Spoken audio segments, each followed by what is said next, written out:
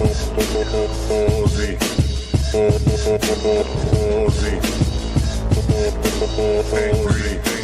Angry. Ozzy.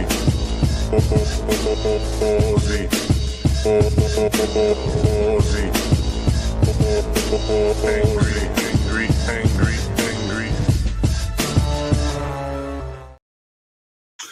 All right, Friday night, party night. Well, let's get going. Project Redfoot was here half an hour ago. Dopest beast in Australia. Oh, I'll take it. Well, I'm not sure exactly what that's referring to, but I'll just roll with it. And get ready to make the first cocktail of the night. Sea legs. Whiskey, mezcal, orge, lime juice, and celery bitters. Okay.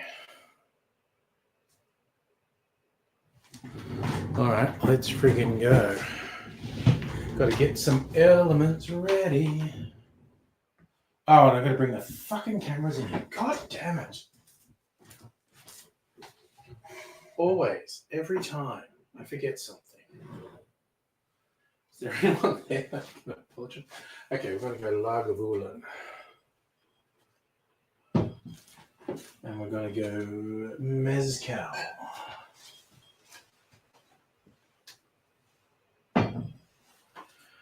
My orge, which is over here.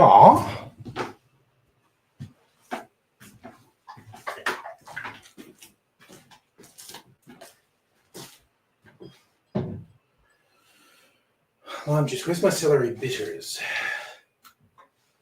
Lime bitters, cranberry bitters. Is that celery bitters? Celery bitters. All right. The lime juice is there. Okay.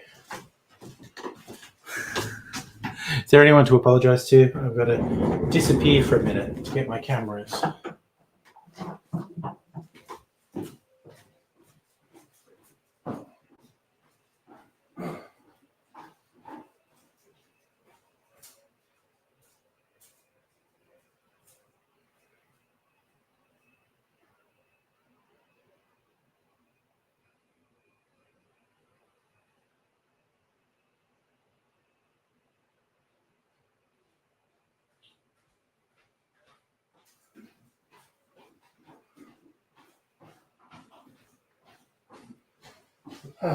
All righty. That, and I have to change batteries on this. I'll close that.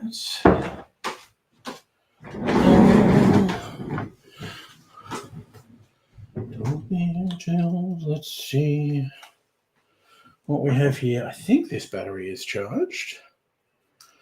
Let us see.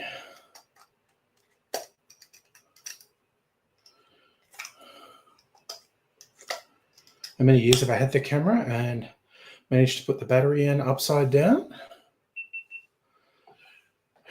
Come on, what's the 95%? That's what we want to see. All right. Still no one here, so I will proceed with setting this up.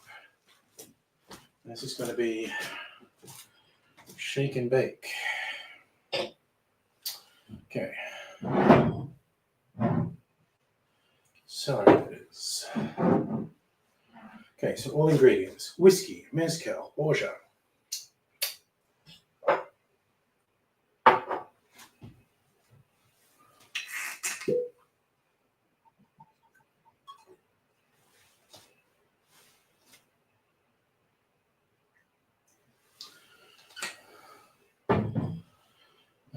Orge.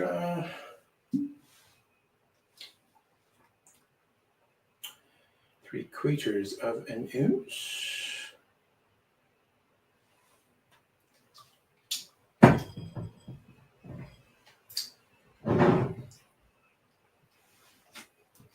Oh, that smells so smoky.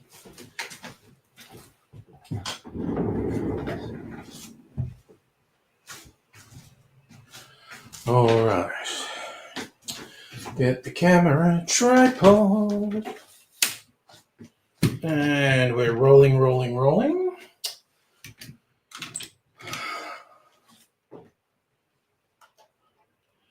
Keep them beasties moving. Rawhide.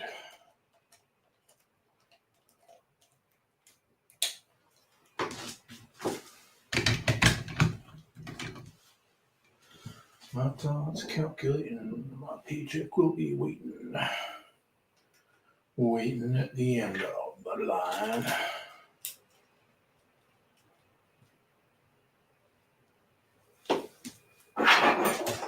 Okay.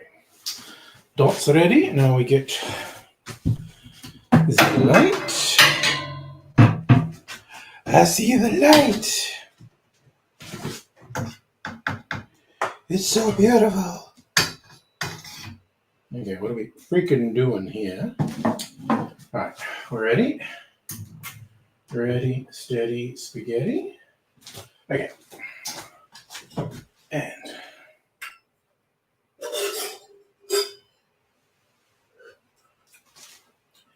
mixing glass.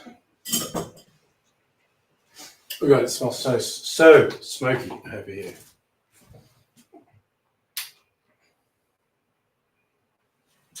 Do.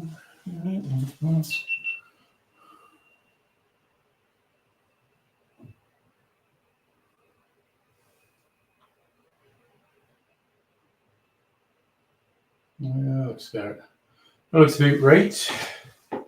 Let's start making this. Okay. Whiskey. An uva splash. Mezcal.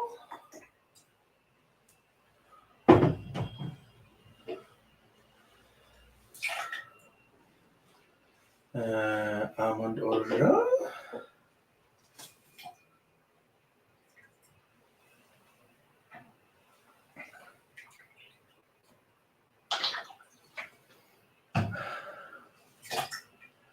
Almond orgeat. And 2 to 3 dashes celery bitters. Lime juice. God, I think.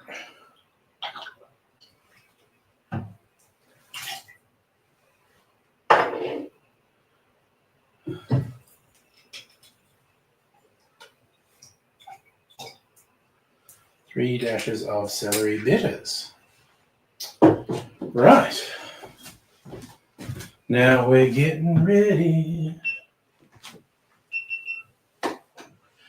Got Nick and Nora, and I forgot to chill it, but it's the internet, so no one knows. No one give away my secret. I'm going to lie and say I chilled it.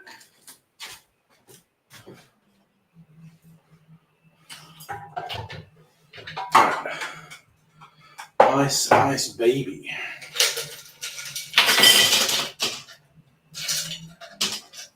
That's enough. That's enough.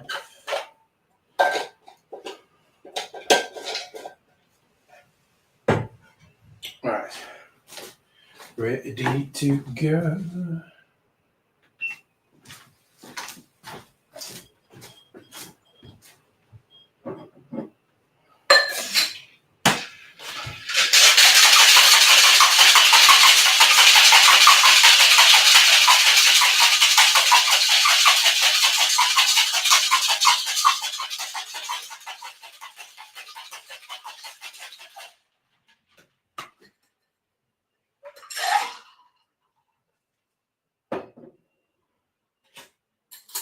I have to rinse these.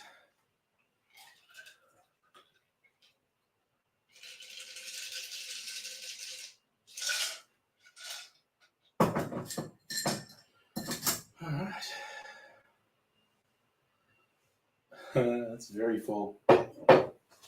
Quite the wash line. Okay. That's donezo. Hello, honey. How you doing?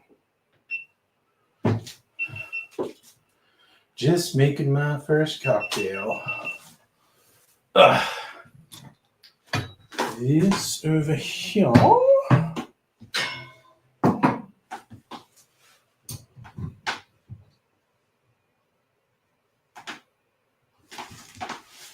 Okay. Switching on. Audio recorder.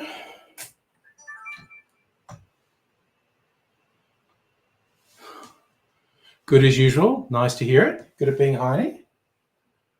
Would like to hear. All right, so that's all ready.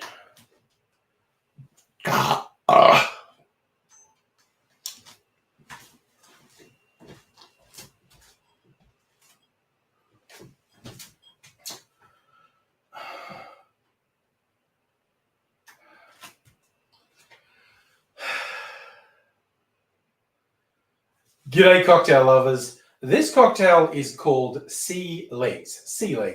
And Steve, the bartender, described this as a cocktail you're going to start seeing everywhere this year, which is a big call. But then again, Steve, he knows more about these sorts of things than me. I don't expect him to lead me astray. But, when someone who's, the preeminent cocktail channel in Australia makes a big call like that, I want to see what it's all about. Particularly when on paper or on a screen, because I did not look at this recipe on paper, I looked at it on a screen, it really seems like it wouldn't be a crowd pleaser. The ingredients are interesting to me, but they seem challenging.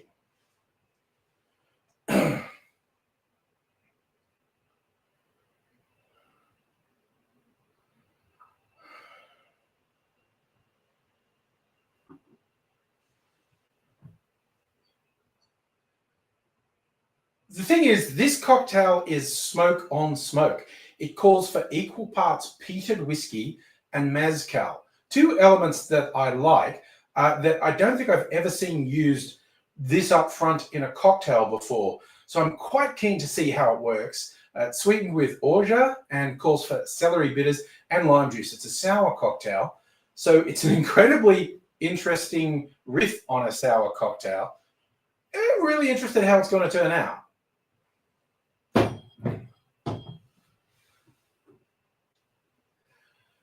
That's probably enough preamble. I really want to taste this one.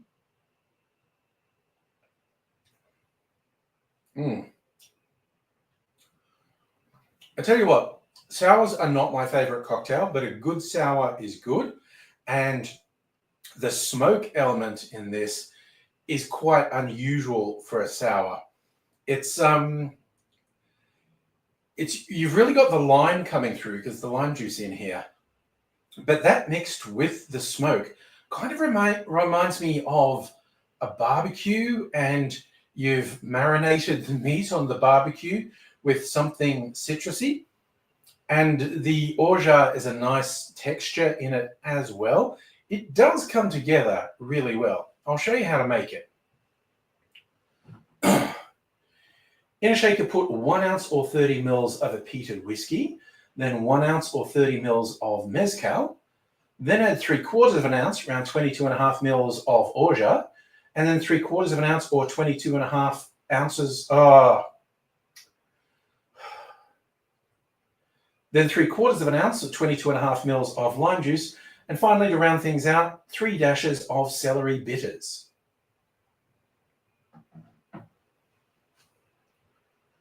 The celery bitters is an unusual choice too. I actually got talked into getting celery bitters for martinis, and it is interesting in a martini. And I think it's probably in the background on this one, but it might be interesting to try this with different sorts of bitters as well to see how much difference that makes. It's all in all, it is a really good drink. And I think if someone has only tried sours and they've never really tried like the boozy stir drinks, they're not into more robust spirits, this might be a gateway. It's nice texture, the sourness is in there and the sweetness is in there, but that smoke gives it depth.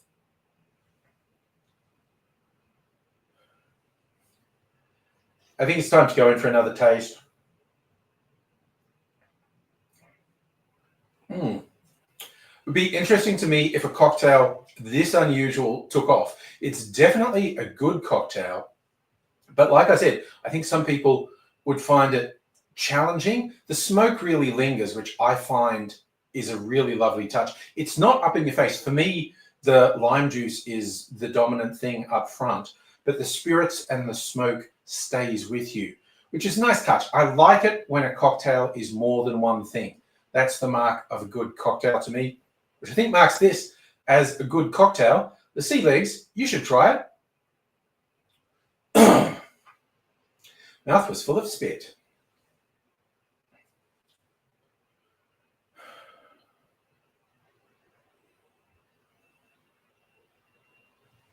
And you should come back and see me sometime. I'll be back with more cocktail recipes covering the whole spectrum of cocktail types because I like to mix it up. So if you're looking for something new and different, I hope you come back and join me while I explore something that's new and different to me. Meantime, I'm going to finish off my Sea Legs. Wish you all the best. Hope to see you again sometime soon. But until I do, I'll say cheers. Okay, any little bits more?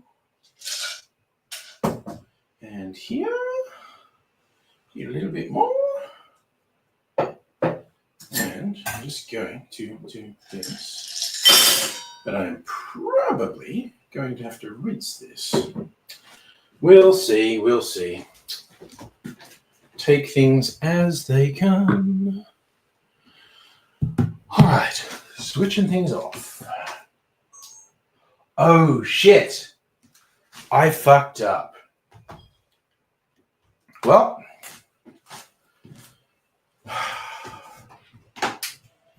into every life a little rain must fall. I hope the sound isn't too bad because I forgot the fucking battery in the audio recorder was flat. Fuck it. That was a mistake. Oh well. See, Levy, do I have charged batteries somewhere here? You'd reckon I would. You'd reckon. Hello. Oh, how did I fuck up? Did you? See, I didn't have batteries in my audio recorder. I don't think I can be bothered to reshoot it. I'm very lazy. I don't like doing things twice. There it is. I knew it was in here. Okay, I think those two batteries are charged. I will double check. So that would be using... Oh, motherfucker. I've just fucking confused which batteries I was even holding. Jesus Christ. Oh my God. These are all bad fucking signs. What's this say? What's it saying for battery levels?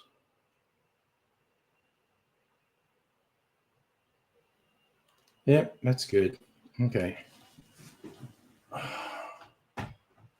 Okay. Well, while I'm fucking thinking of it, I'm going to charge some batteries. Hey, Greg, how are you? Happy Friday.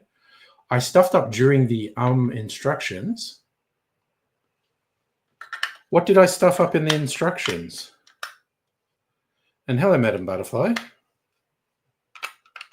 So this is why I need a director/producer. It's quite difficult to do this on your own.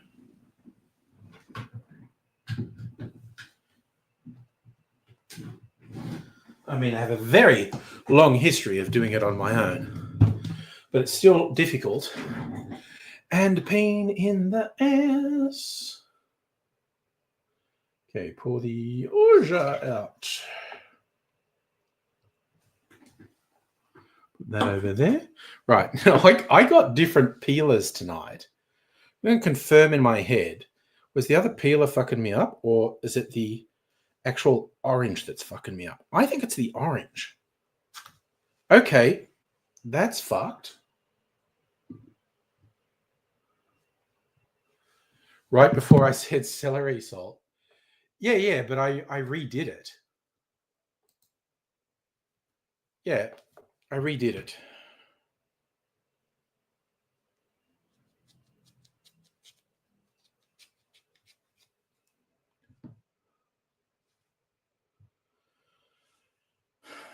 Man, that was all over the shop.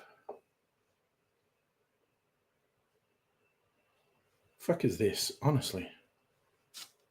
Yeah, I fucking hold this orange responsible for being shitty.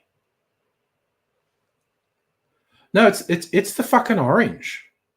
I've now tried multiple different peelers.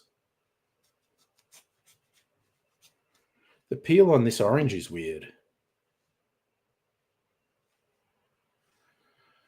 Damn it.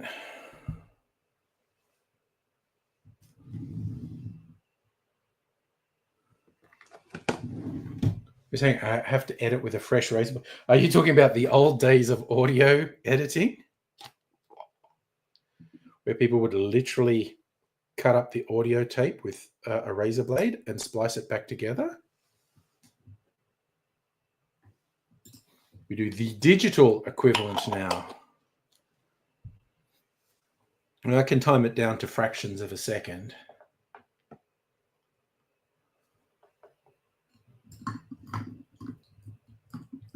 It's very milky, this cocktail, from the orge. So it probably depends what orge you use.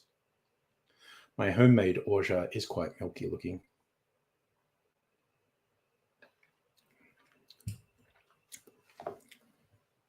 Oh, man, that's smoke. It's like really lime and very earthy smoke underneath it. Very annoyed with myself about the sound, though. Well, you know what? I'll try to edit it tomorrow, and if it looks shit in the editing, I will redo it. Sound shit. That's what you meant by the razor? That's what I thought you meant. Cutting will have to be sharp. I remember there was a DJ who did remixes, you know, the old, back in the 80s, 12-inch remixes, when they were first a thing. There's an Australian DJ, Robert Rasick. And like he worked in clubs as a DJ, but he also did remixes, and particularly for electronica bands. He did a couple of really good remixes for Severed Heads, Australia's premier electronic artists.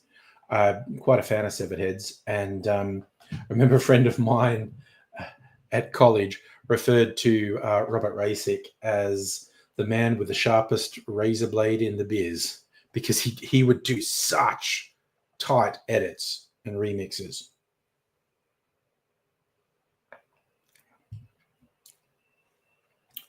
I know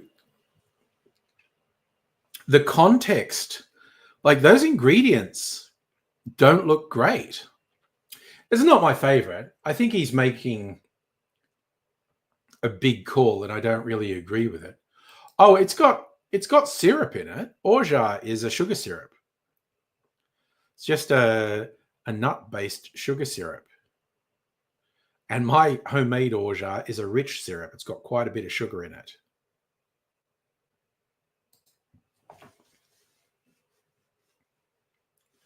Yeah, all the remixes of Dead Eyes Opened. I still think I've got an album that's just Severed Heads remixes, and they're really good. I think my all-time favorite remix, and it's a Robert Rasick remix, was Hot with Fleas. Yeah, which version? I mean, there's like 10 versions of Dead Eyes Opened. 93 version. I think that might be my favorite too. I think as I'm thinking of the one, I have a disc somewhere, an EP that's got 4 versions. But what was funny is the original version is the dun, dun, dun, dun, dun, dun, dun, dun, and the dialogue is really under the music. Like it's actually quite hard to pick out. You have to work at it. And some later remixes brought the dialogue right up front. What's the voice from? I think it might have been Made for Them. I know with some of their tracks, they just found some audio.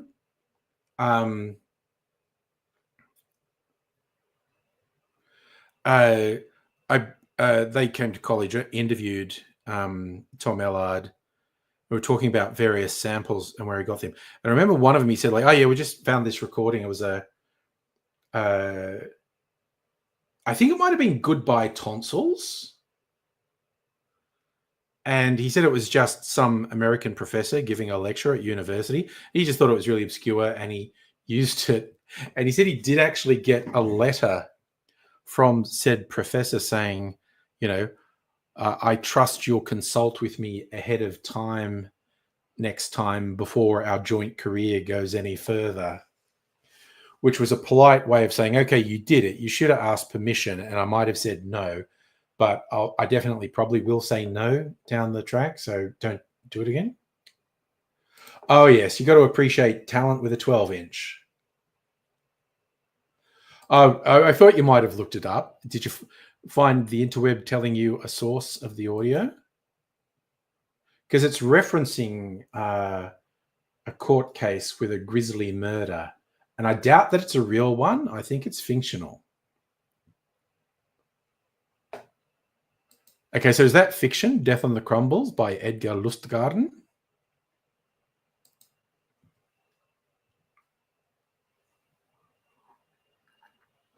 Aha!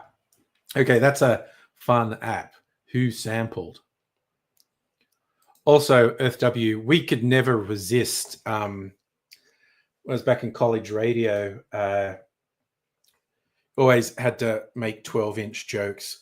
And the silly one that was probably my favorite, there was a quite popular track called Tenderness. And so here we go. I'm just going to give you 12 inches of tenderness.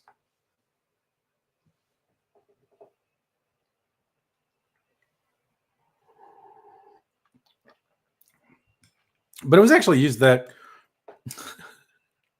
the early white rapper Snow, who walked so Eminem could run, actually released an album called 12 Inches of Snow. Oh my God. Trash. What was his? He had a hit song. I think it was called Informer.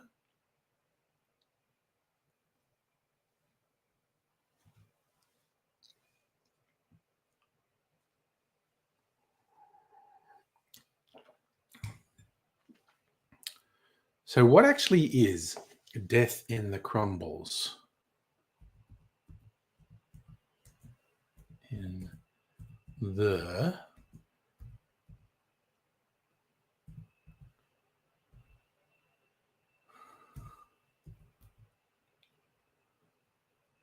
Death in the Crumbles. What comes up if we search for that? The Crumbles murders.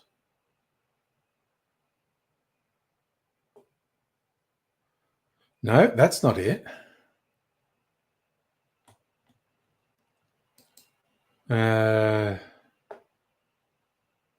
Look on Discord. Okay, sorry. I've got to... What have we got on Le Discord?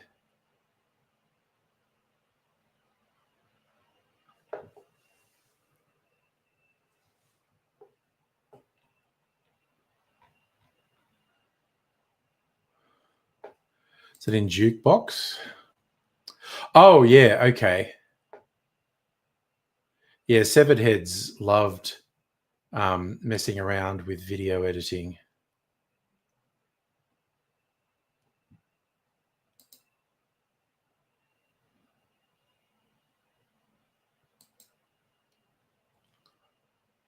Like, I won't do any sound.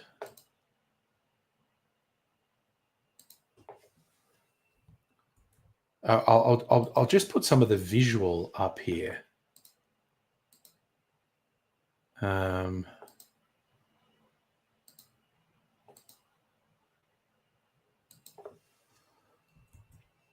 I'll make it smaller so I'm not going to get content matched. So this is like solarization. Fun fact, that effect is called solarization because if you were developing a photo, black and white photo, you're in your dark room developing a black and white photo and it starts to develop, and then you actually hit it with light while it's in the developing solution, you'll get an effect that looks like that. So when they put it into the digital realm, they called the effect solarization, because that's what it was called in photography, solarization. That's the bit you're saying looks like me wearing the mask.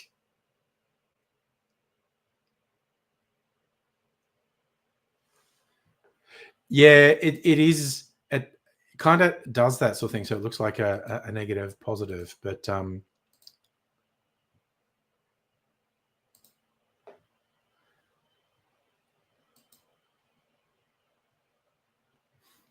yeah. I see what you were getting at there, actually.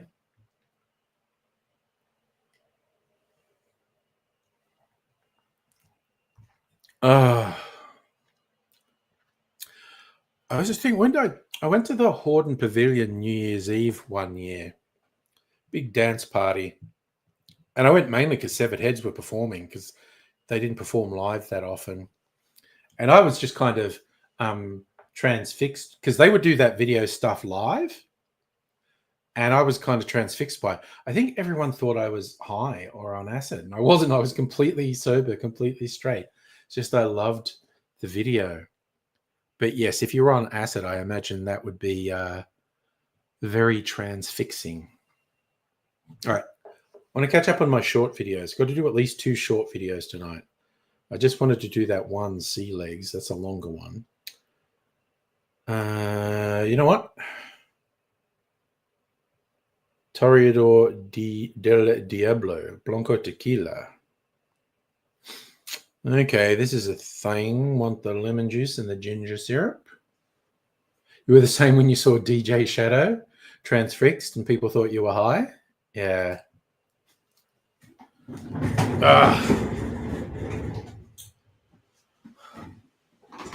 I'm also pretty sure this quite old guy who had a young female partner was trying to hit on me, and I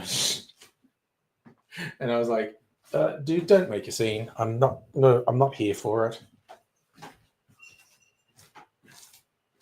Okay. Got ginger syrup, lemon juice. Okay, let's swap a few things out. Yeah, I have to duck out really quickly and rinse my shaker. Funny story. You went with friends, running late, taxi got stuck near the Crown Casino. Friends went in and they had your ticket. Oh no.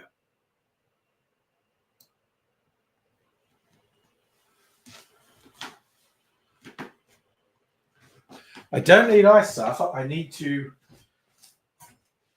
rinse my cocktail shaker.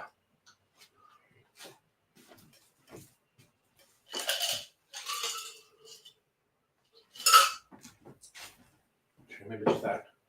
Just need to rinse this because it's cloudy from the last cocktail made. So you got locked out, trying to call your friends, pacing back and forth. Tour manager walked up to me. It's like, you okay? Told him your plight, and he goes, happen to have extra ticket.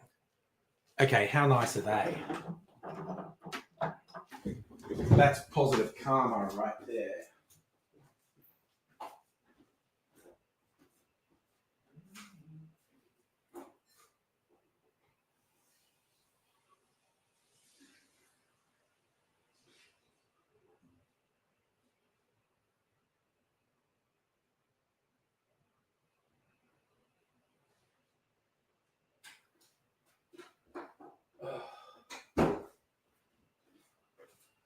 All right.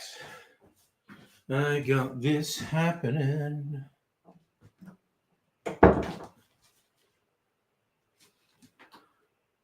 Bouncing up the stairs, nice. I mean, how good's that, though? Someone who didn't have to do that does that for you. That's awesome. Great human story. All right. This should be quick. The Toreador del Diablo. The Devil's Toreador. Okay, gonna put everything away because it's all different ingredients. It's Blanco tequila. High proof. High proof tequila. Bad decision juice.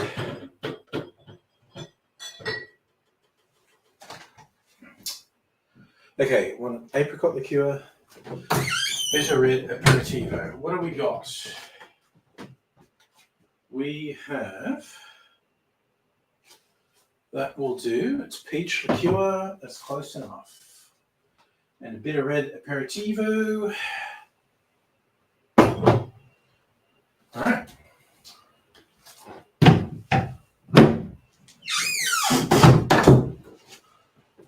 I've got a syrup here I made, and it's too fucking thick.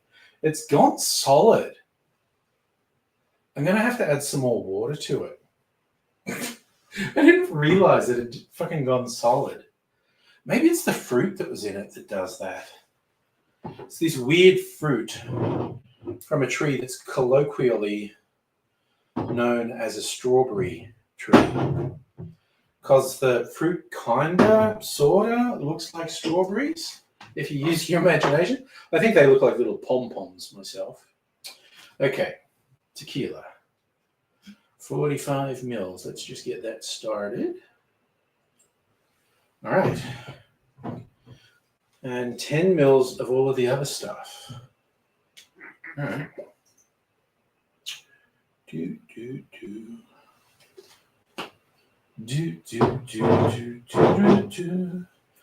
Hang your head. 15 mils lemon juice. Okay, we got ginger syrup here. And my substitute for honey syrup here. Okay, let's frickin' go. Now, this is a short one, so theoretically, it's only going to take me a few minutes to do.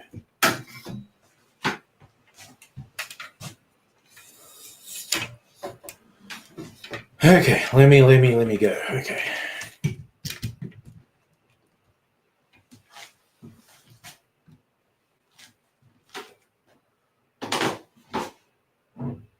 Okay, let's friggin' go. Need the light. I see the light. I see the light. All right.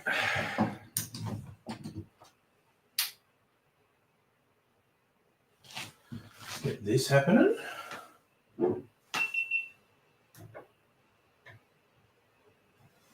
That's about right. Let's fucking go.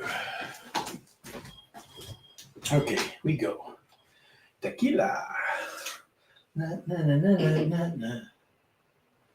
Apricot.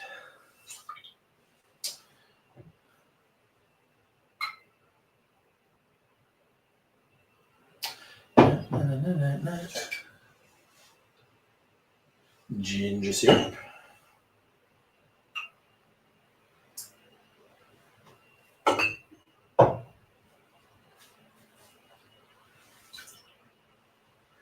Oh, that wasn't right. Got that wrong. Freaking Egypt. Lemon juice.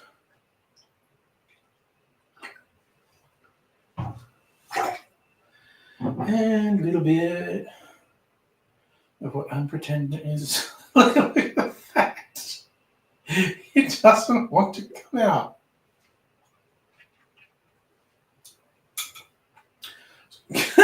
This is ridiculous.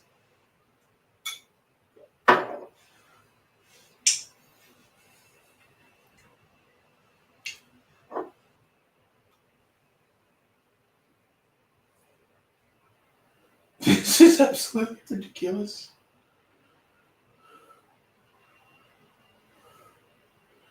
Come on, you fucker. I wish I knew it was doing this before the stream. I would have done something about it.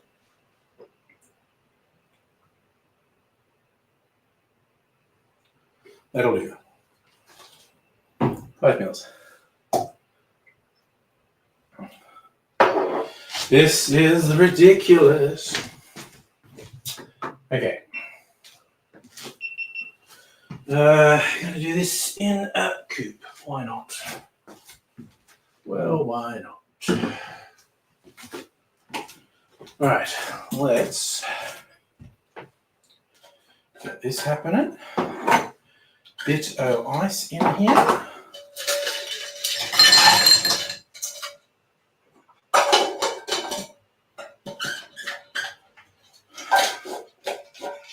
Same funny feeling as last night that it's weirdly warm in here. Oh God, put the lids on some things to avoid trauma.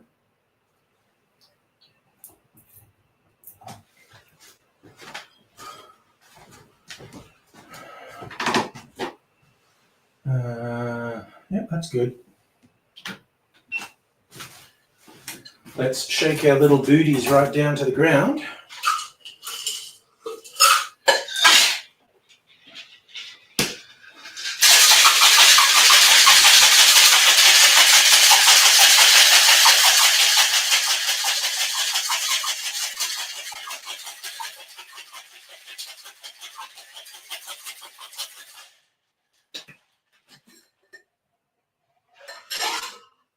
Got that thoroughly shook up. I'm in love. I'm all shook up. Hi, yeah.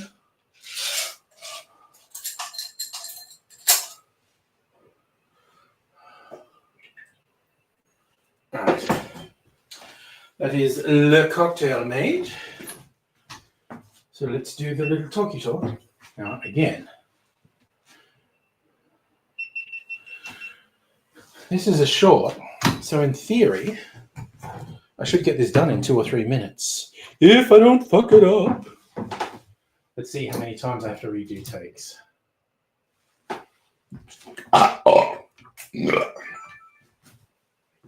Let's get that out of my system.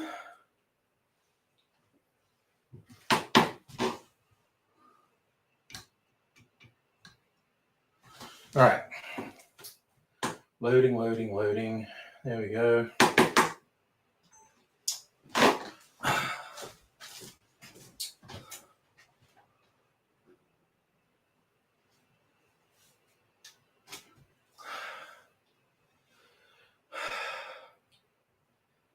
G'day, cocktail lovers. This is called the Toreador del Diablo, which I guess is the Devil's Toreador. It's got a bit of devilish spice from some ginger syrup in here, but the tequila's front and center, and there's some fruit flavors in here as well. I'm going to give it a taste.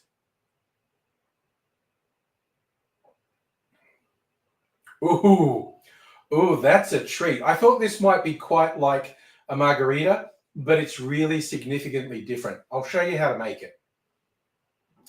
Oh, that ginger spice. In a shaker, put 1.5 ounces or 45 mils of Blanco tequila, then 1/3 ounce, around 10 mils of apricot liqueur, 1/3 ounce or 10 mils of a bitter red aperitivo, like... I'm going to go back to the start.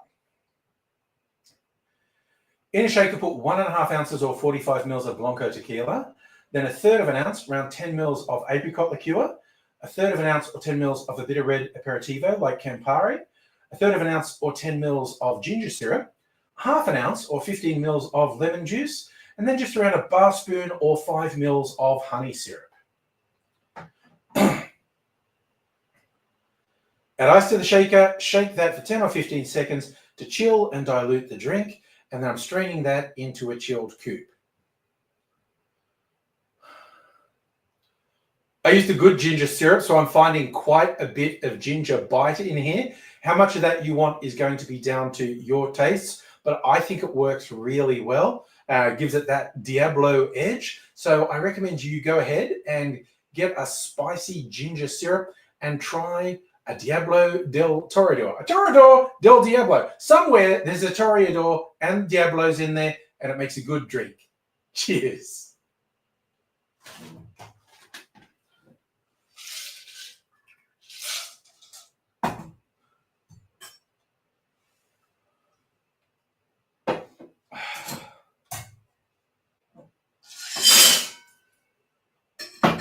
Okay. Come and sit down again. All right. FW dipping off, might be back. Okay, take care, buddy. All right.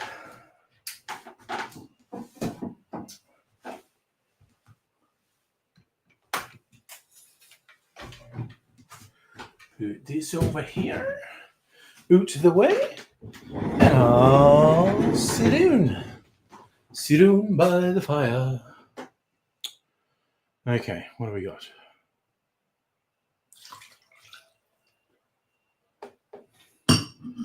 All right. What's going on in the chat? What have you been looking up?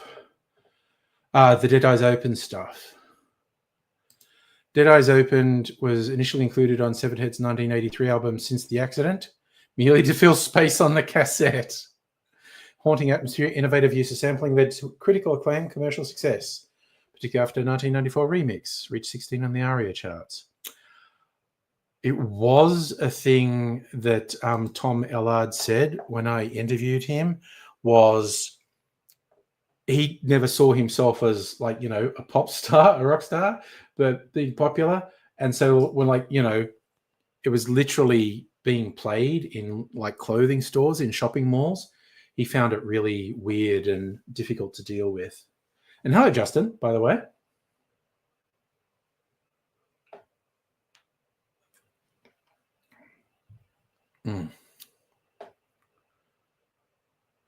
Now, you actually said the name Death in the Crumbles by... What was that name again?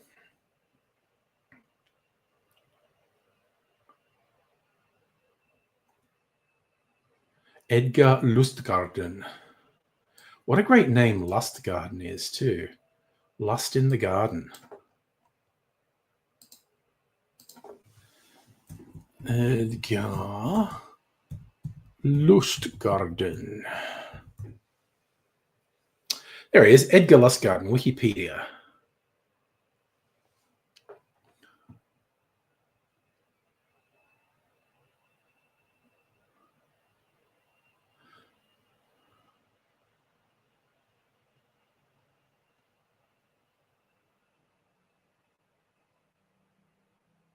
So it was Edgar Lustgarten in the television series Scales of Justice.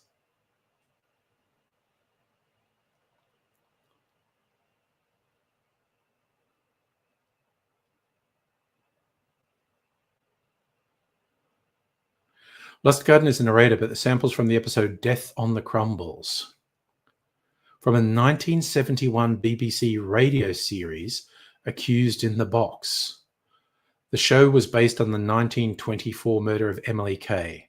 As Emily Kay's head lay on the table, the severed head lay on the table, which is obviously, I feel like they've taken their name from it as well.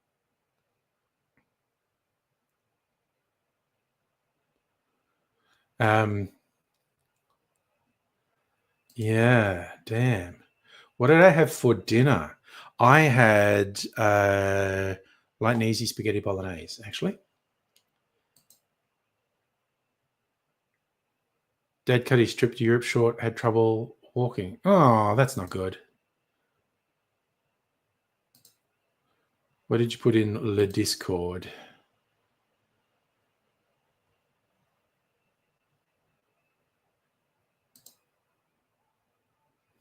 The Crumbles, Ghost and Murders.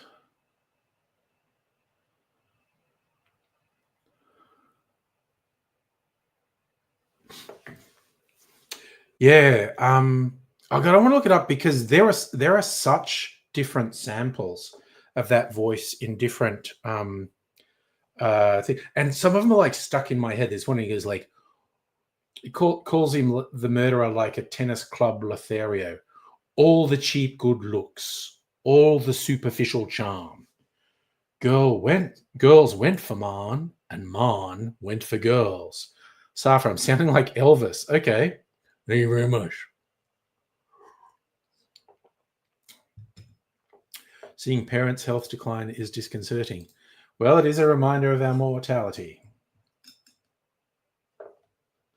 But as the Flaming Lips told us way back in the 90s, do you realize that everyone you know someday will die? Including us, including you, including me. I think about it every day. I could drop dead any moment, and it would be natural causes. I don't have any diagnosed health issues. And in fact, I've been tested for a whole bunch of stuff in the last couple of years. And I keep dodging worst case scenarios, which is nice. Ooh, slightly different take from Dr. Abigail there. Got your dancing shoes ready. Safi, you don't want to think about it? Well, yeah, we all deal with it in our own way.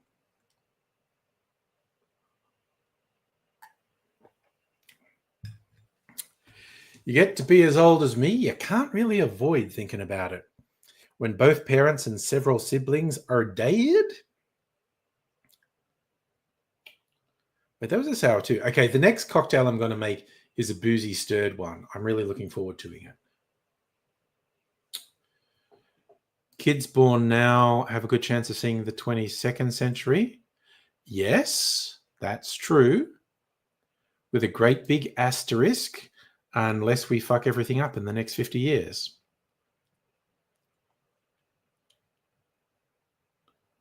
I mean, okay, I think the people who are promoting this longevity thing are full of shit, and that you got these billionaires who are scared of death, who think they're going to live forever, and they're just not. But you do get people, these longevity people, who believe, you know, the first person to live to age 1000 might already have been born. I say no. I say those are weird, narcissistic tech bros who are full of shit. But by almost every measure, these people are smarter than me. You know, the ones who talk about the singularity and having your consciousness uploaded to a computer and all that sort of shit. It simply isn't going to happen. They've been predicting this on a timeline since the 70s, and they are consistently wrong, not least because we cannot define what consciousness even is. So the idea of preserving or recreating consciousness is absolutely beyond human capacity when they don't even understand what consciousness is. Oh, your dad's in the US? You're going to have to manage things? Yeah. Yeah, it's a tough thing to deal with. Oh, man. I'm getting a little burn in the back of my throat from the ginger in this. Not in a bad way. Hello, Hannah. How are you?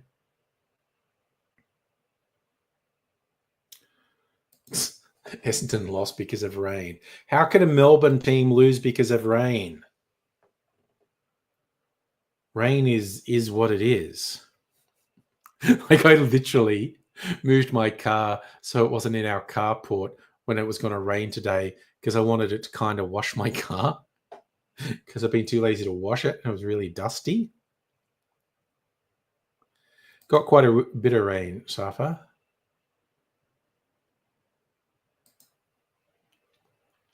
Yeah, but do you notice anyone who's lived a long time hasn't had any of those life-prolonging treatments? It's like they prolong life for someone who would have died at 50 or 60 to 70 or 80. Hannah, genuine concern, Trumpeter Patriots might have a chance. Those were actual Nazis, people booing the Anzac Dawn services. Those were actual Nazis who did that, like neo-Nazi white supremacists. That was a pre-planned disruption. Absolute scumbags. Your car's also dusty. No, I did leave the house today. Went out and did a couple things. Yeah, Walt Disney's Frozen Head. I don't think it's even true that they did it. Second, the idea of cryogenically freezing heads to bring someone back is stupid as fuck. Seeing Pauline Hanson's daughter's hot. Well, Pauline Hanson had some racy photos taken when she was young. Or was that a hoax and it was just someone who could conceivably have been Pauline Hanson? Well, you had a gig. What was your gig?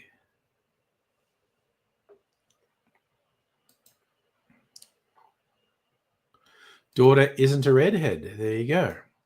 Oh, also, Dr. Abigail, I was going to ask you a tech. Well, not really ask a tech support question, but I was going to post something. So you all will remember at various times StreamYard or my laptop fuck up and I can't start a stream.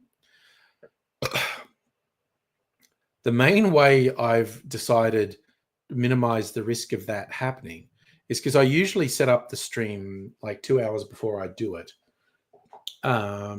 So it sends out a notification early. And my idea is not to leave it to the last minute to actually open the stream. Like I don't go live, but I can open the studio. And if I open the studio, the stream's going to work. So in my mind, it was like, okay, if something goes wrong, I have an hour or two to fix it rather than 5 or 10 minutes. But I had the problem tonight when I set up the stream. And the first indicator that something was wrong was when I opened StreamYard on the browser. Nothing happened for ages. It was blank. And then I got the pop-up saying, the page is not responding. Do you want to wait or cancel? And I said, wait. And then the thing did come up. But then, as soon as it did that, I thought, that hasn't done that for ages. Wait, does this mean the stream's not going to work? Like the mic and camera won't work? Sure enough, it wasn't seeing the mic or camera. And what I learned one time is like, just fucking switch the laptop off and walk away and switch it back on a bit later and see how that's going. And that didn't initially work. Safi, you are unlikely to say anything that's accurate about the circumstance happening. No, I did not have multiple tabs open. But I'm getting to the point that I don't know if this will edify my tech support.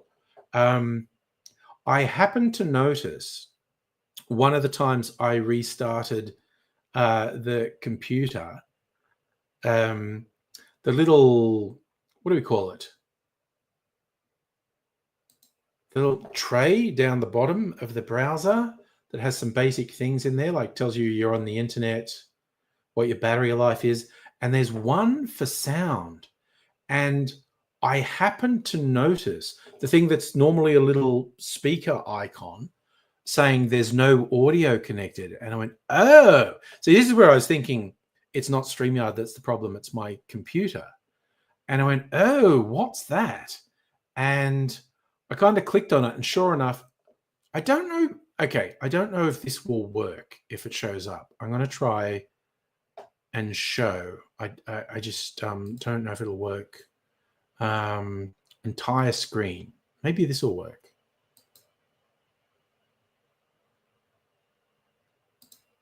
No, for some reason, although the feature exists, I won't do it. Okay. Ooh, look at that. We've just got the recursive Twilight Zone happening. No, it's not showing the little tray at the bottom. That's why I wanted to do the entire window, and it wouldn't work. Share screen. It's really funny. It doesn't work.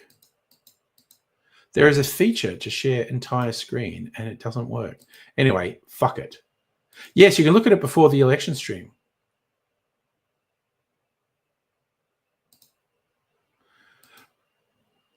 But yeah. So the little tray down there, there's a little speaker icon. And when I clicked on it, sure enough, the level thing for audio just wasn't there. It wasn't showing anything. And as I was looking at it, it suddenly went bing. No, wait a minute. There's sound. It's you have sound. And I thought, oh, does that mean the stream's working now? And I reopened the browser and opened StreamYard, and it was working. So I think it is the actual laptop that's the problem.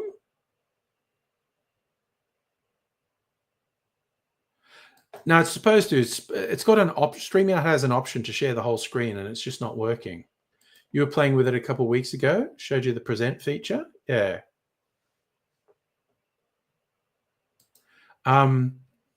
It's really weird. On mine at the moment, the show whole screen function, which is a function that's just sitting there on StreamYard, isn't working. It just doesn't do anything when I say to do it. So it's weird. But anyway, so this actually reinforced the idea in my head that the friggin' laptop is the actual problem, not StreamYard. The laptop just does something weird. So that's my grand theory at the moment. So, okay, I've had 2 sours tonight. I need something to do. We're at 9 o'clock. Okay. Only 2 cocktails in the first hour of a party night stream. I think it is time for a third cocktail. This is a boozy one. No sour. Not for the weak. This is my homemade orgeat syrup, which is a sugar syrup that has a nut base. Traditionally, orgeat is almond, but you can kind of make it with any nut. And there are a bunch of different ways to do it. There's a difficult way. The easiest way is you get this, like from health food shops, you get a nut paste concentrate. So you're supposed to make your own nut milk at home. Yes, okay, let's make jokes about nut milk. Yeah, to make almond milk and all that sort of thing.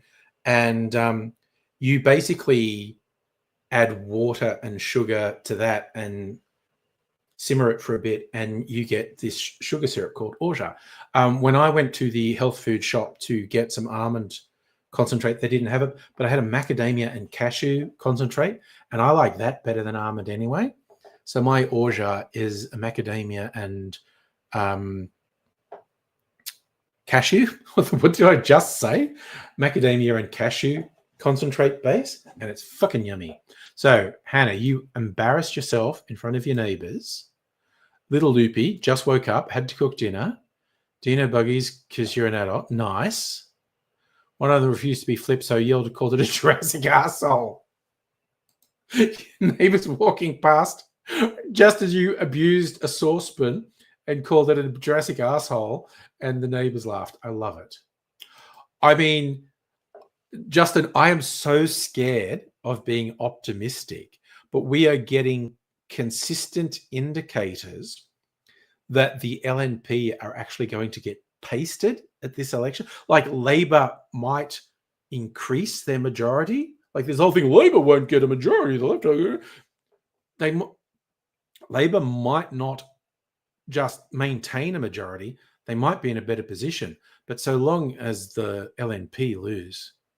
But, oh my God, I'm so scared of being hopeful. I really am.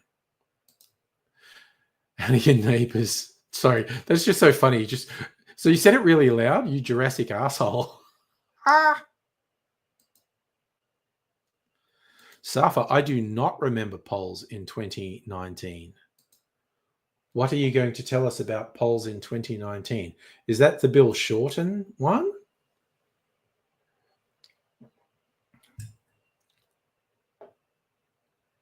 Yeah, the LNP have really fucked it. This one. Dude, everyone said Labor would win. I could not conceive of Morrison winning that election. I was fucking more... And not just... Okay. For LNP to win, Labor had to fuck up in every state. Like everyone sort of shit talk Queensland because Queensland went so heavily to the LNP. But fucking Queensland couldn't determine the election.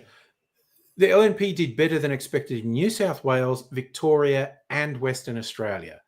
So that's the way it goes. Hannah, you live ground floor unit. Stairs are right next to your kitchen window. Walking the footpath 3 feet away. We stop at your Jurassic Castle. Sorry, that's awesome. Yeah, but I was mortified by the results that night. The idea of, because Morrison is such a fucking freak. He believes he's anointed by God. I get hilarious. Dutton walked back public service cuts. He walked back forcing people to work from home. Just like, and they've just gone silent on nuclear because everyone says, yeah, bro, your nuclear plan is dumb as fuck. And it's almost definitely a lie as well. Nice. You're spicy neighbors, so they understand.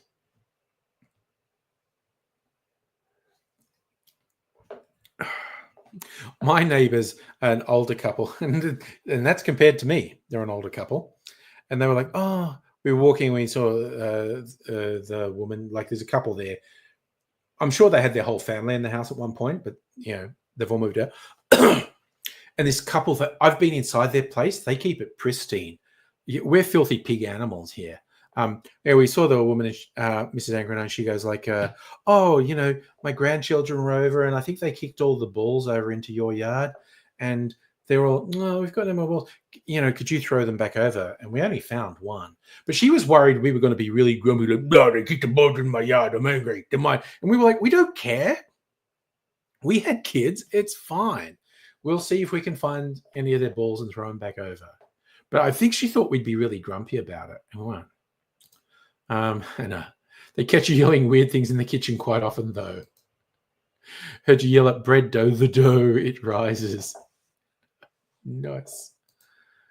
Justin, 65,000 public servants, and he wants to cut. Yeah. No, he's just full of shit. He's absolutely full. He just says shit. I love that they started leaning heavily into the Trump shit, and then they worked out no one in this. Well, only fringe whack jobs in Australia like it, and so like, oh, we have to step away from the Trump shit. That's not going to work for us. All right, I'm going to make one more cocktail for you, another short one. But I've had 2 sour cocktails. I'm going to have some boozy cocktails. Okay. Let's get it sorted. Okay. Balucci's Pep. Chiacharo. Amaro Chiacharo. I'm practicing my Italian accent. Is that racist? Maybe. Do I care? Not really. Ooh, ee, ooh, ting, tang, walla, bing, bang. I need yellow chartreuse. Ooh, it's rare, but I've got 2 Amaro. Which Amaro will I use? I like Amaro Montenegro. And whiskey. Okay, now they said bourbon. And I'm out of bourbon whiskey. But I have my Starward. No, that's Botrytis cask. Where's the bourbon cask? That's Panettone. Where is the fucking bourbon cask? Seriously, I've got so many Starward whiskeys here. What's that? Botrytis cask. Is that it? Bourbon cask. There we go. Ooh, ee, ooh, ah, ah. Ting, tang, walla, walla, bing, bang. Ooh, ee, ooh, ah, ah, ting, tang, walla, walla, bing, bang. Amaro Montenegro. Whiskey. Lemon bitters. I do not have lemon bitters. I think I will do orange bitters. I was tempted to do lime bitters, but I think I'll do orange. I'm being conservative. That's the conservative choice. Angry being conservative? Mein Gott. What is happening in this world? Whiskey's ready. Okay. Yellow chartreuse. That'll probably do. I'm fucking eyeballing this shit, quite honestly. All right, so that's already. Okay. Get the GoPro. Get the video camera.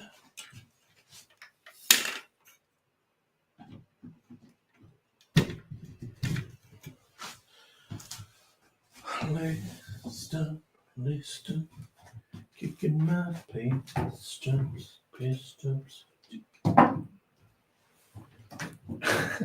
Hills Upward song stuck in my head.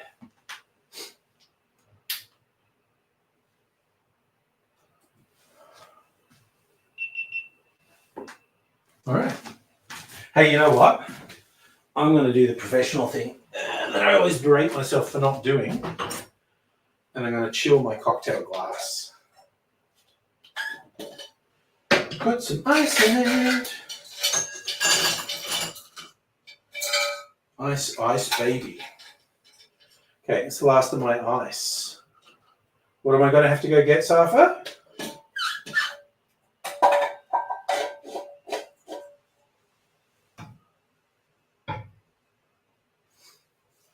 Okay. Everything's ready.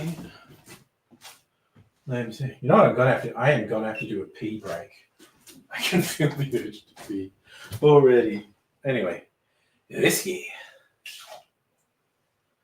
Yellow chartreuse. Amaro.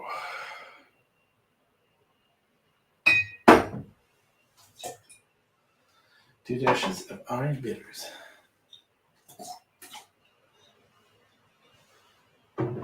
All right, and that's as simple as that.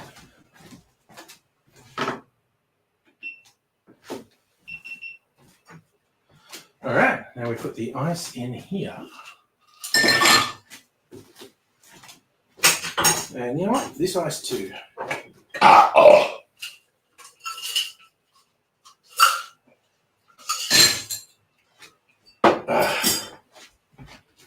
right. Let's fucking go. Now, let's stir this sucker. Okay, fuck off.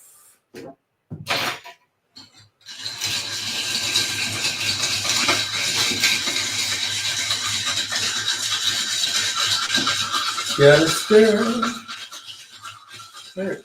Down another 5 seconds.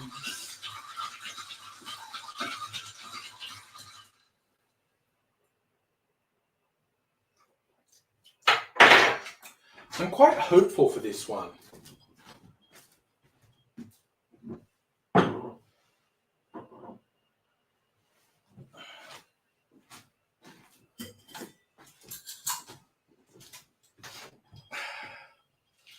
Nice colour. Well, it looks like a Euro sample. Let's get real. Looks like a Euro sample. All right. That's the cocktail made. Last cocktail video I intend to make tonight. Spoiler alert, not the last cocktail I intend to drink tonight. We'll see what I do. I have many choices. I have a new freezer martini that I want to try. From 4 Pillars. Okay, turn on the audio recorder and the video recorder. Okay, definitely I'm going to need to take a pee break sometime soon. I can just fucking feel it. That's the wrong lid. It's interesting. They're different sizes, not universal.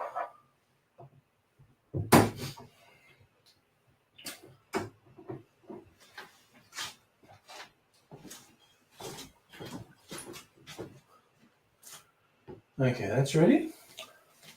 Let's go.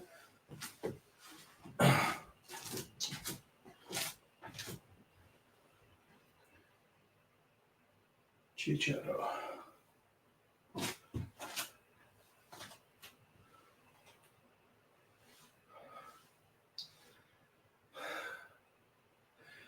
G'day, cocktail lovers. This is a bit of a Manhattan riff called Paolucci's Pep. It's named after the creator of Chiacharo Amaro, which I don't have, so I'm substituting some Amaro Montenegro, but it's still in the spirit. It's a nice color, isn't it? Honestly, let's be honest, it looks a little bit like a urine sample. I'm not going to let that put me off. I'm going to taste it.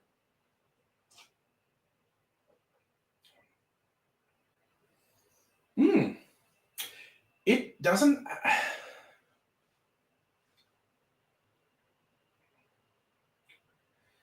It's a little different to what I was expecting, but it's quite interesting. I'll show you how to make it. In a mixing glass, put 2 ounces or 60 mils of the whiskey of your choice, then 1/3 of an ounce or 10 mils of yellow chartreuse, and 1/3 of an ounce or 10 mils of Amaro, Chiacharo if you have it, and rounding things out, I'm putting 2 dashes of orange bitters. Add ice to the glass, stir that for 20 to 25 seconds to chill and dilute the drink, and then I'm straining that into a chilled Nicanora glass.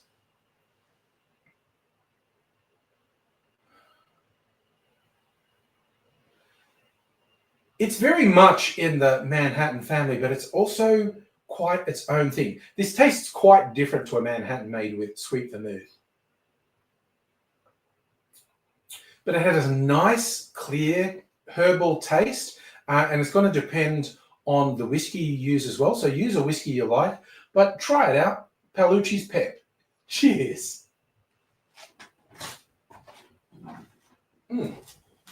It's not bad. It's not going to be on my favorites list, but it's not bad. Okay, switch a few things off. And then take it easy. Take it greasy. Take it sleazy. I think it was the name of an Old 55 album, Take It Greasy. Does anyone know who Old 55 is? They were kind of big in the 70s.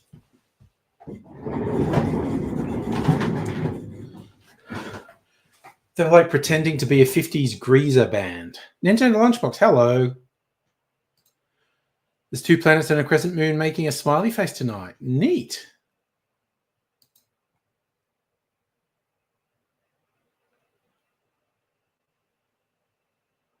You can tell I've had a few when I put on accents. Yes. Oh, dear.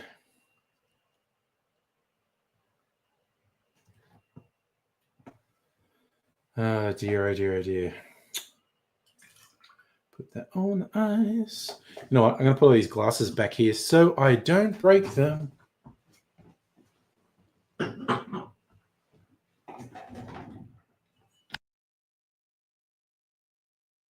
Okay. So what's that? Just imagine if Labour get a majority, Liberals lose more seats. Oh, that would be fucking awesome. What would I say? I do shots on election night. I'll do 1 shot if it becomes clear the LNP has lost. I'll do another shot if Dutton loses his seat. I think we've identified a 3rd shot. If the LNP actually go backwards, if they lose more seats to independents. So if the LNP end up with fewer seats than they had at the last election, or if the indications are that will be the case, I'll do a 3rd shot. I don't usually do shots. Man and Butterfly, boss texted you, won't be in. It's good because you got a special juice. Oh my God. You're a wild woman.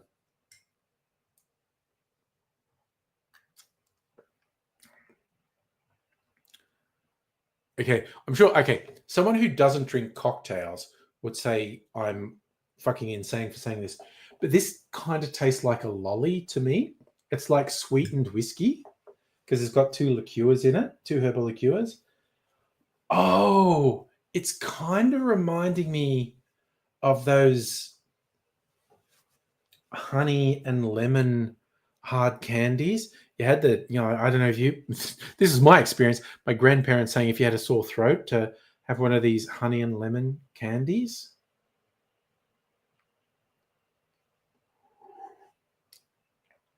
Rock candy. Yum. So many of the drinks just end up looking like beer. Like if you clarify a cocktail that has brown spirits in it, it always comes out looking like a urine sample. It's just a question of how hydrated the person was. Yeah, if the boss isn't in, maybe they're drinking as well. Yeah, we haven't seen Pat yet tonight. Who knows? Maybe like he and his dad were talking about catching up with his sister. Maybe that's happening tonight. But I don't know. It's Friday. He normally comes in and demands to be on stream. And because he's always a fun time, I usually say yes. All right. If I remember, and I might remember it tomorrow, I might try and find extended things of that guy, Edgar Lustgarten, talking about the Emily Kay murder.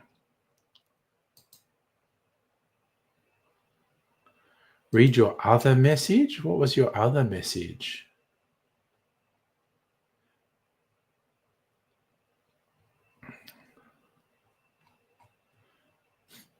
I don't know. I don't know what you're referencing, Safa. You're going to have to restate if there's something you want me to consider, because it's all too difficult for me to work out what you're referencing, and I refuse to overwork my brain. Oh, I don't even have my non-alcoholic glass here. So we kind of had fun playing old angry videos last night. As I was saying, I need to do a pee break and get my non-alcoholic drink and maybe my freezer martini.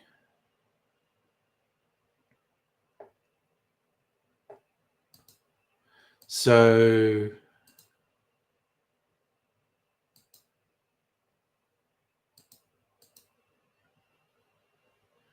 we could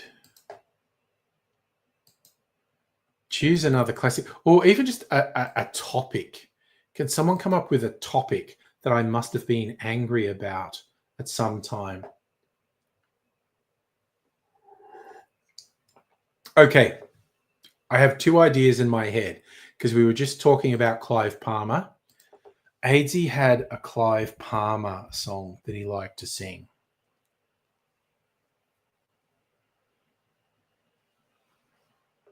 So I've got 3 videos with Clive Palmer in the title. One from 2012. Clive Palmer saying he would quit politics in 2012. Actually, I made 3 videos about Clive Palmer in 2012. Damn. I think I know the one where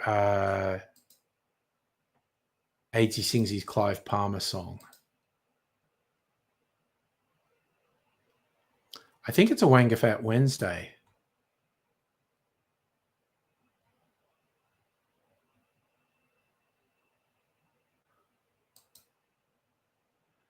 I don't think I've ever made a video about Cybertrucks. A twist in the juice story. It's not alcohol. But, oh, the sort of juices you can get in the States. Nice. Nice stuff.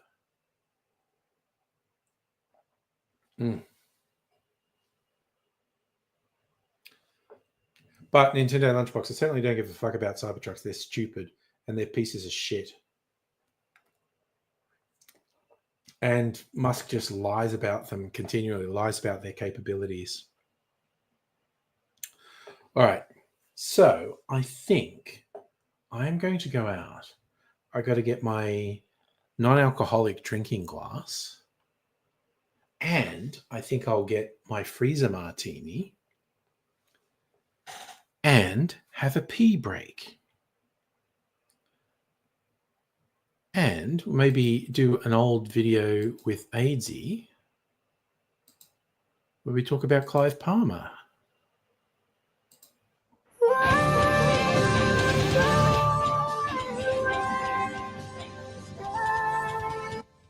G'day viewers, it's Wednesday, hump day, middle of the week, which means it's time for Wangafat Wednesday. Hello, it's me, it's Aidsy with him. All about me telling you who or what am I not giving a fuck about today. Think about the Wangafat, it's non-stories. It's stuff that's got reported in the media. News? That really isn't. No. Not news. No. Either stupid or blindingly obvious. Or both. And today, on the stupid and blindingly obvious front, Queenslander. Yay! Yay! Political figure, kind of, sort of, mining magnate, Clive Palmer. Biggest contributor to the major... That's right, we have a Clive Palmer song, Clive Palmer song. I'm so proud of my Clive Palmer song. It changes. The Liberal Party is proud of him. He's their single biggest donor. That's the Conservative Party in Australia. He's their single biggest donor. They sing a Clive Palmer song too. Jesus Christ, it's Clive Palmer. It's very much like that. Because in the last month or so, Clive Palmer said how he's going to go into politics. He's going to run against the Federal Treasurer, Deputy Prime Minister, and then against another guy. And now he's going, you know what? Maybe I just won't do politics. That's the non-story. Who gives a fuck that he said that? Because he literally went within the space of a month, I'm going to run against the treasurer. No, don't do that. Why would Clive not do that though, Aidsy? Because it'd be humiliating and stupid. You will lose badly. Gingers will go and get their sisters with headgear, and they will come and laugh at you and beat you up. You will lose so badly. It would have been that bad. That bad. And after he went away from the treasurer, he's gone, I will go against Conservative maverick who dumped our party, Bob Katter, dearly beloved by his electorate. I'll run against him. No, don't do that. Don't do that. Because it will be humiliating and you will lose badly. The gingers with the headgear will go downstairs in the basement and get the gimp out because it is Queensland, and the gimps will come up and go and wee on him, and the wee will beat him. It would have been that bad. Badly. That one-sided. Yeah. So now he said in big non-news, I don't think I'll run at all. And he's thought about it, which is a bit of an effort for Clive, and he's thought there might be someone better than him. I don't know. Who do you reckon? Ivan Milat. Ivan Milat would work. Famed serial killer in the deepest, darkest prison cell. He's got eyes like this. Probably less of a political liability, though, than Clive Palmer. Easily. Okay? So Clive, he's just gone, maybe I won't go into politics. Maybe I won't run as an MP. I just want to serve. I just want to serve Australia. And he's come in and he said, I can do anything. Oh. Really? Can you? Clive? Can you? Anything? Clive? Can you stick to one statement for a week, Clive? Can you do that, Clive? Could you be less of a laughing stock, Clive? Could you do that? Could you run a mile? Ooh. But really, that hits the nail on the head. Clive, until you can get out and run a mile, we just don't give a fuck. Okay, if you couldn't tell, the Ivan Milat line was pre-rehearsed. We decided ahead of time we were going to say Ivan Milat was a better political candidate than Clive Palmer. Anyway, little treat I got myself. on the weekend. My birthday weekend away. Went to Healesville. Went to the Four Pillars Distillery. Got a double gin martini. This has, I think they're rare dry gin. Oh my God, it's in such little red letters. Where's my phone? I swear to God, my old eyes need more light and contrast. The fuck did I do with my phone? Serious. There it is. Jesus. Okay. I need the torch. Yeah, okay. So, olive leaf gin with a... Okay, having made our olive leaf gin, it only made sense to bottle a classic savory martini made with a dash of sake. Then we added in yuzu gin. Ooh, nice. So it's the olive leaf gin and the yuzu gin with a dash of sake. Oh, home for the elderly, honestly. Justin, awesome. Independents form their own party. That party one was... That would be very funny if the Liberals were actually marginalised compared to...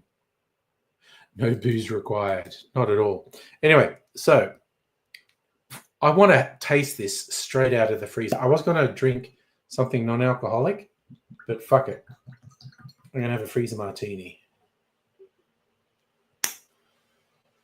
I have not tried this before, but I figure Four Pillars know how to make a goddamn martini. And it's not clear, so it's, it's a little bit of a dirty martini, I think.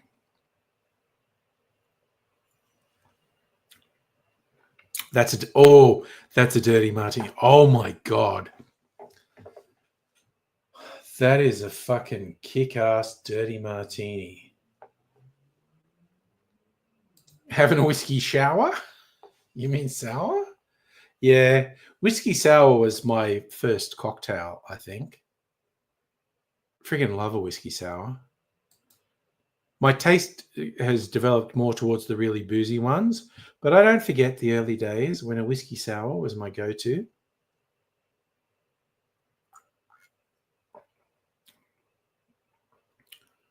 Oh, shit, that's good. Yeah, got you into cocktails. I can think of a couple turning points. The whiskey sour was an early one. And yeah, most pubs can make a whiskey sour. But I remember when I had a sidecar, it was like, oh shit, apparently I like brandy. So they did it with egg white. That's pretty common to make the whiskey sour with egg white. I use Wonder Foam. It's way less messy. Ooh, then came the Long Island iced tea, which is really just a complicated sort of Jack and Coke, basically. Red Bull margaritas, a brunch choice. Nintendo Lunchbox, that's a dangerous brunch choice. Nah, there are very expensive brandies. And actually, Safa, I kind of agree with you. Brandy got associated with rich people. But there are cheap brandies. You got 9 orders on the website tonight. Busy night. Nice. Business is happening. Particularly when people start talking about things like cognac, the French brandies, cognac and Armagnac. But there's some really good Australian brandies that aren't very expensive.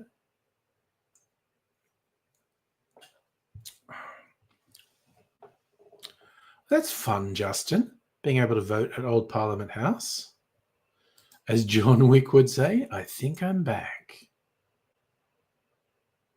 Oh, yeah, Send-Off fucked you up on that one. But now it's happening. Yeah, I have found Sendall to be really good. So I don't think I ever asked you, like you emailed them and said like, guys, I was depending on you and you fucked this up. My experience with Sendall, because a bunch of shit I've ordered, since lockdown has been through Sendall, and I found them to be really good. So I was quite hopeful they'd respond to you. Yeah, the 2 lots, 1 they lost, 2 boxes of disc. Yeah, no, that's fucked.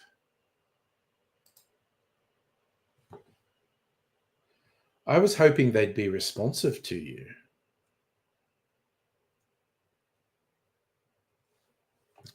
Ask Mrs. Angry if she wants to try this martini because it's really fucking good.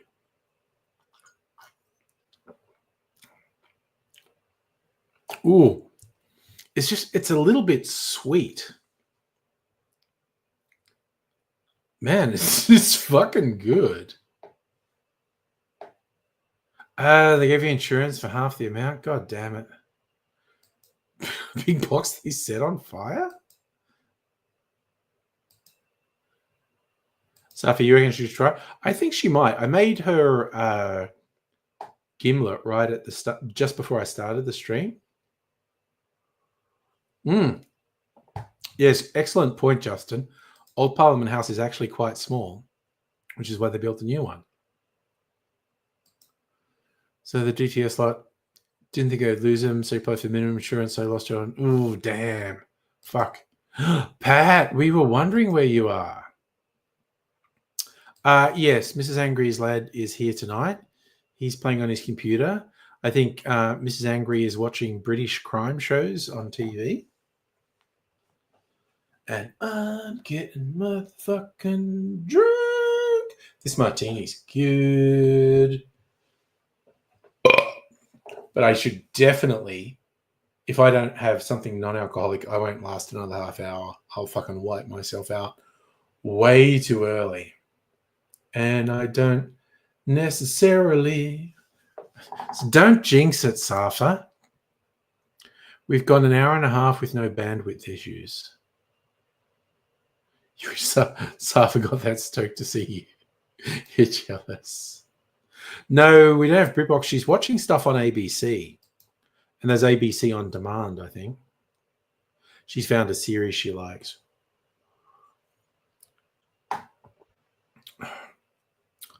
Oh, yes, Mrs. Angry's watched a bunch of Vera. Like, that ran for more than a decade. There are so many fucking episodes of Vera. And I do like it because that's like a late middle-aged, overweight lady police detective, which is very unusual. She's great. Justin, there's a land reserve for new residents for PM. No one dares to be the one who builds it. Ah. Okay, so hopefully if Safa misses you, he'll be enthusiastic. Yeah, no, I've watched some Vera with Mrs. Angry. Pat, I'm good. How are you doing? You're doing your Buffy rewatch up to season 7. What's the main story arc in season 7? Because if I remember, Buffy, besides the individual episodes, tended to have an arc over the top of it.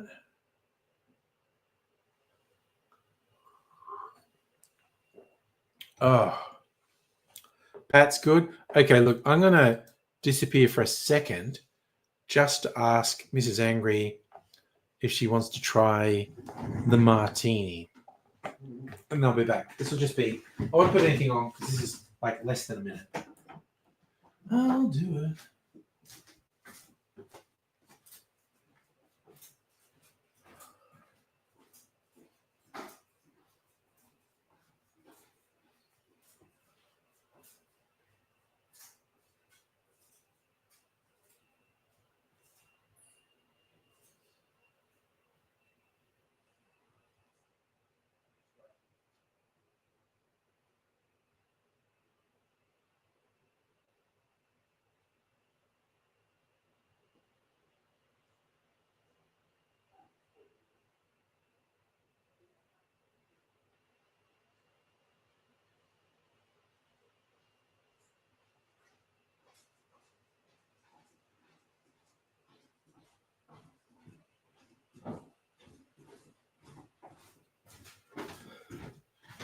Okay, Mrs. Angry says just a sip, so I'm just going to pour a splash. Just a splash. And I'm just going to take it out to her.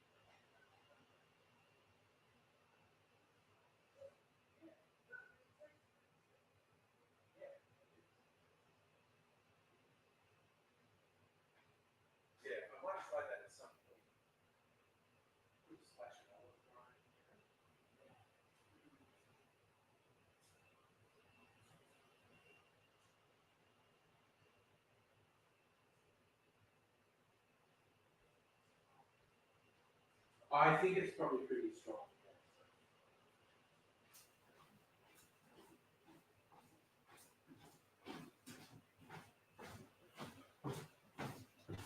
All right, now it's time to drink something that is not alcohol. Okay, let's get to it. Ooh. Buffy Season 7, From Beneath You It Devours.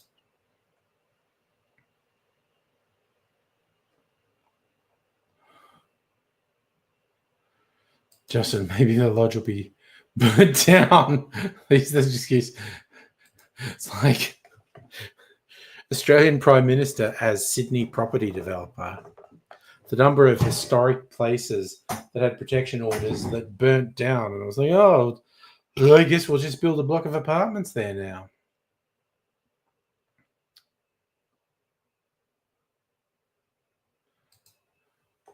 Only a few seasons sorry. Few episodes into season 7. That's what you got. Is it Sarah Jessica Parker? No, I'm getting the names wrong. Geller is in the Dexter prequel. I haven't bothered to watch that. You did 2 good movies and 1 okay one. Do tell. First movie, Cuban Fury. Oh, I've heard of that one. Nick Frost is a salsa dancer. Quits as a kid, takes it back up to impress Rashida Jones. No, I don't have heartburn, Cypher. I just had to burp.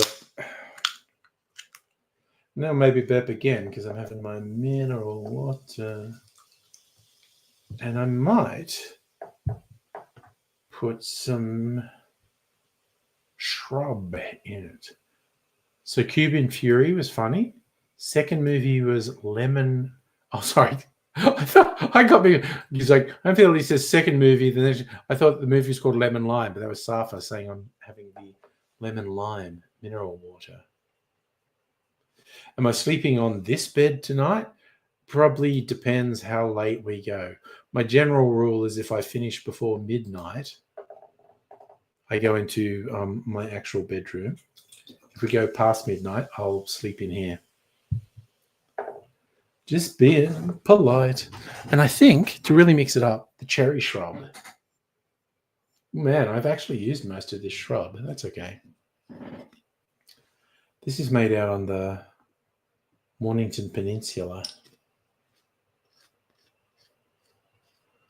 Oh, Crooklyn. Okay, Spike Lee joint. Yes. Little girl growing up in Brooklyn, 60s, 70s. Very touching. Yeah, Crooklyn has a high rating for most people.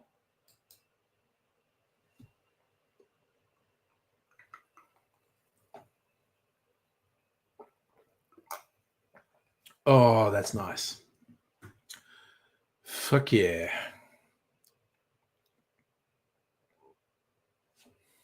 I'm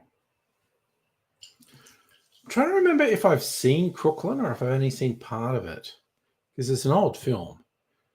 Was New York poor in the 70s? Well, some areas of New York that are extremely upmarket and expensive now were extremely downmarket and dangerous in the 70s. Justin is saying New South Wales Parliament needs massive renovations. But the two kids do people question their priorities. Won't, won't. So, yeah, Safi, if you want to see the seedy side of New York in the 70s, you know, go Martin Scorsese films, Mean Streets, and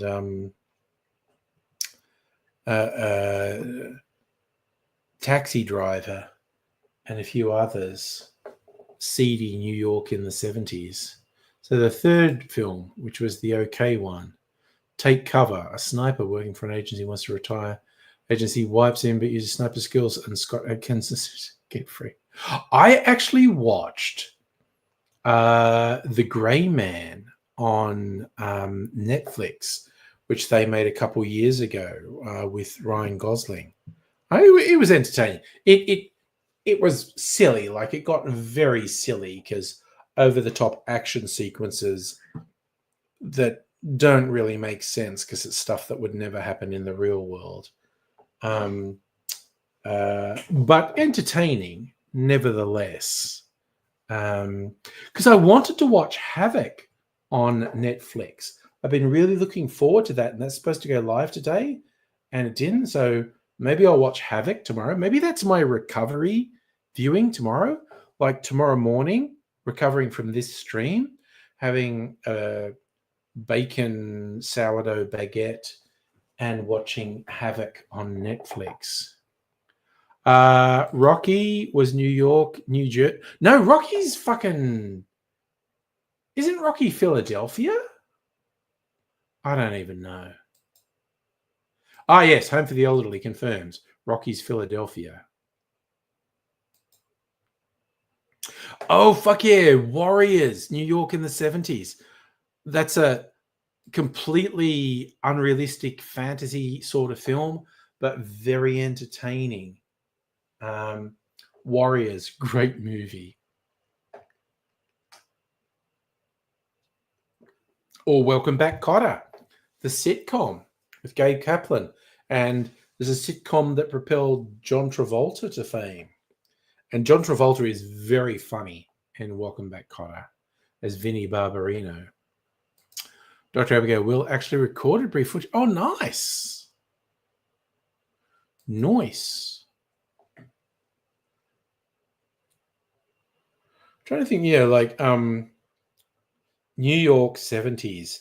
It's like Mean Streets, Taxi Driver, Warriors.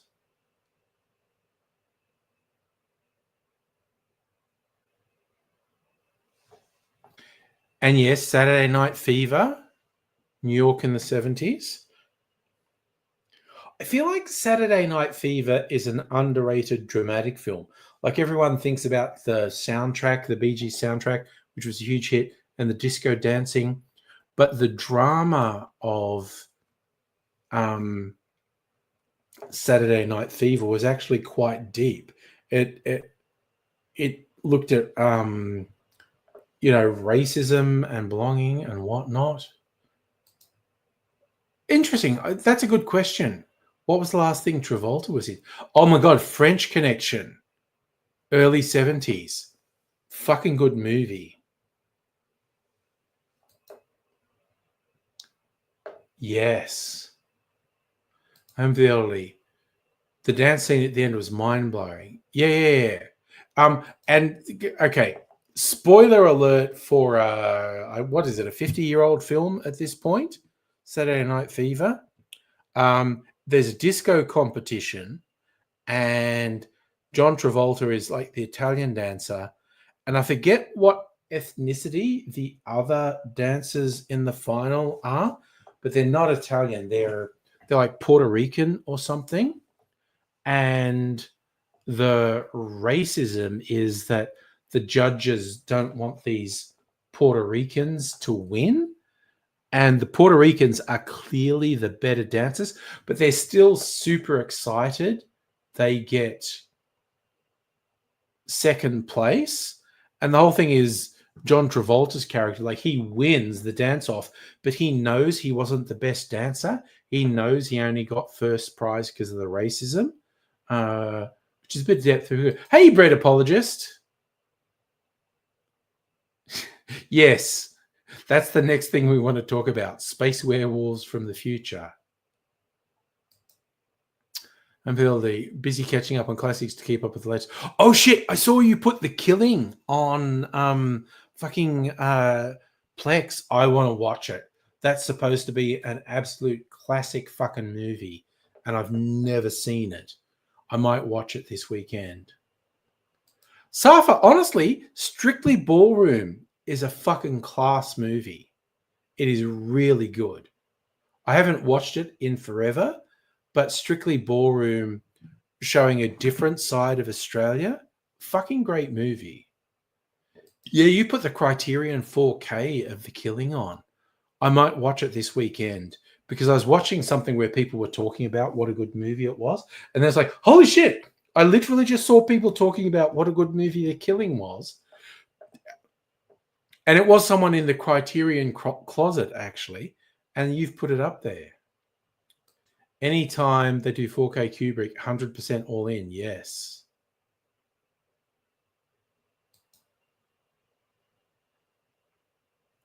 Oh, yes, Safa, message our boy on our Discord.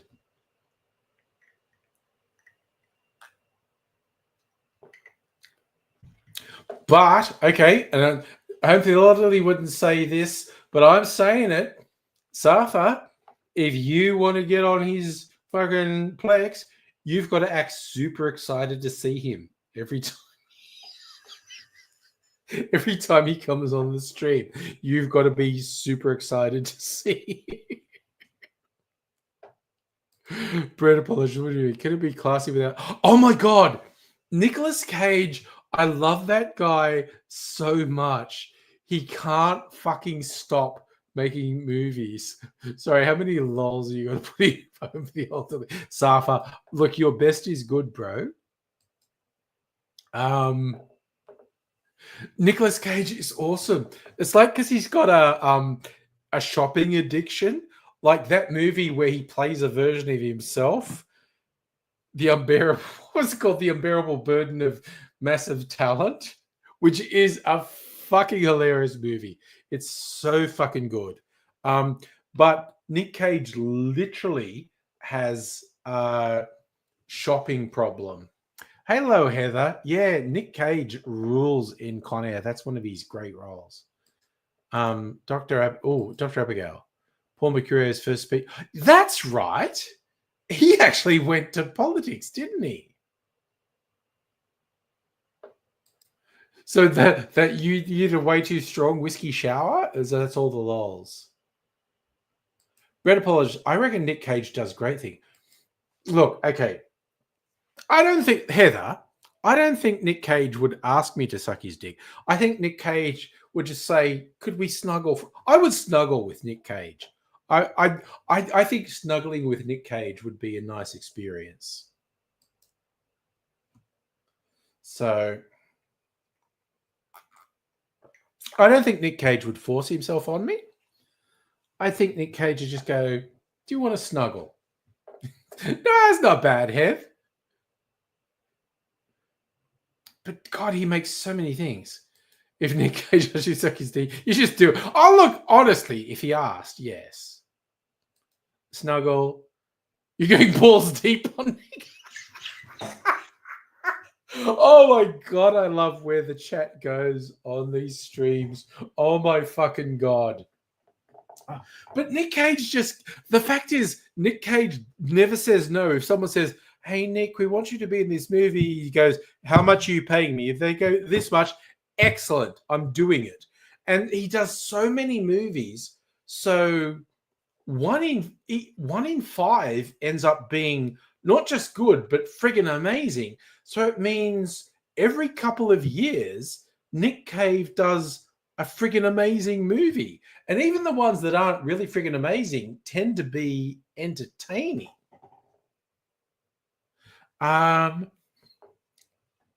He's just incredible.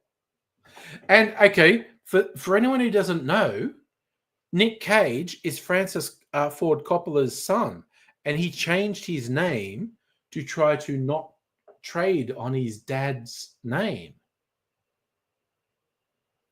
Heather, you knew I'm... Heather, seriously? My sexuality is probably the least gross thing about me, honestly. Brett apologist. Good thing you'll say about him doing else. He does. Hero, villain. Nick Cage literally is just like, you want me to be in a movie? Cool. I want to buy some stuff. And even the version of himself he plays in The Unbearable Weight of Massive Talent is hilarious. Like, it's just like when he's with his biggest fan and says he wants to do it. Who am I not giving a fuck about today? Wanga fat.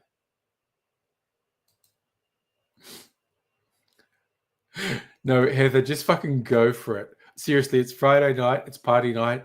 I'm 2 hours in. I am legit fucking plastered at the moment. I will kind of agree to anything at the moment. Not alcohol.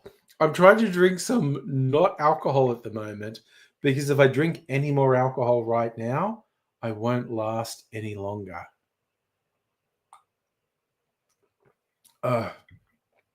I don't know, for 15 or 20 minutes, I just have to drink something. Who would I turn gay for? We've had these conversations. Well, you know, Taika Waititi, honestly, I think he'd be a nice snuggler. Can you have 340? Sorry. I don't even know what that's in reference to. I don't have money. I can't give people money.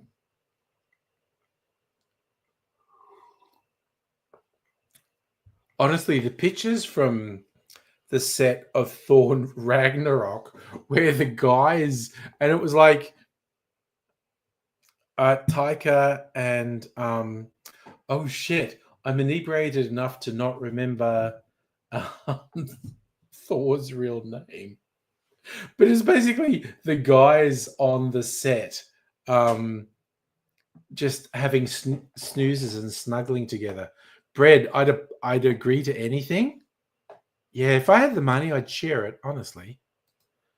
Madam Butterfly co-worker I've brought the stuff. Oh shit, it's only 7 in the morning. You're all going.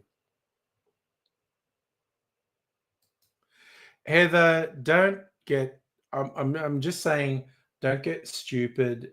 You can muck around with me and fuck with me, but don't get stupid and racist and homophobic or transphobic, or you will go bye-byes. Because I don't have any tolerance for that. You can fuck around with me, but don't do stupid, boring, obnoxious shit. Bread, sexuality, you bisexual, preferred dames, just for sex. Yeah, dude, you know, if that's your thing.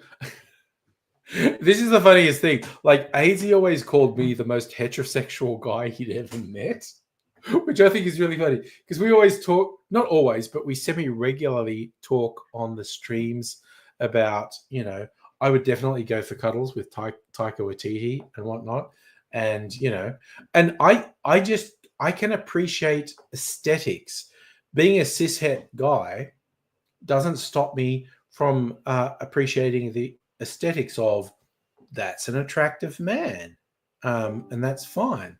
Jesus Christ, what the fuck is my fucking Microsoft making pop-ups happen? Sorry, none of you saw that, but there's just some weird fucking pop-up happened there.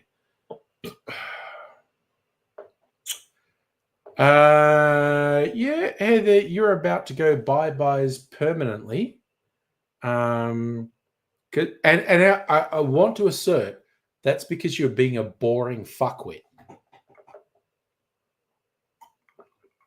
And the one thing I don't have any tolerance for is boring fuckwits. It's kind of like when someone, yeah, you know what? Fuck you.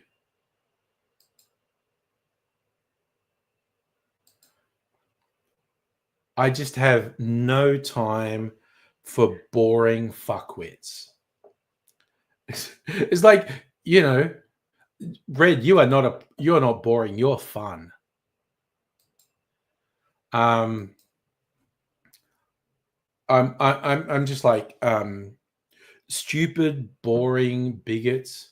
Yeah, I know, I thought they were okay. And then they just got to the pathetic, sad troll status. And it's just like, it's just because you're fucking boring, honestly. It's just like, motherfucker, I've been putting myself out on YouTube for almost 19 years. I've dealt with every fucking troll under the universe. I don't know. They had a woman's screen name. Whether they were actually a woman is anyone's guess. But they were just being very boring. And it's like,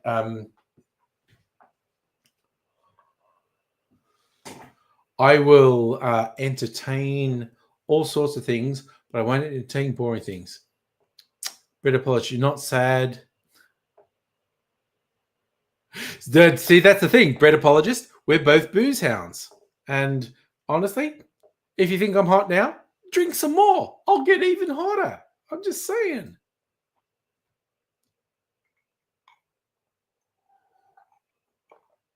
Okay, I just have the impulse to look something up.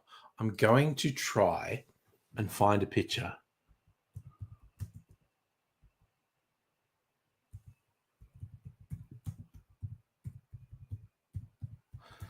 Okay, I'm trying to find a picture now.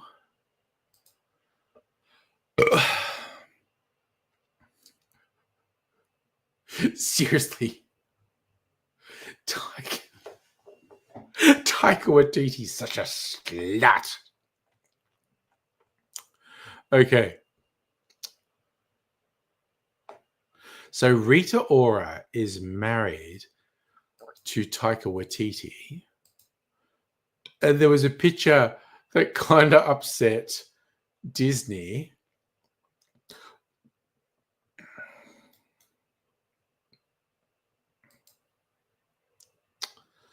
Oh my God, this website's so fucking shit.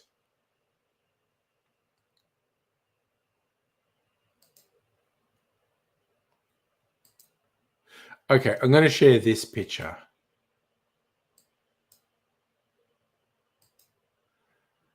So this picture did the rounds around the time of Thor Ragnarok with one of the, and it kind of suggested there was a throuple there, which I think was not official.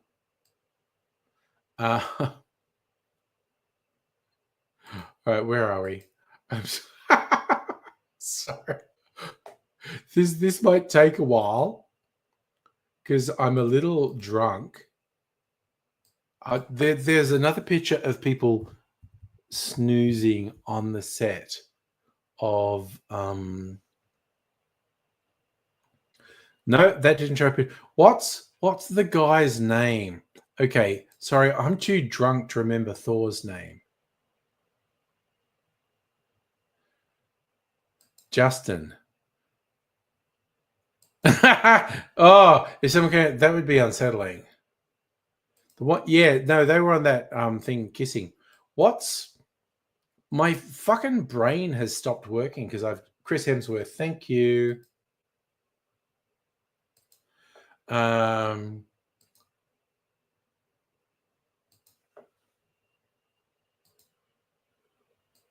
Okay, I'm going to try and find this picture because I thought it was a lovely picture. They were just sleeping.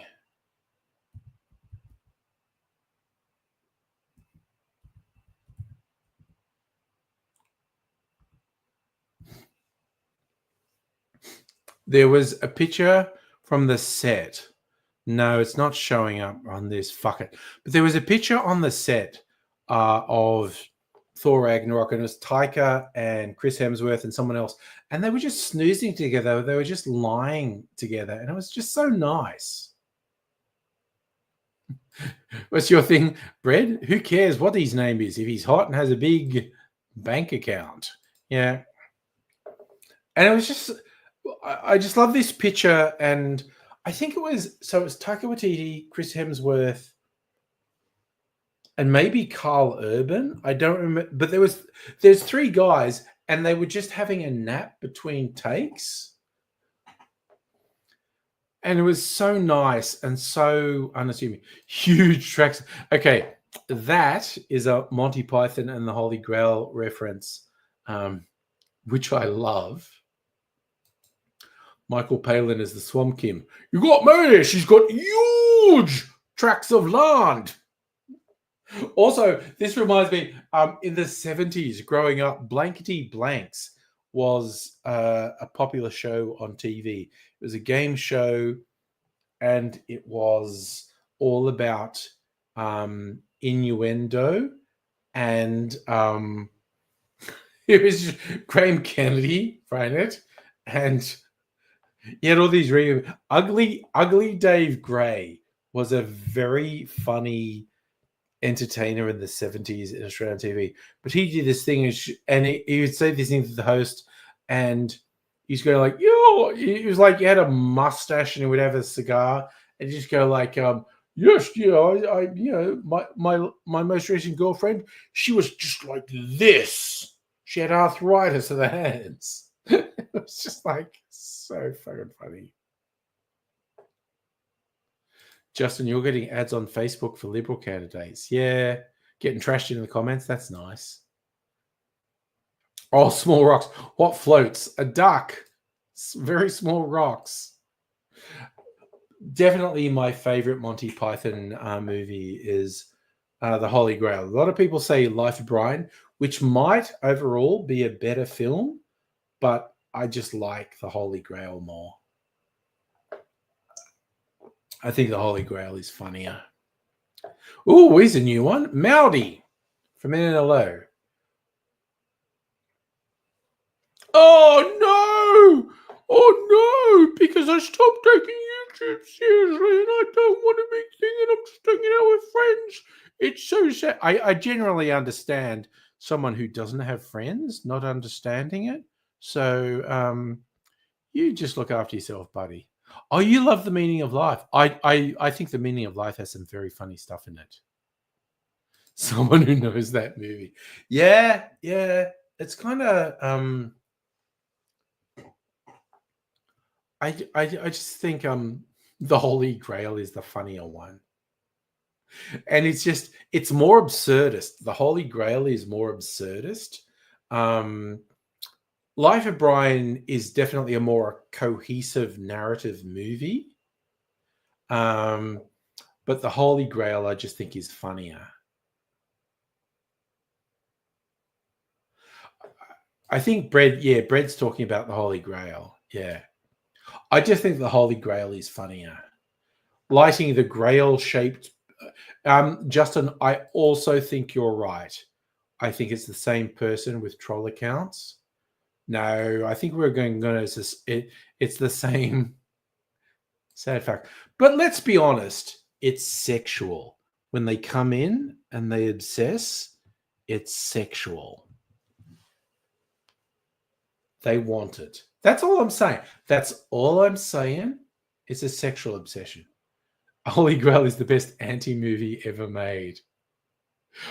I just love, because the Holy Grail, while it's being a movie, also has weird shit about it's a movie being made. Like the way the cops are trying to work out, the cops keep coming into various... I don't know what the Monty Python guys were on, but they had fun. Yes, they want to do to me what we all want to do to Nick Cage in the 90s. Definitely. Yeah, Justin, I reckon you're right. It's the same person. Bread. You want to, but no. Again, Bread, are we bots? Are we real? Who knows? And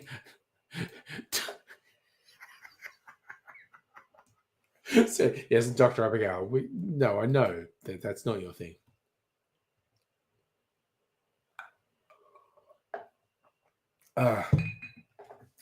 Again, okay.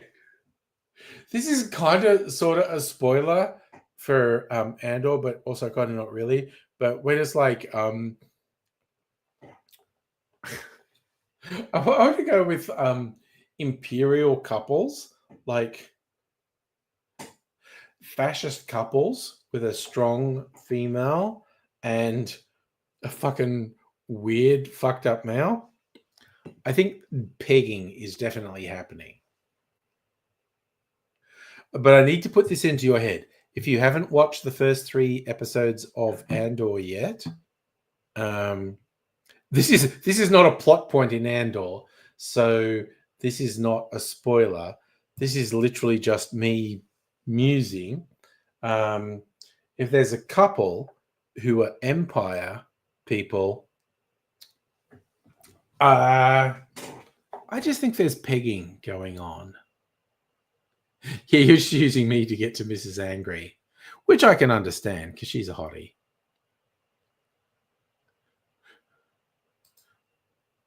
Justin, I don't intend people to. Yeah, we can just fucking. This is literally just.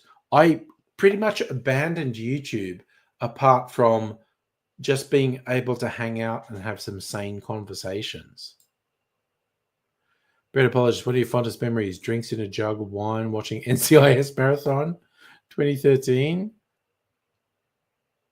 Fuck yeah.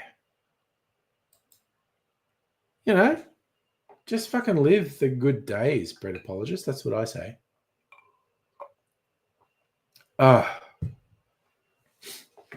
It's a good thing. I mean, I made a conscious decision in COVID. I just didn't want to do the YouTube anymore. Yeah. But, you know, I'm just hanging out with a core group of people. It's the whole thing. I mean, I did start the cocktail channel, but this channel, yeah, it literally goes back to whenever the adpocalypse happened. And it's like, oh, YouTube's got all conservative and you're doing crazy shit. You can't have ads. And I was a partnered channel and I voluntarily dipped out of the partner program because I was just like, no, fuck it. I'm not doing shit. Oh, does Friendly Geordie? Okay, I literally didn't know Friendly Geordies did live stream. There you go. But, you know, he has a whole thing. He actually makes his living from this stuff. Be the shitty bartender. Oh, my God. Oh, no. Dr. Abigail has a story where we were... it was after we did a live stream at her place and then went into the city and we went to the Gin Palace. We did have one cocktail. I was fucking assholed, borderline falling asleep. And we were just like, don't bring us any more alcohol, but could we have like a cheese platter? And they were like, that's such a good choice to not ask us to give you more alcohol because you seem to be falling asleep there. You should have something to eat. This was like 2 or 3 in the morning at the Cheese Palace. Great, love the content. Videos were great. Yeah, it was a moment in time, Bread Apologist. I really enjoyed making the videos. It was great. But at a certain point, I just went, I don't want to do this. I'm going to keep making videos that I like making, but I don't do it. And COVID just made me go, yeah, I'm dipping out completely. Yes, that particular visit to the Gin Palace, I had a martini because they make killer martinis. Then I had something else, and then we had a cheese platter. The Gin Palace does such good cheese platters, honestly. So Justin Friendly Geordie said the LNP will... look, maybe. And it's kind of funny because people aren't good at understanding historical context. Because even in the UK, like the political system in the 19th and early 20th century is completely different today. But you get people who can't understand that today's political system hasn't always been there. But who knows? Better polish. You get the fact. Wanted to stop. Oh yeah, no. No. It's not lame, dude. I love when people told me that I gave them a voice. They liked what I was doing because I'm coming up on 19 years of fucking content on it. And if we dip out on COVID 5 years ago when I stopped doing pre-recorded videos, really. But it was certainly the first 5 years of YouTube. I was pretty fucking serious about it. And I kept doing it for another almost 10 years just because I enjoyed it. And it just reached a point where it was like, no, I don't really want to do it anymore. Oh, good. You're getting into drama I don't know anything about. Friendly Geordies jumped in, took iDub side in H3. I'm worried about our boy on H3. He kind of seems to be, Ethan seems to be having a breakdown. I don't want to really buy into that stuff because I don't fucking know. Corey Adams' mother. Oh, I feel like this is the same person obsessing with various alt accounts. what a sad fuck. I just think that's really funny. Weirdos fucking obsessing about me, and they want to say, "Oh, you're not blah blah blah blah blah," and it's like, dude, you're the fucking sad weirdo obsessing about me. Like, I have no idea who you are, and I will forget you as soon as this stream is over. You sad fucking obsessive weirdo. Someone called, was that Child Protective Services? I don't know. I worry that dude's having a whole thing. Yeah, this is a kind of fun troll thing. Bread, you tried it, felt like a Medio HA. Dude, my big thing was I enjoyed making the YouTube videos. And I stopped doing it when I stopped enjoying it. I would have loved the idea of making a full-time living out of it. But at a certain point, it's like, you know what? I make a lot of money in my day job, and YouTube is probably a distraction or a detriment to that. So I'm going to pull back from YouTube because I'm never going to be a YouTube star. And there's a whole spectrum of reasons for that. And, you know, I just don't have the chops for YouTube at the end of the day. So I'm just going to have fun. Someone sent him human skulls in the mail? That's fucked up. I'm not really into harassing people, even if they're dicks.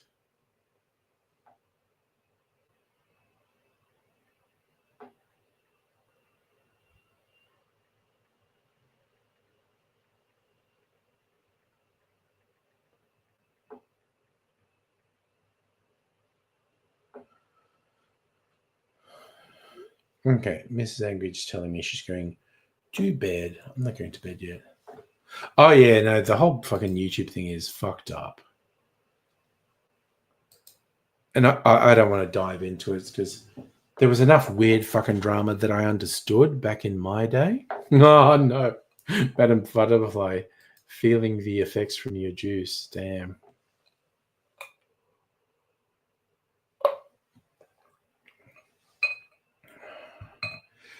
See, because I was in like the very early days of YouTube where people who were just, where no one understood what going viral meant.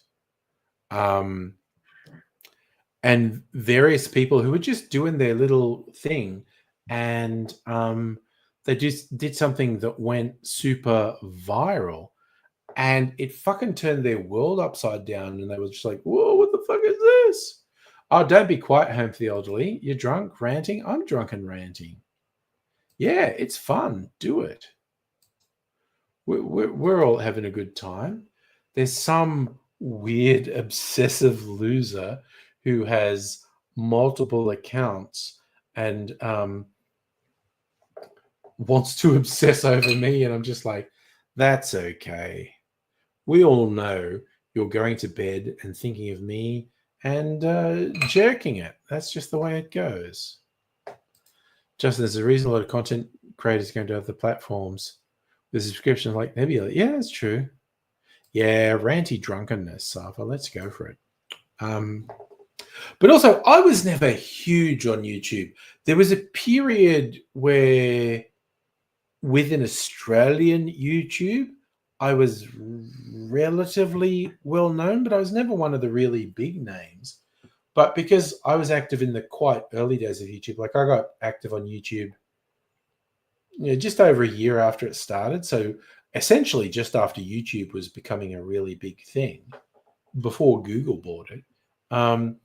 So I was aware of the early YouTube stars, and these were people who got fucked up essentially. Like they did some really quite good content and they got a lot of attention and they went it, and then YouTube changed or whatever. I can't even really imagine adequately the mental strain of having gone through, a number of years of being well known on YouTube and working hard to create content to keep people going. And then some latter day types just come on and get way bigger than you ever were. And you're trying to make content and you have all these shitheads going like, man, you used to be big and now you're not. It's just like emotionally and mentally destructive. Dr. Rebecca, Tim Smith on the ballot in Mount Minnesota. Oh, God. Of course he doesn't stand a chance. Tim Smith, speaking of people who have poor mental health states, Bread, you're big to me. Sex jokes. Nice. Again, with my audience, I made an impact and I really appreciate it. So, yeah. You watch Jet Lag Game on Nebula. Okay. So Humphrey saying he ran out of stuff on Nebula. Yeah. I don't think Nebula's going to stick around. Years later, you're still here. Just invited your movie buddy in. Nice. Yeah. Creators have tried to do various things over the years. And there are some very good creators promoting Nebula. I just don't know that it's going to survive. I don't think it will. But also, we need to note, I don't know shit. So, anything could happen. Absolutely anything. So, maybe Nebula will be a major force in the future, and I'll look like an absolute chump for doubting them. I'd actually be genuinely happy if that happened. Independent, creator-backed platform succeeding in a big way when I thought it wouldn't. That's something I would be very happy to be wrong about. But I have seen a bunch of things over the last, 20 years. And so many of them have fallen by the wayside. We'll just see if anything happens.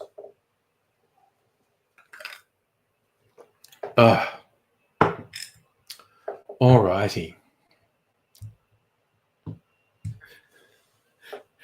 Sorry, your favorite state of drunk. So that's your state of drunk? You happy? I'm in a good state of drunk in the fact that I'm quite drunk, but don't feel at all sick or off center.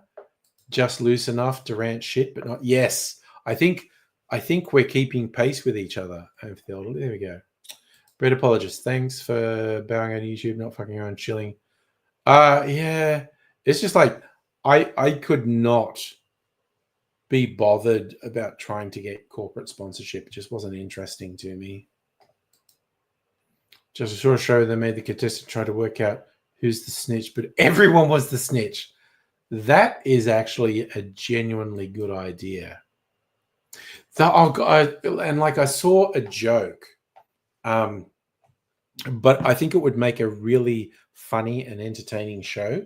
Get a lot of TERFs into a Big Brother style house, and you tell all it's like a bunch of cishet women who are all TERFs, and you tell all of them one of the women in this house is trans, and the competition is to identify who's the trans woman, and just watch them tear themselves apart, because TERFdom is fundamentally anti-women. So, you know, Home for the Elderly, you know the one I'm talking about. Yeah. Yeah, no, it's brutal. I don't know who came up with it, but I think it would make a really fucking good show.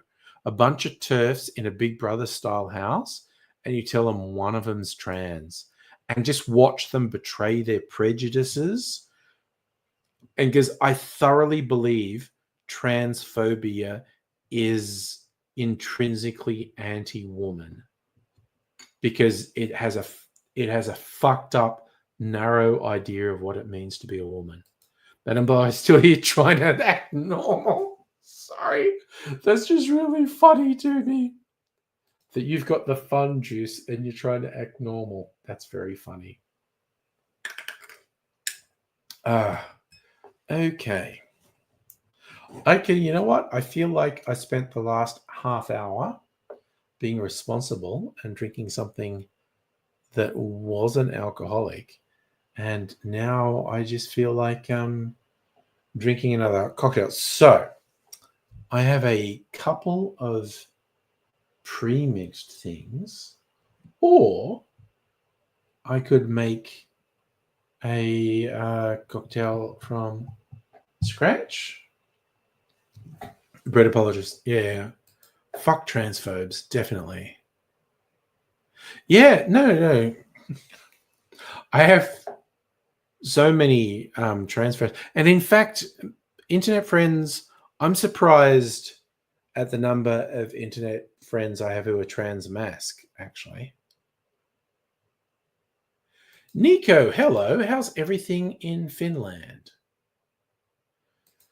Oh god, yes. No. That UK thing is ridiculous. So like I've seen a variety of memes that revolve around the thing of, it's got to the stage where J.K. Rowling is Andrew Tate for cis transphobes. Oh, Nico's your movie friend. Hello. Nice. Okay. So we're going to do a cocktail.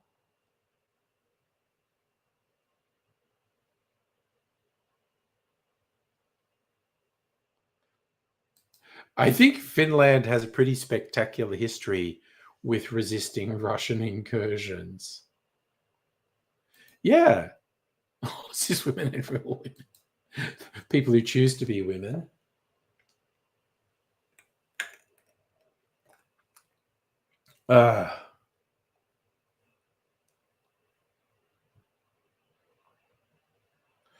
Proper response to the government not treating people right.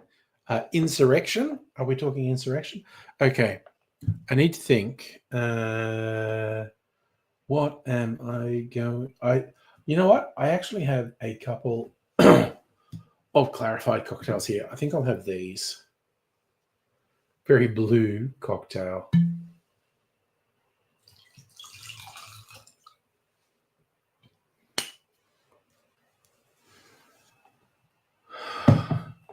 Is it a woman version of adolescence?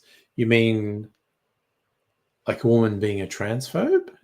I'm trying to work it. If you pee outside of Russia, I think pee would freeze pretty quickly in a lot of Northern Europe. Nico, you could do it. Oh, so you're near the Swedish side of Finland. Okay.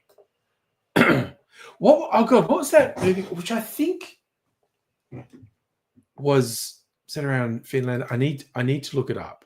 It was very silly but entertaining. A movie called Sisu. It is Finnish.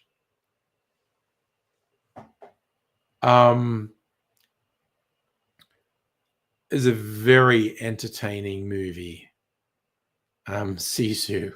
Very silly, but very entertaining. Yeah, I know what you're talking about with adolescence.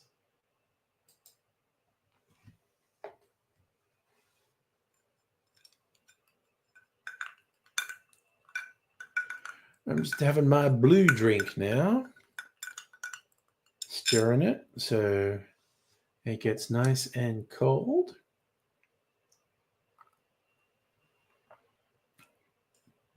Oh, man. Oh, that's so fucking tasty. You see, like I've peeled more than half of this orange. I'll save some peel for tomorrow night's stream.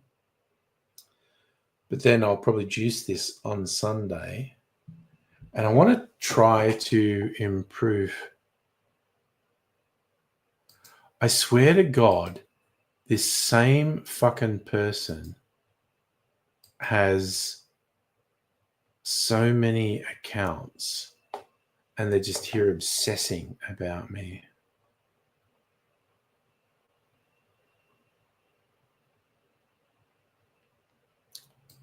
Oh, you should watch, Justin, you should watch the movie about the female serial killer. I think it's just called Monster. Oh, God, I'm too drunk to remember names.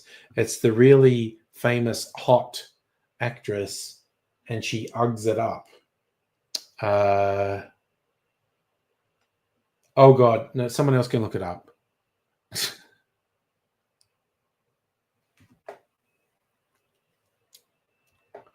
I love it. You're doing the old Monty Python song.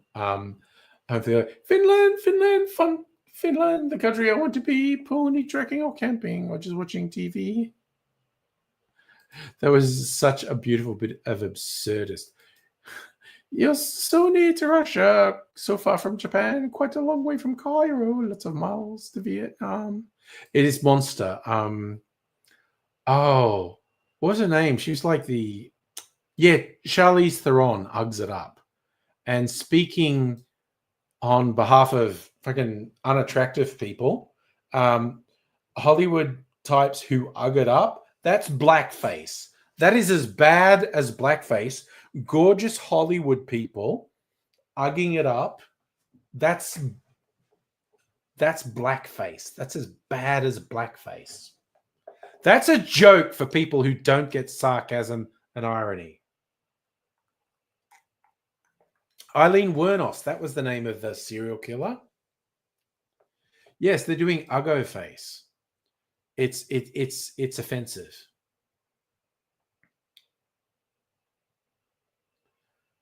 Oh, look, Justin, I've had abusive women partners in the past.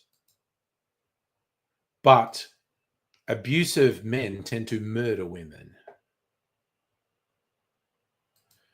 Bread apologist.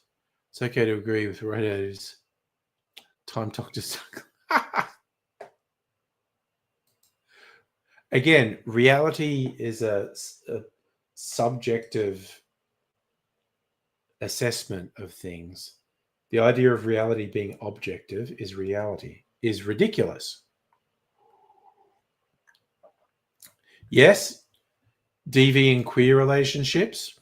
Again, because the most high profile, most common DV situations are in heterosexual relationships where men are the perpetrators. It is important to acknowledge that that's not the totality. But also, there's also the question of approaching the question in good faith or bad faith as well.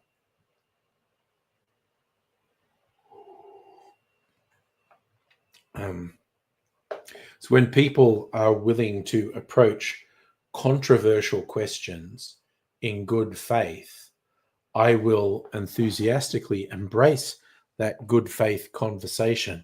But when pieces of shit are obviously approaching it in bad faith, I don't have any tolerance for it at all.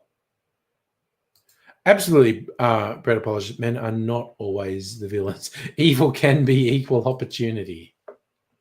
Like I could literally be a men's rights incel activist icon by telling the truth because I've been in relationships where I've done nothing wrong and a woman has done terrible things. But I don't want to appeal to those people. Justin, men do more harm. Yes, absolutely. It's dangerous to not talk about the whole thing, but that's what I will stress. For me, I feel like I can tell when someone's approaching it in bad faith because they're not very subtle. But yeah, someone who approaches the complexity of the topic in good faith, I will enthusiastically engage with them because life resists simplification. You get particular weirdos, and it tends to be on the conservative side, but it's not limited to conservatives. But you get people who are ideologues who try to express things in incredibly simple terms and express things in absolutes. And it's just like, oof, life is not simple. Life is complicated. And our existence resists simplification, really.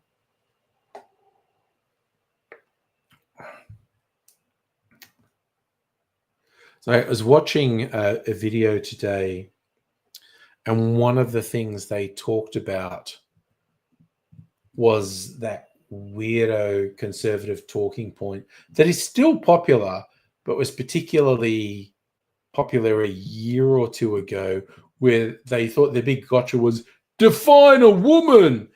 And they get really upset for someone who wouldn't go for the oversimplified binary view.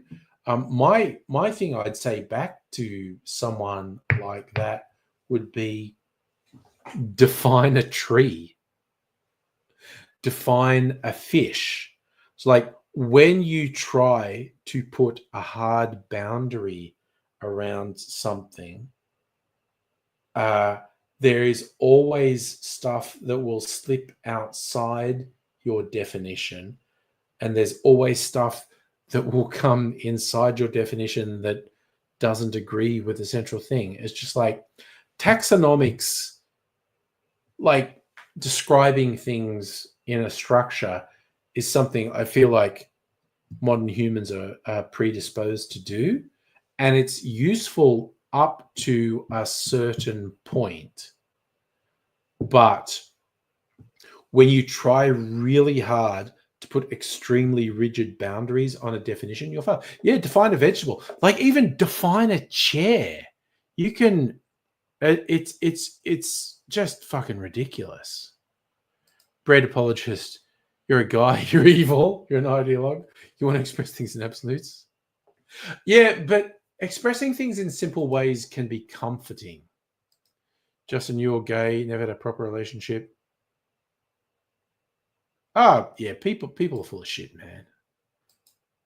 Oop, hello, who is that? Oh, someone's joining on Twitch. VS2629, how you doing? Bread apologies, you're describing as a vegetable as things you don't want to eat. That's pretty broad. Behold a man. That's the classical one of the Greek philosophers trying to define what a human is. And you just can't do it. See, VS, the foreign real estate. We used to make a joke a few years ago about me having a 5 head, not a forehead. And I think I'm up to a 6 head these days. So I'm going to make an assumption you're being lighthearted and having fun, because I'm all about having fun, and even having fun and at my expense and self-mockery. Because I've got a stupid big head. You don't know how ridiculously out of the normal spectrum of head size my head is. And it's all coming up through my forehead, basically. Yeah. I think we're up to a 6-head, Safa. It's a whole thing. It's a...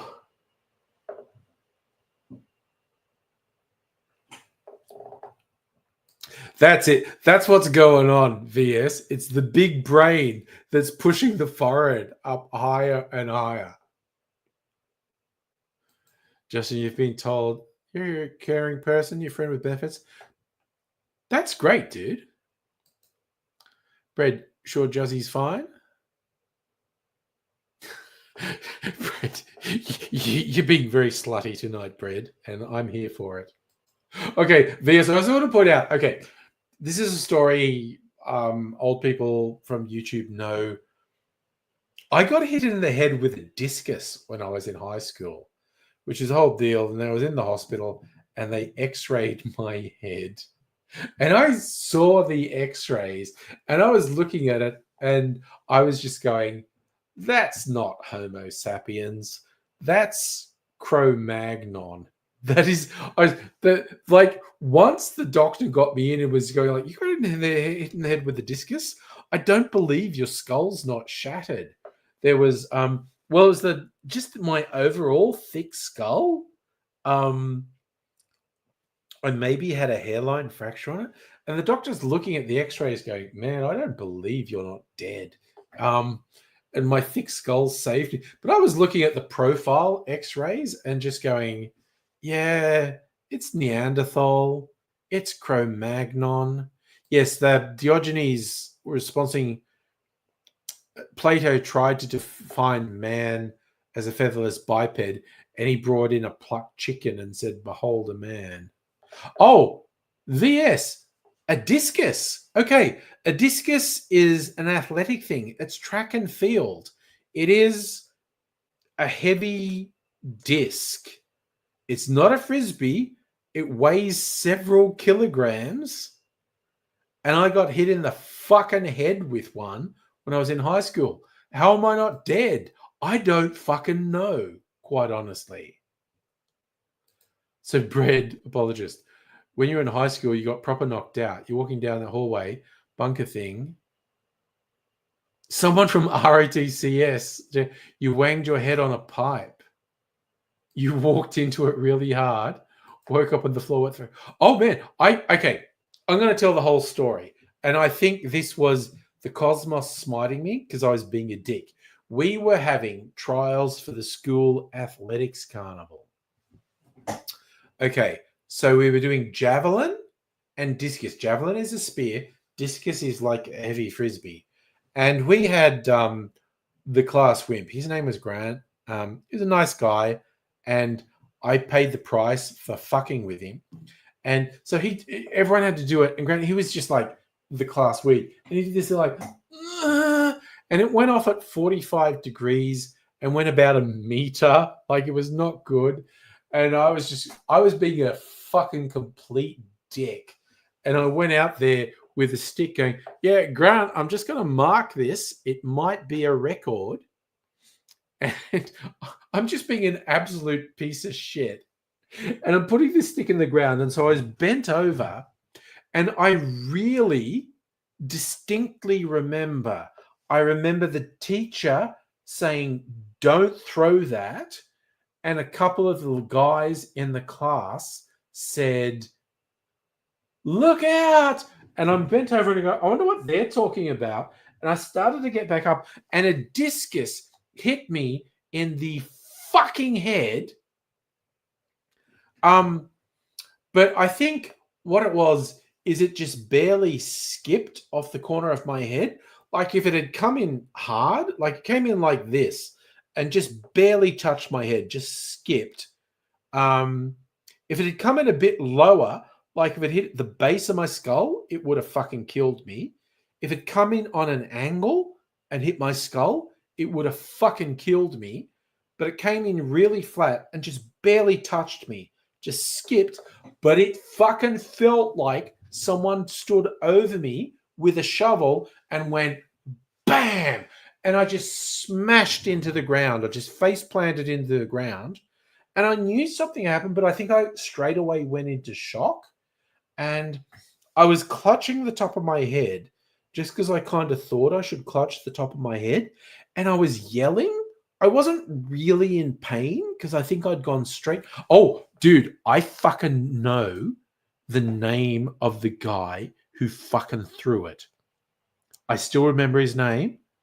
He was a mate of mine. I'm not going to say it now, but if I ever see him again, just going, yeah, dude, I have not fucking forgotten that you hit me in the head with a discus. Because he fucking threw it while I was standing out in front of him. And it skipped off my head. And I was clutching my head. I was just yelling. I wasn't really in pain because I think I was in shock. And a couple of guys ran up to me and they were trying to see how damaged I was. And it took two really strong guys to pry my hands apart because I was just clutching them here. And there was just fucking blood everywhere. Because if you get a scalp injury, it bleeds a lot. And I couldn't stand up. I was concussed. I was just fucked. And we were just across the road from the school in a park. And so two guys kind of carried me back to school. My hands over their shoulders. My hands were hanging down. And at some point I looked down and my hands looked like I had just dipped them in red paint. And I was just like, is that my blood? And they were just laughing and going, yeah, dude, that's your blood. And they took me back. The library was the first aid station at the school. And they were just like washing my head under a tap and blood was going everywhere. They eventually got a hold of my mum who took me to hospital. How I was not dead is anyone's guess. But I was kind of fine. Great apologist. Recall the time in high school, Jock threw a football at you. Didn't mean for you to catch it, hit you in the stomach. Hurt like hell, knocked the wind out of you, but you caught it. And they were impressed. Nice. FW, you're back. You got struck with a 7-iron. Fuck. Holy shit. Yes, scalp injuries bleed like fuck. They can be real because your skull's just under here. So any scalp injury, if it's not a skull fracture, is a fairly shallow injury. But scalp injuries bleed like fuck. Because I remember a few things at school, guys falling off shit. It was always guys. Girls never did stupid shit. Guys were always falling off stuff and hitting their head and splitting their scalp open and just fucking bleeding. Yeah, scalp injuries just fucking bleed like nothing else. But yeah, so I got hit in the head with a discus and survived. Ridiculous. Absolutely fucking ridiculous injury. Because like I said, swear to God, there were so many ways it would have killed me. I feel like it barely touched me, like it kind of skipped right off, which is really funny because I've got like guys go bald at the crown. I've got a scar right on the crown, so hair can't grow through scars. So I've technically kind of had this bald spot right on my crown since I was a kid. I'm not saying I grew my hair long to comb it over and fucking cover the bald spot, but it's a bit thinner there in the middle. But it has been for ages. But yeah, so I kind of do have a bald spot right on my crown. I think it's from the scar. Yeah, a 7-iron, getting hit with a fucking golf club in the head. You wish you didn't know what bullets sounded like coming at you. Oof. Okay, I haven't had anyone shoot a gun at me or in my general direction. I've shot guns because I'm from the country. We had rifles. I've fired rifles. I haven't had bullets come at me, though. That's the whole thing. You have a double crown. Okay. 2 eyes on the back of your head. Nice. Justin, you think you told the story to you? Oh, yeah. No, teachers do fucked up shit. No. Cricket balls definitely bad because cricket balls will hurt you. I had teachers throw erasers and chalk at various things, which still you shouldn't fucking do. Teaching is a difficult job. I won't understate how difficult teaching is. But yeah, I've got some. And I don't even have bad stories. I don't have traumatizing stories of teachers, but I have to. They did corporal punishment where I was in high school at a Catholic school. So I got the strap multiple times because that was a punishment they would do. I remember I didn't get in trouble in primary, but I remember my first year in primary, year 3. So in New South Wales, it's different in Victoria. In New South Wales, you had infant schools, which was kinder, year 1 and 2. You had primary, which was years 3, 4, 5, 6, and then high school. In Victoria, primary is years 1 to 6, and secondary is 7 to 12. We had 3 levels of school. But when I got to primary, year 7, the school was still run by Christian Brothers, De La Salle Brothers, and oh my God, they were fucking hardcore authoritarian. I still remember Brother Theodore was in charge, and he would have these assembly, and it would just be the boys. The boys would all be called into assembly, and there would be half a dozen boys lined up at the front. And Brother Theodore would get them to line up and say, he'd basically say, you're accused of doing these things. Did you do that? And they do with the head down, coach. Yes, brother. And they put the hand out, and he'd have a cane and just go whack. The old 6 of the best. And it was just like, I was like public execution. It was fucking full on. So Justin, the teacher who threw cricket balls wasn't fit to be a teacher. He was the principal. Oh, in my experience, deputy principals were scary authoritarians. So, Brad, you got corporal punished, but maybe you're evil. That's okay. FW. The strap was competition at your Christian Brothers school. You won 3-month competition here. Okay, so I got the strap in year 7. When was the last time? Maybe year 9? I only got it twice. Maybe it was year 7 and 8, actually. I might have got it in year 7 and year 8 for really different reasons. But yeah, in the primary, this Christian brother, Brother Theodore, did it with a cane, and it was fuck. So, Brad, your reply is you didn't ordain that you're accused. It was just so fucking weird. So the Christian Brothers got removed from the school at the end of my first year in primary, but there were still, the nuns weren't in control, but there were still nuns around the whole time I was in high school. But the Christian Brothers got moved at the end of my year 7. Mind you, my uncle, one of my mum's brothers, was a De La Salle brother. And he got moved up to Queensland, like Redcliffe in Brisbane.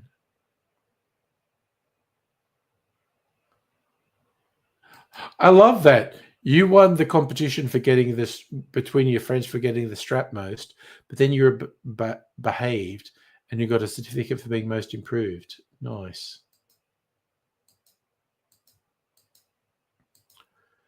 Justin, St. Michael's Grammar. Last school to stop using the cane. Damn. Sappho is different between state schools and private schools. Yeah, De La Salle. Not quite. De La Salle, S-A-L-L-E. St. John Baptist, De La Salle. But yes, if they'd still been in control in the 90s, I maybe would have called them De La Salle Brothers. And yes, Earth makes a point. It was different state to state. It was different state to state, and it was different state school to private school. Because people can make an agreement with private schools and saying, I will allow the school to do XYZ. Brad, you're not bringing things down. Dude, literally, we will talk about anything and everything. I will kind of say if I don't want the conversation to go in a particular direction. What up to? 11 o'clock. I don't know how long I'm going to last, but I'm going to have a little bit of this urine sample, aka clarified cocktails, which, as I mentioned the other night, I legit think is one of the best clarified cocktails I've ever made. Top 2. So, Home Fidelity, you got the cane once. I never got the cane. I got the strap. SW got banned from school footy. What is TKD to avoid being tackled? I don't understand. Brad, you think we should keep drinking? All the cool kids are doing it. Second time you got the cane, you did a runner? Damn. You got a paddle.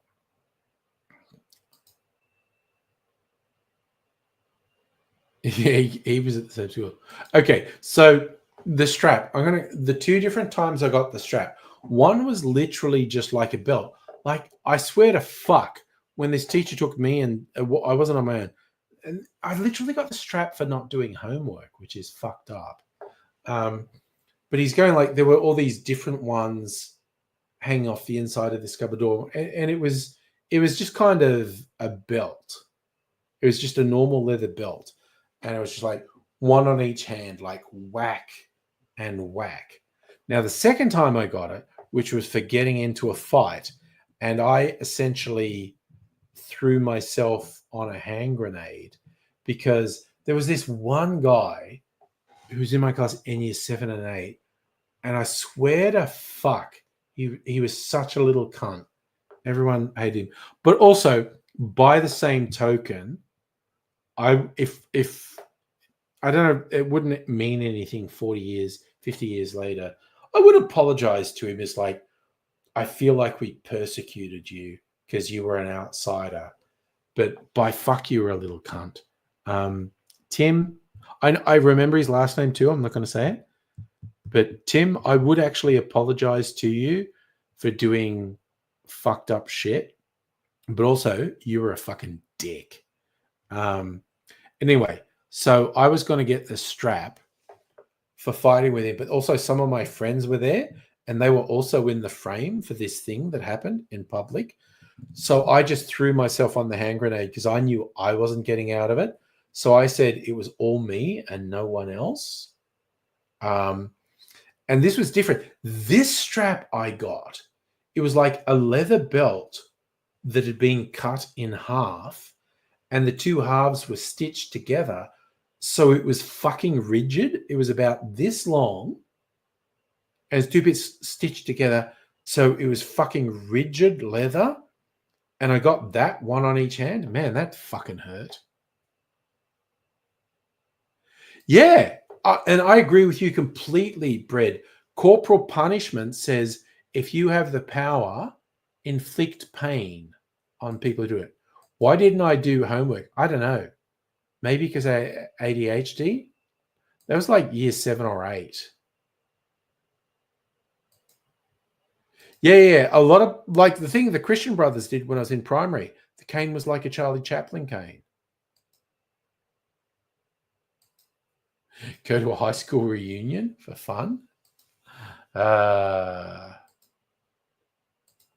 This is me talking about how much strap-ons hurt. That's true.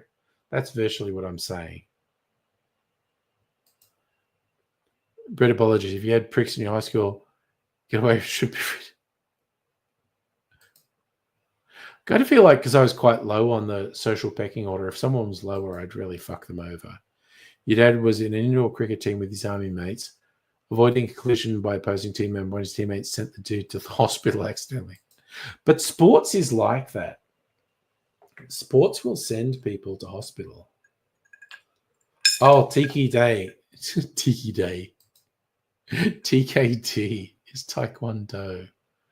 Flying kick. Damn. And for the oldie, most memorable part, look at the principal's face. He was furious. I love. I now have lost track about what all these comments are about. Oh, Justin, high school reunions, 5 years. Yeah, I have not gone to any high school reunions. And because I'm friggin' old, like my high school reunions were like for 40 years or something. I'm like, yeah, no. I literally wouldn't recognize anyone. And I'd kind of go, yeah, I was a social outcast. Fuck you.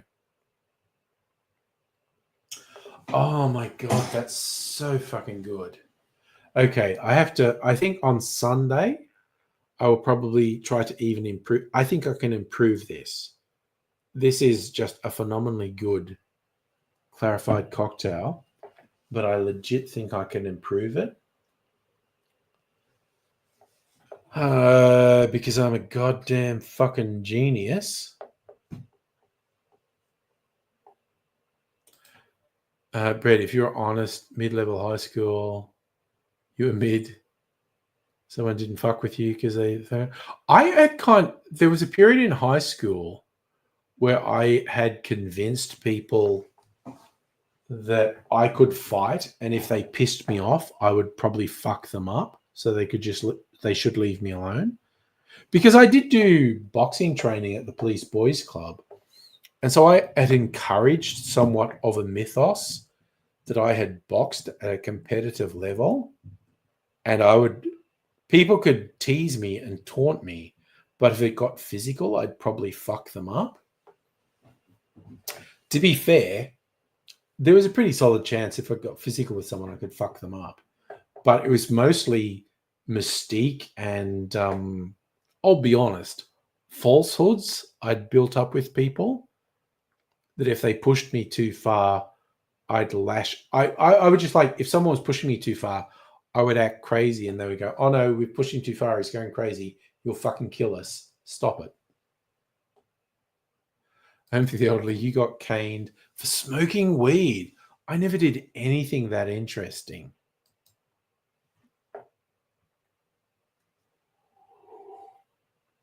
Literally, I got the strap for not doing my homework and for fighting. So, yeah, not that interesting.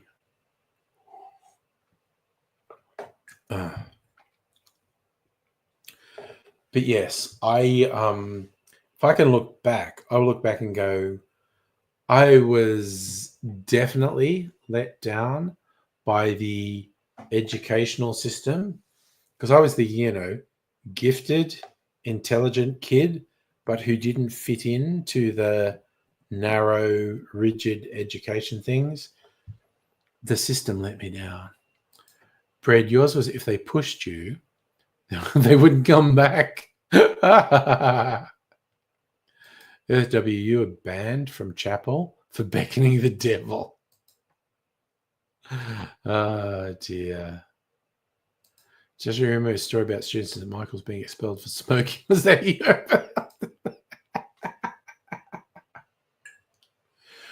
No one smoked at the Catholic school I was at. When I went to state school for year 11 and 12, they were skipping off to the sports oval to smoke weed at recess and lunchtime. Those state school kids, they were wild. I remember we would do a thing in the yard at like lunchtime. It would be like playing a version of softball, like in the far corner of the yard, someone like a softball bat, lob a softball to them and like smack, trying to get it. And it was the whole thing, like if you caught them, then you were in, you got to bat next. But the thing is, with the really athletic guys, the competition was you're in the far corner of the yard, the furthest away from the school building. But if you were strong enough, if you really smacked the softball, you could take out a window in the school building. That was the ultimate goal. anyone who was able to take out a window, they were a legend. Not me. I am not athletic, but a couple of guys were able to do it. Home fielder, you were technically expelled because you ran off school property. Dare say you miss pot. See, I don't smoke. I don't smoke anything. But if I could get some good edibles, I'd probably do it.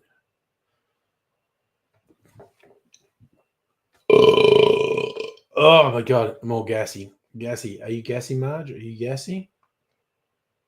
How are we all going? Do we want to keep going? I know it's relatively early. People want to keep going. I'll keep going. People had enough for the night. I'd maybe retire for the night. Yeah, we're keeping going. Safa says yes. Red Apology said yes. Okay, that's enough. See, I'm very easily led. A couple of people want to keep going. We'll keep going. That's fine by me. Safa, you get a move? Oh, I'll open Angry Bunch. Does anyone want to fucking join? No one's mentioned it. Nobody has mentioned it. If anyone wants to join, there's the link. Earthview Yoga tried to be expelled. Learn after a boy defenestrated a teacher. Holy shit. That is such a good turn of phrase. For anyone who doesn't know what that means, to defenestrate is to throw out a window. So Earth W is saying one of the boys at his school threw a teacher out a window. Holy shit. Again, defenestrate is a great fucking word.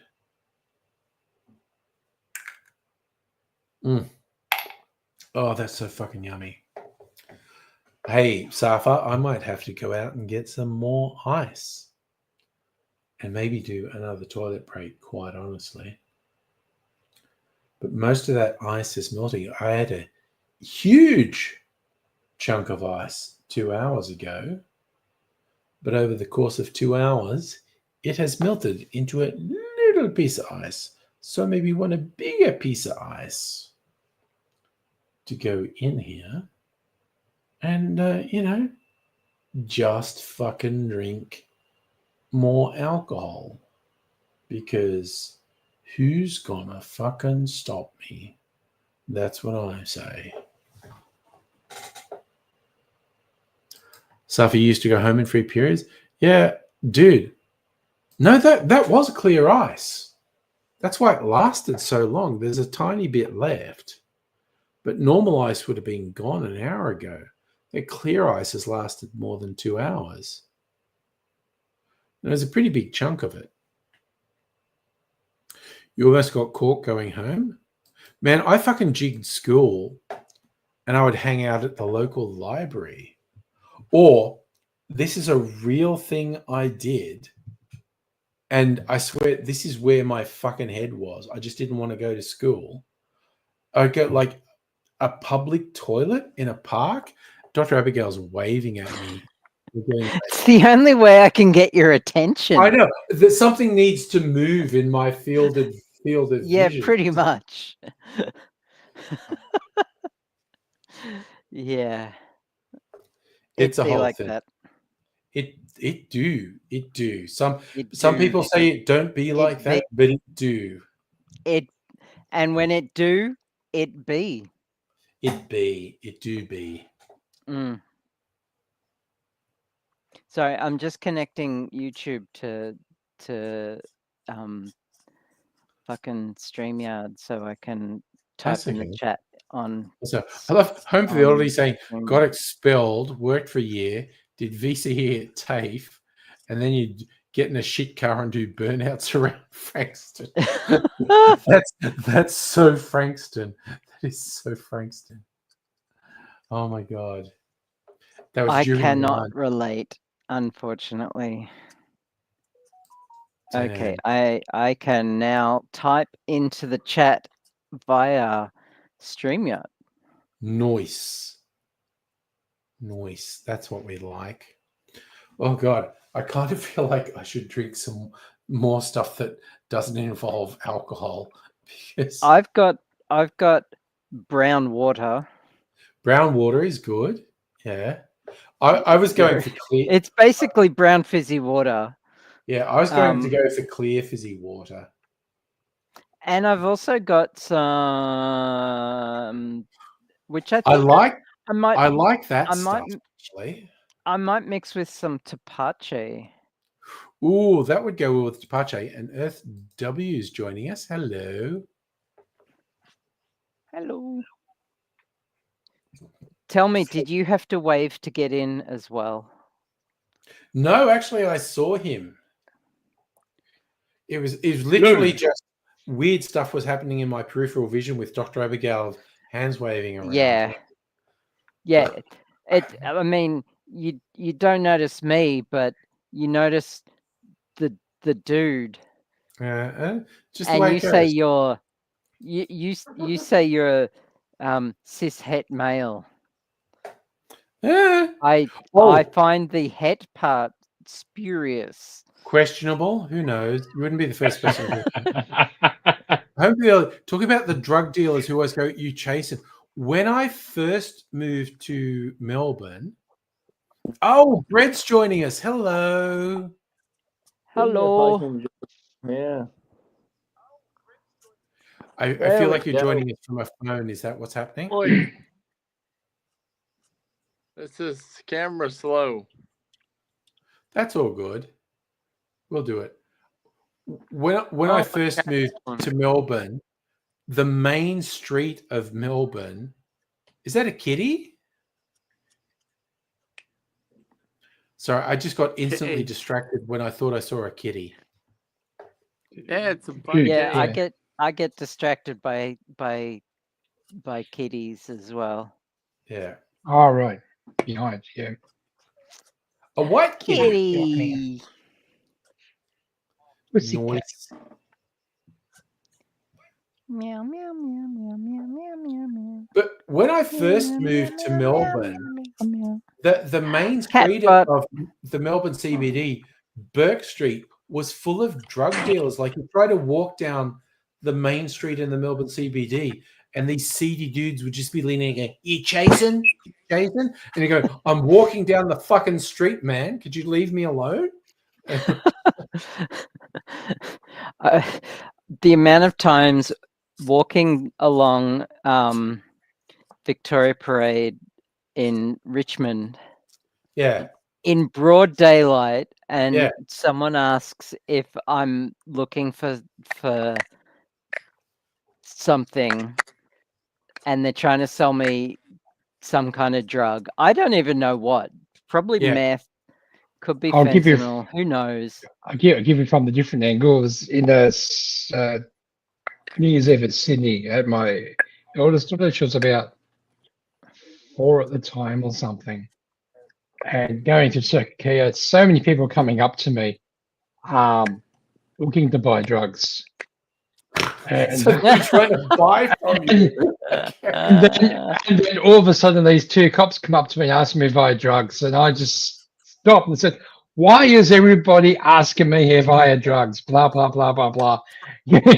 And they're just looking at me, going, "Okay."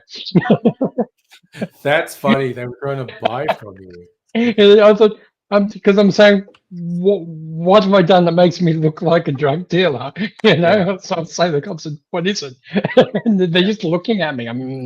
But I just got why the cops didn't do anything. For a couple of years, they didn't know what to do, because they knew if they chased it out of the CBD, it would just move into the inner suburbs. But at a certain point, they just went, "No, we're kind of okay with that, because it's super weird that in the middle of the city, it's just full of drug dealers.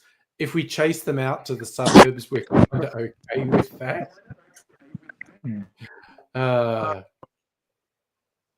It was very funny. So yeah, Safi, you got asked by a guy in Byron Bay. Oh, everyone in Byron Bay's on fucking drugs, though.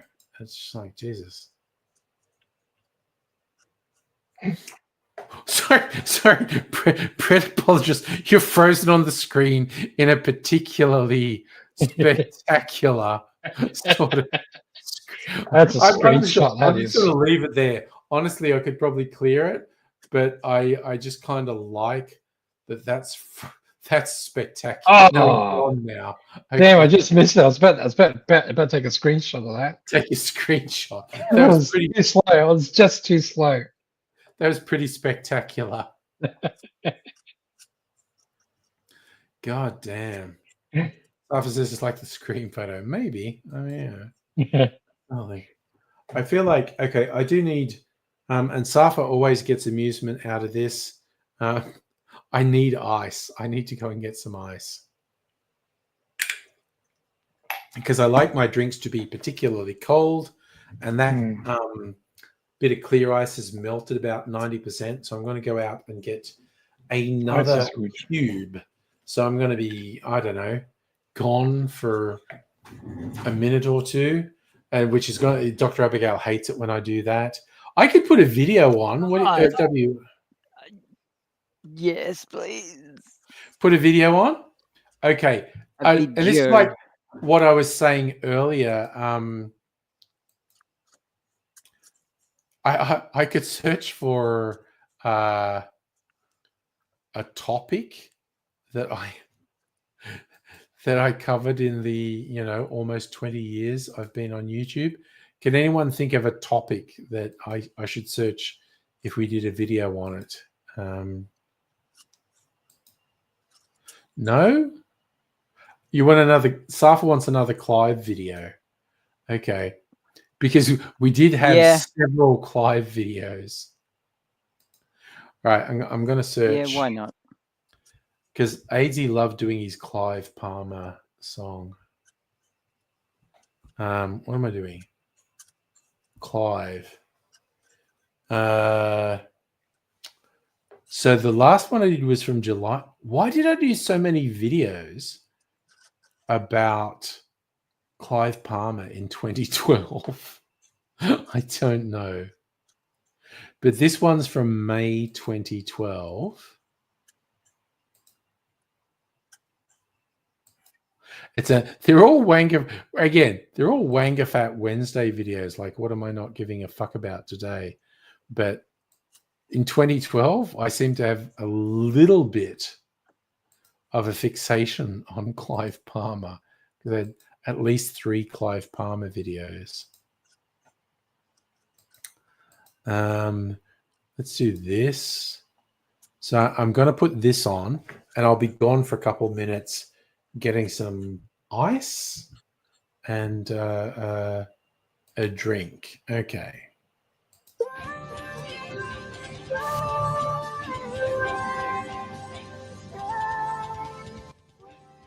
Welcome once more to Wanga Fat Wednesday. I tell you, who am I not giving a fuck about today? Hello. And today, besides this guy, I'm not giving a fuck about billionaire mining magnate Clive Palmer. He's big Clive. I think he actually does have his own theme music. He does. Now, overseas people might need an introduction, and Australians might think, surely you do give a fuck about him. Well, Clive Palmer is worth, I don't know, $6 or $7 billion, which he's made out of mining in Queensland. He keeps asserting that isn't what makes his money, because either he's really stupid or he just thinks everyone else is.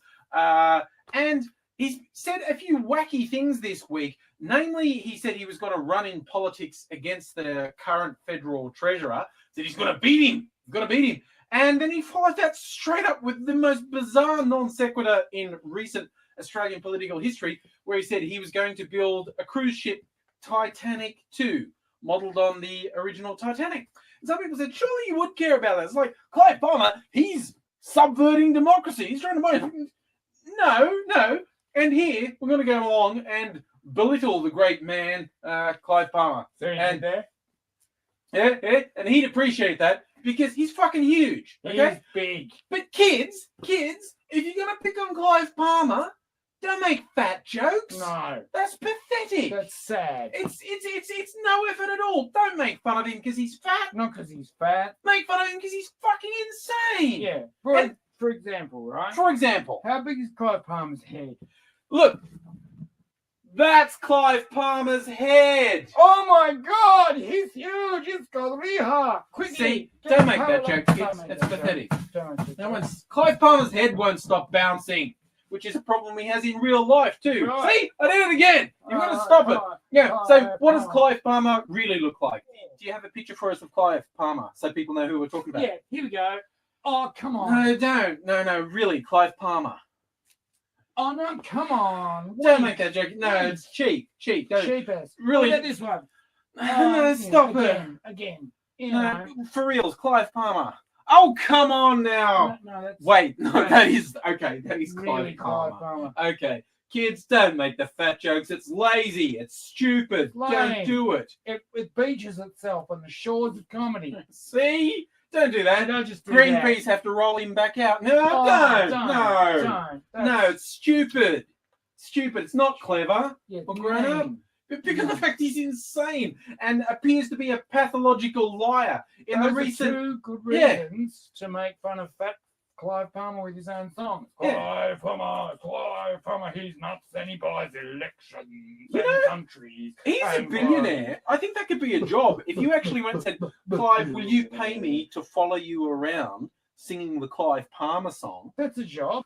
But okay, why am I not giving a fuck about Clive Palmer? People say, oh, got to try and buy elections. You should be upset. He's just making overt what has been doing covertly up Hey, to this Channel point. 10, your boss, Clive Palmer, he wants to do a news conference. He is the news conference, not that joke. Yeah, he's going to. Here's the joke.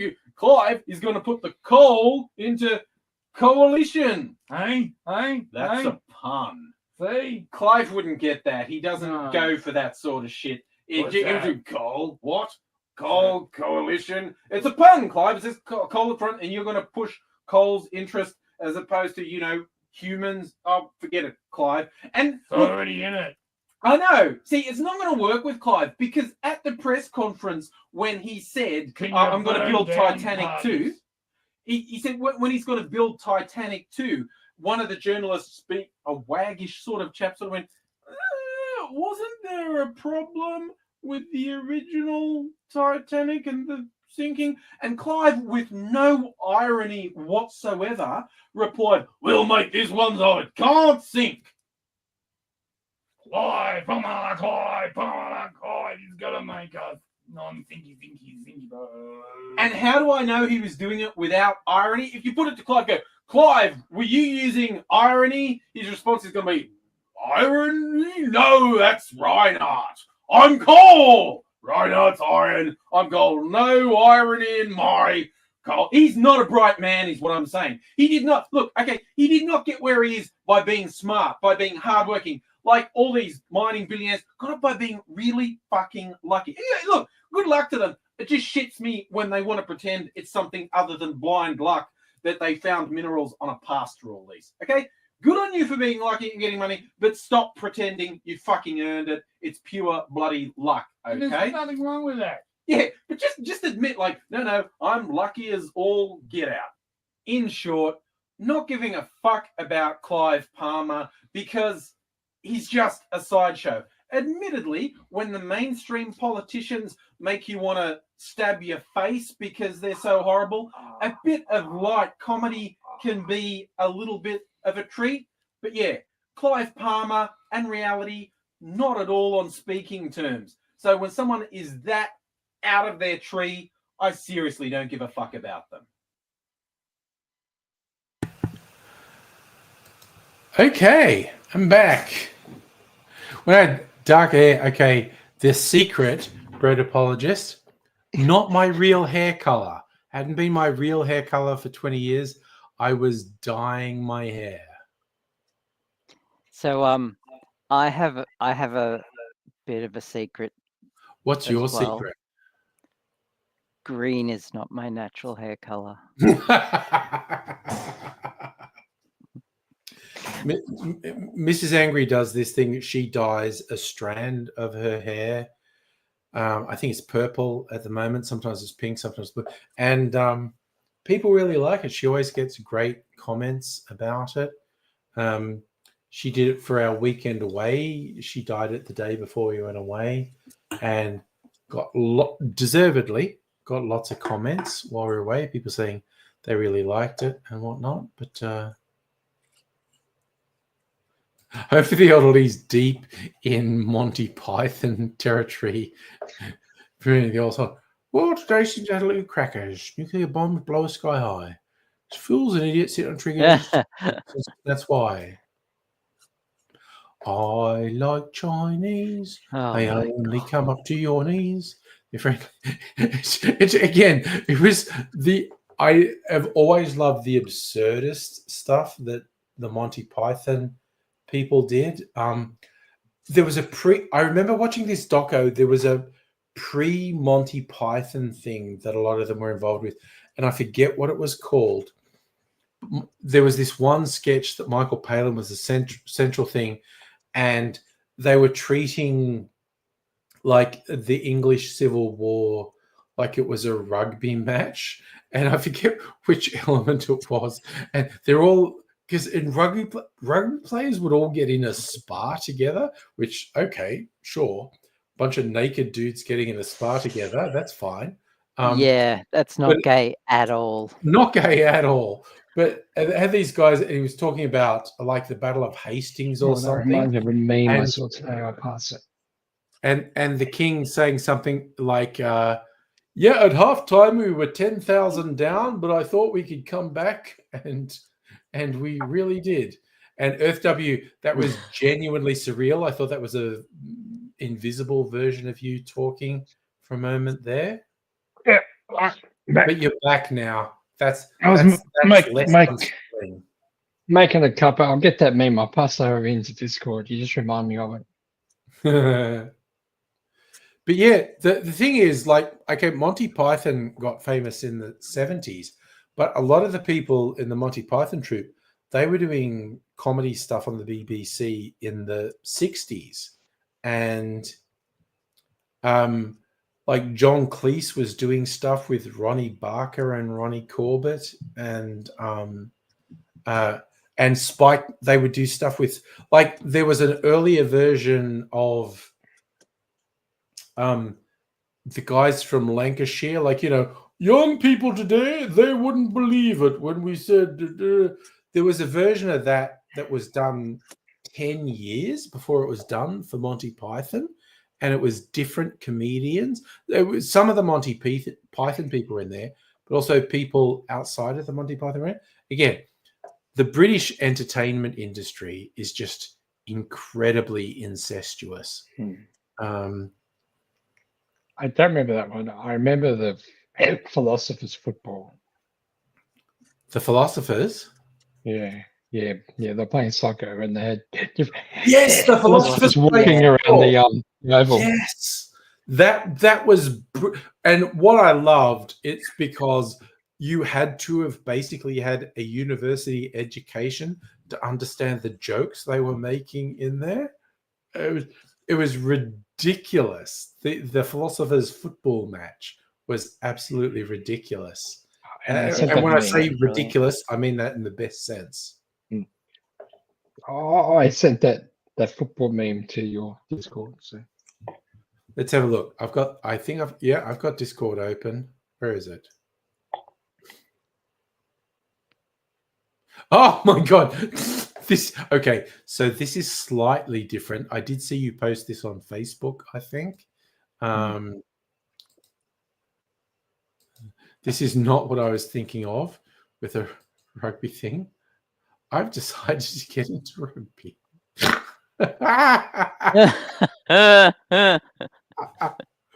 Oh my god. Oh, that's so good. Hey, Harry. Good for new work. You've been busy? That's okay. I hope you've been doing well. Oh god, do you know what that reminded me? Does anyone remember the furor? And it must have been about 10 years ago in the New South Wales Rugby League. That guy Hopawati, who for some reason during a tackle decided to shove his finger up a guy's ass while he was I remember that story about the finger.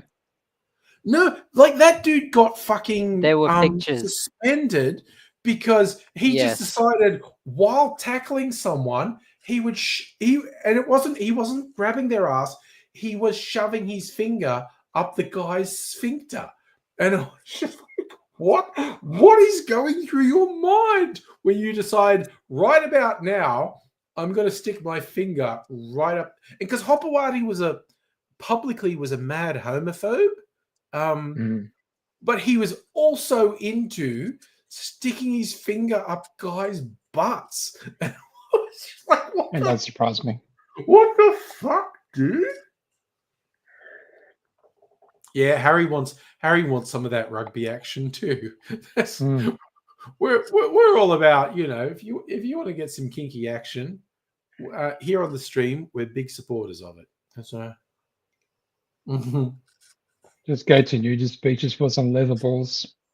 But I swear to God, that Hopewadi thing confused the fuck out of me. I was like, dude, what are you doing? What? Oh, no, what? What is, why? What? And it's like, you are literally on TV. There are cameras watching you jam your finger up this guy's butt. What the fuck are you doing? Homefielder, you might be too drunk. At least you didn't post the lyrics, never be rude to an Arab.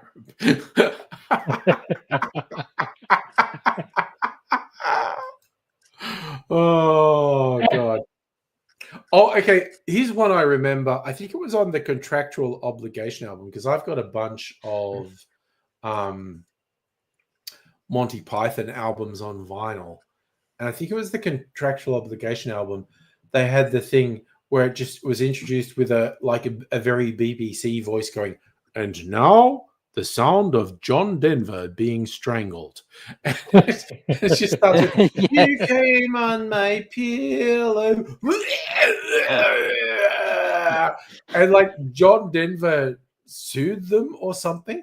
So later versions of the album had a thing called A Brief But Disgusting Message.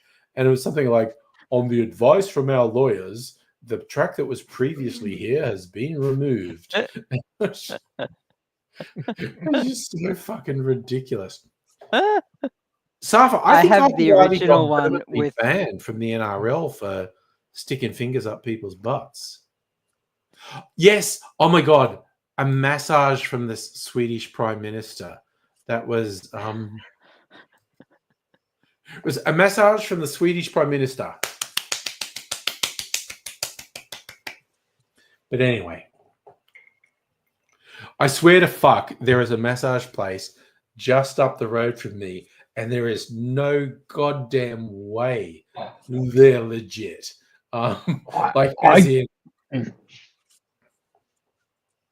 Sorry. No, you go, Earth. I was just, when I started running around on that mobility scooter around to other areas I wasn't able to walk through, I didn't realize how many massage places we have in my area. I swear, I've said this before on streams, but I swear to fuck, just like a suburb away from me, I think it's on North Road, there's this little stretch. Yeah, it's like, typical suburban stretch of shops and whatnot. There's a supermarket, there's a health food place, there are food places. There are 6 massage places. And Mrs. Angry and I went up there one of our date nights. This was years ago, because there was an Indian restaurant that had advertised they were doing these like gastronomic cocktails. They'd made them in little jello bubbles, and you're like consuming the bubbles. And we went there and they weren't doing them anymore. So it was a big disappointment. But when we walked up the strip and there was all these massage places, one of them had a sign saying, "We strictly do only massage, do not proposition our staff." And I was like, okay, first, 6 massage places on this suburban strip mall. no suburb is this tense that they need that many massage places. Second, only one of them had a sign saying, "Don't proposition our staff." And I was like, oh, okay, so I know what the other 5 are doing. Okay, that's fine. It's not the same, but it does remind me for some reason. When I was a little kid, I was quite young. And a vague recollection of men coming to our friend for a short period of time, coming to the house at night. And my mother's getting really angry with one after the other. My parents were going through a messy divorce, and at the front there was a pond, little fish pond with a lighthouse with a light bulb in it. And he came along at some point of the day and changed the light bulb with a red light bulb. So, and knowing that my mother kept the lights on at night time. Oh God. So, and she didn't know what it meant, but she liked the color of it, so she left it on. Oh no! Oh no! Oh no! No. Oh God! I had one years ago when I was living in Sydney. So this is fucking 30 years ago. I was living in Ashfield in the inner west, and I was in on Suburban Street, and there was this car parked, and these 2 guys were in it, and I was just walking the footpath, and one of them went, "Hey mate," and I said, "Yeah, what?" And he goes, "Do you live around here?" And I went, "Yeah." And he pointed to this house on the corner and goes, "Is that a house of ill repute?" And I looked, and they had a fucking red light in their window, but it was one of those little prayer shrines that had a red candle. And I went, "Oh, for fuck's sake, no, that's a fucking prayer shrine in their window. It's not a... There are so many fucking brothels, dude. Why are you fucking cruising the suburbs?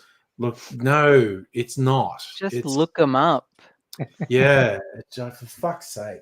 Now, again, this was New South Wales in the 90s, so they weren't legal, but they were fucking everywhere. Okay. Also, where was it? When I was in Footscray, I was just wandering around my neighborhood once, and there's a place that you know what corner shops look like. They have a particular thing, and this had obviously been a corner shop, and it wasn't, and it was closed, but there was a sign in the window.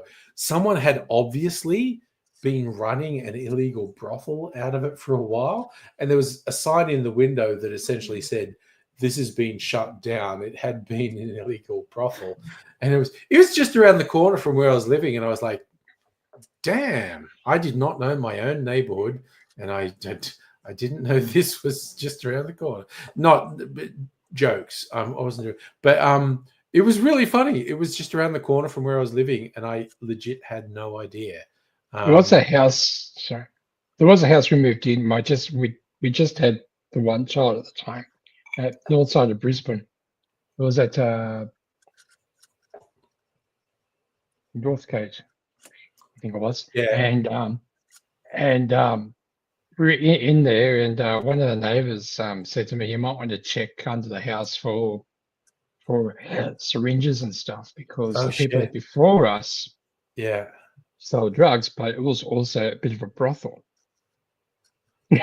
Oh God. Okay. God, I remember years ago, and this is probably 20 years ago, I was working for National Foods, who were just off St Kilda Road. That's the people, they do yogurt and milk and all this shit and whatnot. But in this office building between like St Kilda Road and the park where the Grand Prix is, Albert Park. And I went for a walk one lunchtime. I just wanted to stretch my legs, and there were 3 brothels within about 4 blocks of where I was working. They were all legal because they were very obviously advertising they were brothels. And I was like, well, that's interesting. I'm just wandering around in my lunch hour, and there are 3 brothels within strolling distance of fucking work. Home Fidelity, is that a Simpsons reference? We put the spring in Springfield. We put the bright in Brighton. Oh, it is. Well, he's Yes, got- that was spring in Springvale. Oh my god. Mrs. Angry works in Springvale half the time. I'm sure she'd tell me if they had the old Maison Derriere, which again is such a good. I love that, the House of Ass, Maison Derriere. I just comment something on something that Suffer wrote about brothels in the industrial area. It reminded me of when I was living in Brisbane, Sometimes. Because they're usually not allowed there were those. I don't know what residential areas. I don't know what the Queensland laws are like now, but when I was living up there, the Queensland government at the time, not too sure whether it was BD or it was why, but they made this very dangerous change with brothels where you could do it from your private home, where your children were present, but you weren't allowed security. Oh, good Lord. Yeah, the various laws that existed That's in ridiculous. Queensland. Yeah, Queensland had some really weird laws. And there were some weird racist laws in Queensland as well about Chinese people. But my favorite is early 20th century crime bosses in Sydney were women, because the law explicitly stated that it was illegal for men to do particular things, because it's like the lawmakers couldn't conceive of women doing it.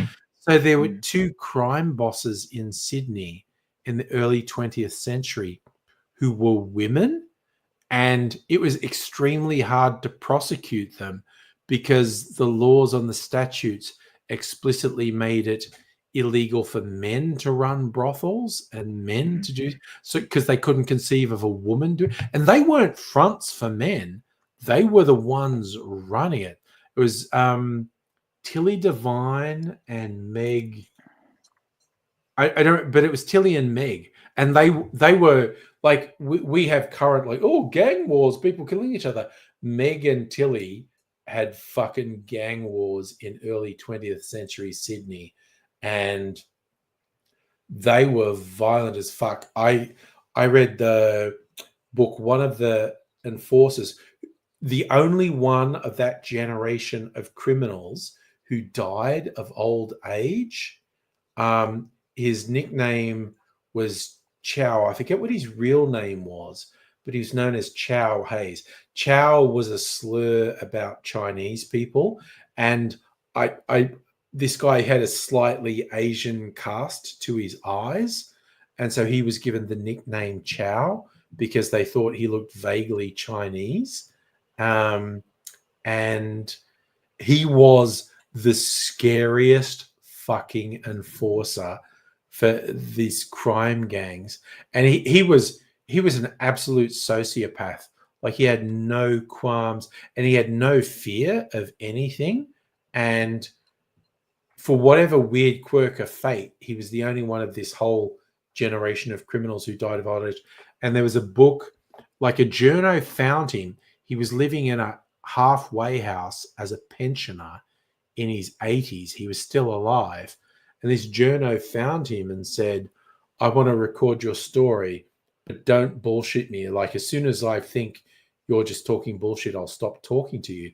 And Chow went, fair enough, and just unadorned told his story. And he was raised.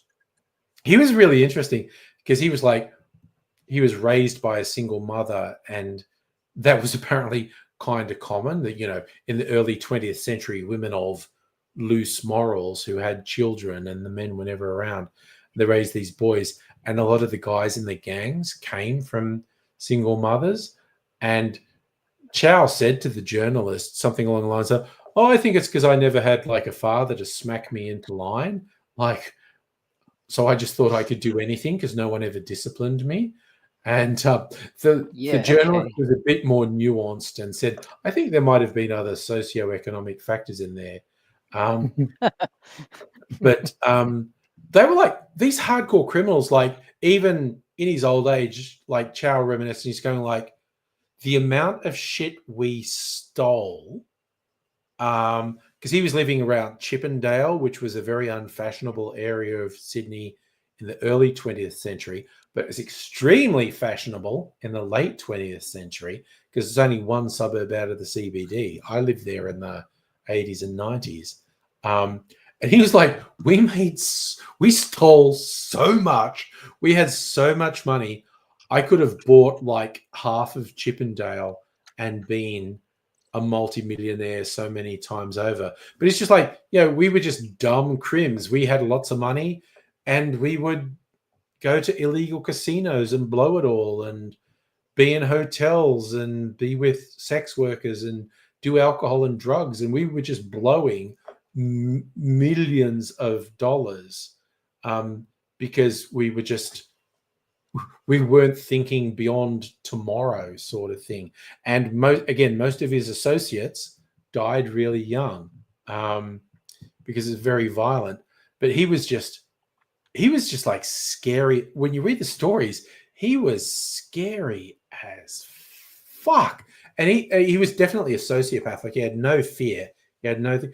And the most famous one was where one of his rivals, and it was like, they were basically had a death wish on each other.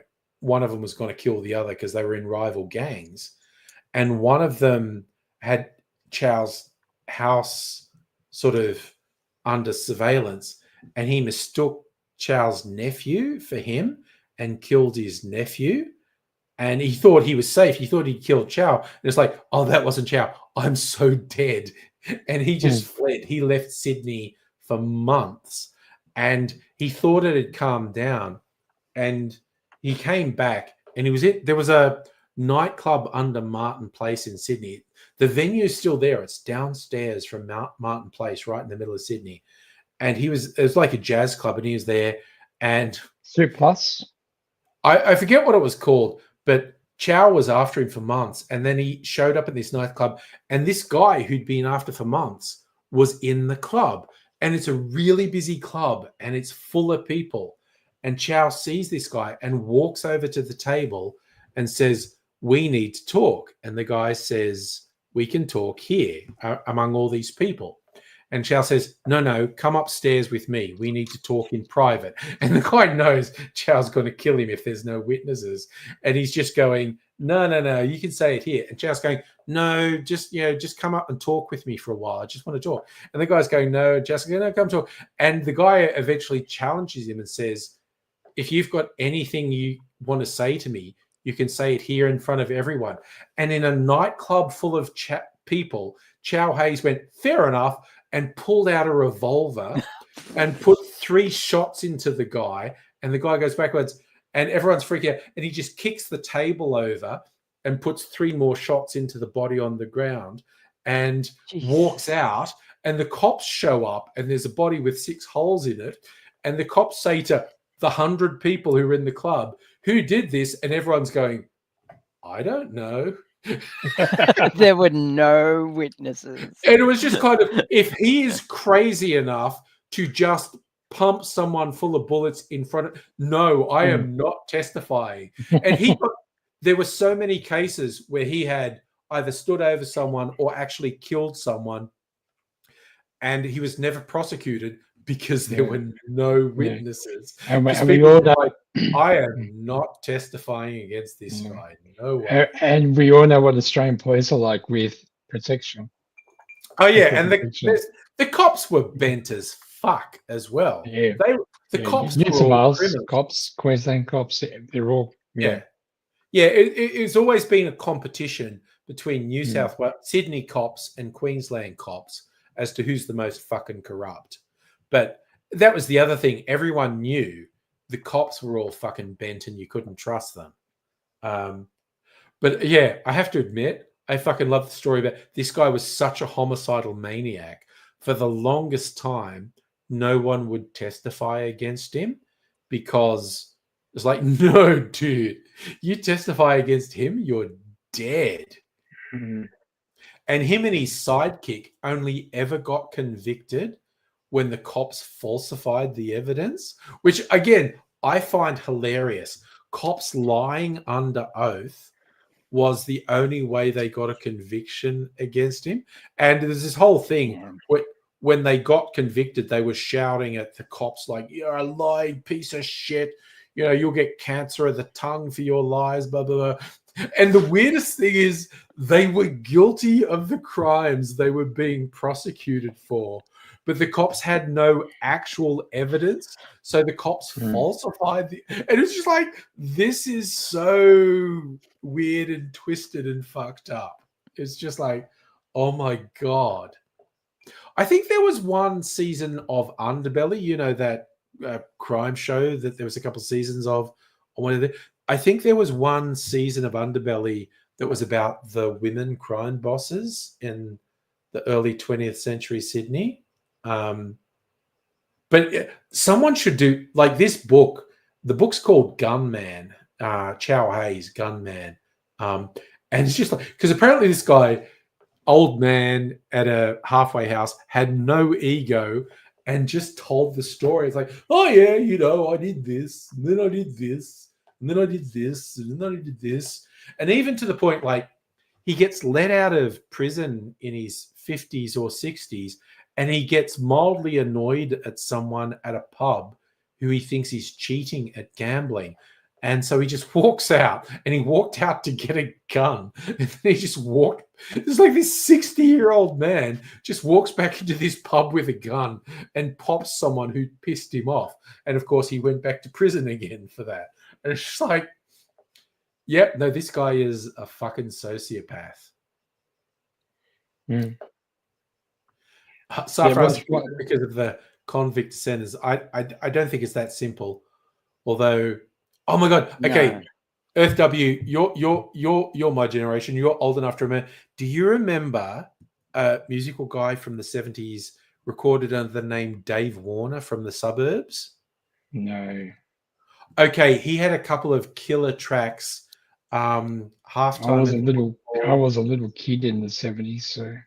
Yeah, so was I, but my older brothers had the records. And there was one called Convict Streak, and I still remember the lines from the chorus. And so maybe it's because of our convict streak. We try to pick every one we meet.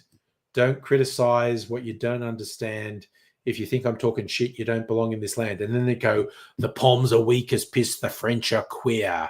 The Germans are wankers, but they make good beer. And it was just this weird suburban Australian things from the 70s. It was very... Madame Butterfly is still alive, which is good to hear. Good to hear. Yeah. I haven't checked recently, but I believe that I am still alive. Okay, well, that's a plus as well. I'm trying to, while you're talking, trying to find the name of a Queensland judge. I can't. I'm having trouble finding it because there was a problem with there was a trial, there was a criminal trial going through with organised crime. Yeah, and there were witness protection, and the police had to find out how the names were being handed over. Yeah, and when they found out who it was one of Queensland's most senior judges who was handing over the information. Yeah, I think she was a Supreme Court judge. I can't remember, but she was convicted, but she successfully appealed it because of her position. It gave her a particular immunity from the law. Damn. So they had to let her go. Queensland and the law. It's Jesus. Okay, people of a certain vintage remember the 80s, Four Corners, Chris Masters, The Moonlight State, the investigation into corruption in Queensland. And I still remember the promo they did for it, whereas Chris Masters saying, like, we're doing an investigation. And it sounds like he's investigating a banana republic in South America or something, where he's just talking about the corruption and the threats and bribe and whatnot. And then he goes, it's about Queensland, Australia. Like, oh goddamn! And it led I to had some stories. I had some stories about JU when I lived in central Queensland, and yeah, nasty. Yeah, it led to the Fitzgerald inquiry, which exposed just endemic corruption in Queensland. But okay, this is one of my favorite stories. A friend of mine went to a book signing. Chris Masters had a whole thing because he was a big ABC journo in the 80s, and my friend kind of asked him something like, was there anything like really wild that you didn't actually put on Four Corners? And Chris Masters said, right towards the end of the investigation, we got a tip off.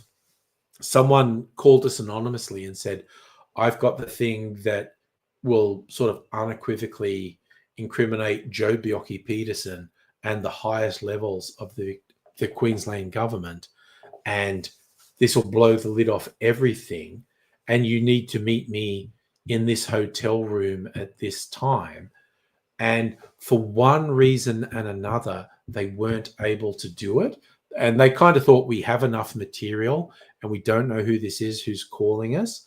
And Chris Masters said, yeah. And at an event, and this was a couple of years after the whole thing, I was at some event in Queensland, and an ex-copper said to me, you remember you got that tip off to go to a hotel room to get all the deal?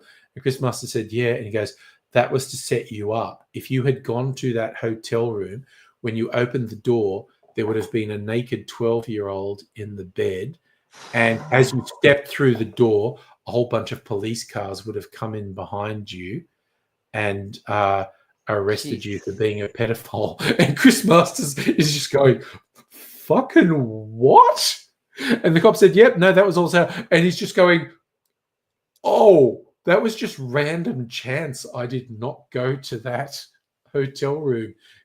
And he's just going, oh my. And that probably would have derailed the whole investigation, and the Fitzgerald inquiry would never have happened, and the endemic corruption in Queensland would never have been brought to light. And that's just like, fucking cops, man. Fucking cops. They will protect. 12-year-old from. Oh, well, cops. Again, Queensland cops, It's just like. It reminds me of in Nice some people. One of the fellas in the group was he was a Sydney cop, and someone teased him about the bribery. And the money, and he said, "Do I look like a Queensland cop to you? Have you seen the shit car I'm driving?" Oh God! There are so many variations of the corruption cop things. Like when I was living in Sydney, I had a friend who lived on the Northern Beaches. He was born and raised on the Northern Beaches, and he said, yeah, he's got this friend who he went to school with who joined the police force out of high school and whatnot. But he was, the good guy, the shining light of protect the community and whatnot, and the Northern Beaches police was so fucking corrupt, and they kept trying to get him to come in on the deals, and he's going like, I'm not going to rat on anyone, but I'm not going to join in on any of this stuff. And of course, none of the corrupt cops trust an honest cop. Talk about Roger Rogerson, who tried to murder honest cops. But and it carried on for a while until the day this guy opened his locker in the station, and there was a bag of cocaine in his locker with a note attached to it saying, "This is your cut from the latest bust." And the bag was breached, so there was cocaine spilled all over his locker, so he could never get rid of it. So if someone swabbed his locker, they would find traces of cocaine. And he knew instantly what that meant. You're either joining in on all the corruption or we'll get you prosecuted. And he resigned because he couldn't fucking deal with it. It's just like, it's a line ball between the New South Wales police and the Queensland police. You remember the Royal Commission to the Police when Bob Carter was New South Wales Premier. Mm-hmm. He had a Royal Commission into police. Ted Pickering, when he was a police minister under the Conservatives before, he was teased for having a bulletproof car. It was a specially armored car. That Royal Commission found that there was actually a conspiracy within the police to have him assassinated. Yeah. I forget the name of the guy, but someone who was investigating Roger Rogerson, who was eventually convicted for just a panoply of crimes. One night he was in his kitchen, and you know how if your light's on inside and it's dark outside, you can't really see through the window. And he's at the kitchen sink with the light on, and he's just there, and he just kind of went, "Is that someone outside the window?" And the someone outside the window raises a gun and goes blam, blam, blam. Hit him, didn't kill him, but he was never able to identify. But it was Roger fucking Rogerson. And oh my God. I do remember a fun one here in Melbourne, the St Kilda police station on St Kilda Road. This was bordering on 20 years ago, but it was essentially St Kilda police station. There was some random audit happening, and it was just like, "We don't think you're doing the paperwork right.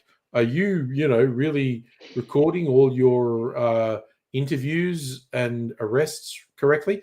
And the auditors were just going through the written reports at the St Kilda police station.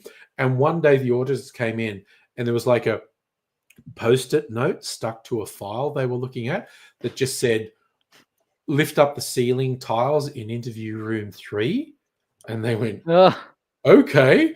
And so they go into interview room 3, push up the ceiling tiles, and there's drugs and guns with the serial numbers filed off them. So it's basically when all the cops, if they wanted to incriminate someone, this was the drugs or guns they'd plant on them. And it was obviously, and I'm going to say it was a younger cop who couldn't stand the corruption, was just going like, "I can't deal with this shit anymore. Just like it's there. Just fucking do it." Yep. And it was just like, damn it. It's just Talking like, about that, Safford's comment about Australian crime from most of the convict sentence with a question mark. You know how the first police were convicts? Yeah. The first person in my line that came to Australia was one of those cops. Yeah, because I would like to point out that the vast majority of convicts that were sent to Australia were petty. The pettiest of criminals. Stole a loaf of bread. Like they were stealing for survival. I think one of mine was British prisons were overflowing. And the class divide was so stark that people literally had to steal to survive. Like stealing a loaf of bread sent to Australia. Stealing an apple off to Australia. Like these are not criminals. Like you use the word convict. You're not a convict if you're the convicts. Like there was very few hardened criminals among them. There were some, I'm sure. And Safa, it's a genuine question. Yeah, it is. Mind you, it also makes me think of the episode of The Young Ones with people being sent to in England, being sent to Australia. They're being transported, and there's two guys talking. One who goes, "There we go. Last time we'll see England. It's for the lack of better manners we are being sent away. I can't match up to the upper classes, and so they send me away." And his mate goes, "Yeah, and for all them murders you done." It's also thanks to the American Revolution. Yes, they couldn't send convicts to America anymore. They couldn't send that the British couldn't send convicts to the US anymore. That Australia owes its existence to the US. Yeah, and because England had they filled us up with people. Yeah, England had prison hulks. Like the prisons were overcrowded, So decommissioned ships were docked in the Thames, just stuffed full of criminals. But again, it's a fucking miracle the settlement here ever worked, because they didn't go like, oh, what do we need to make a settlement work? We need farmers, we need craftspeople, we need doctors. And it's like, no, let's just shove a bunch of convicts on a ship and some soldiers to keep them in line. That'll probably make a successful fucking colony. Yeah. It's a minor miracle the colony survived, quite honestly. Now, with this fella who came over first on the first flight, he married someone here who came on the second. One of them, I think it was her. I think she stole sheets or something from a hotel to sell. But he ended up, I think the last thing he did was a cop. Windsor or somewhere around there, there's a list of cops who've been killed on the job, and apparently his name is on it. So, Okay. Yeah, well, I have mentioned before on the stream, Mrs. Angry, who got really into looking up family trees and whatnot, she traced hers as far as she could, and then got bored and traced mine.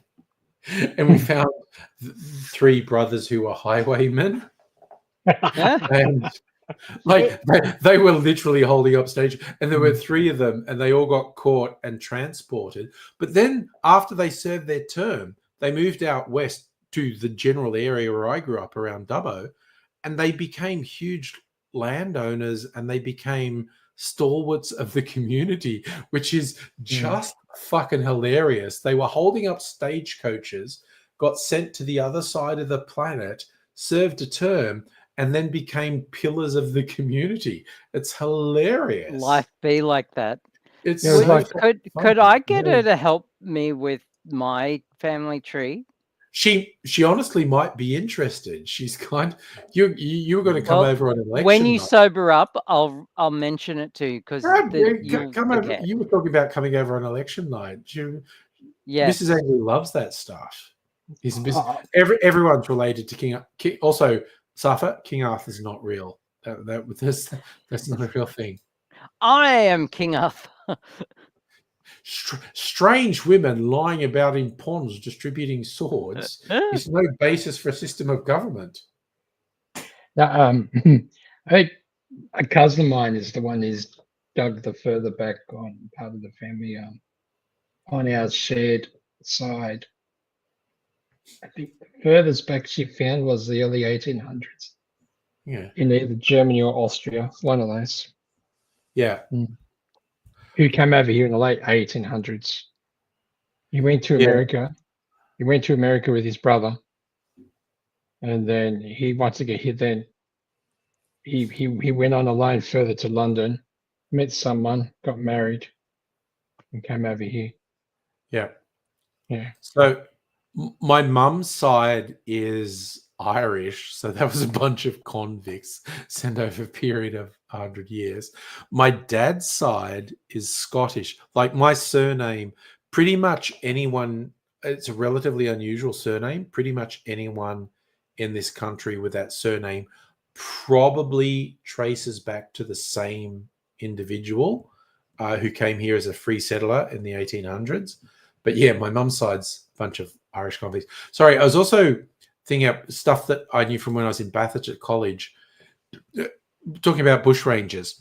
The Bathurst Rebellion of 1830 was an outbreak of bushranging near Bathurst, which was a penal colony at the time. The rebellion involved a group of escaped convicts who ransacked villages and engaged in shootouts over the course of 3 weeks, led by the 25-year-old English-born convict Ralph Entwistle.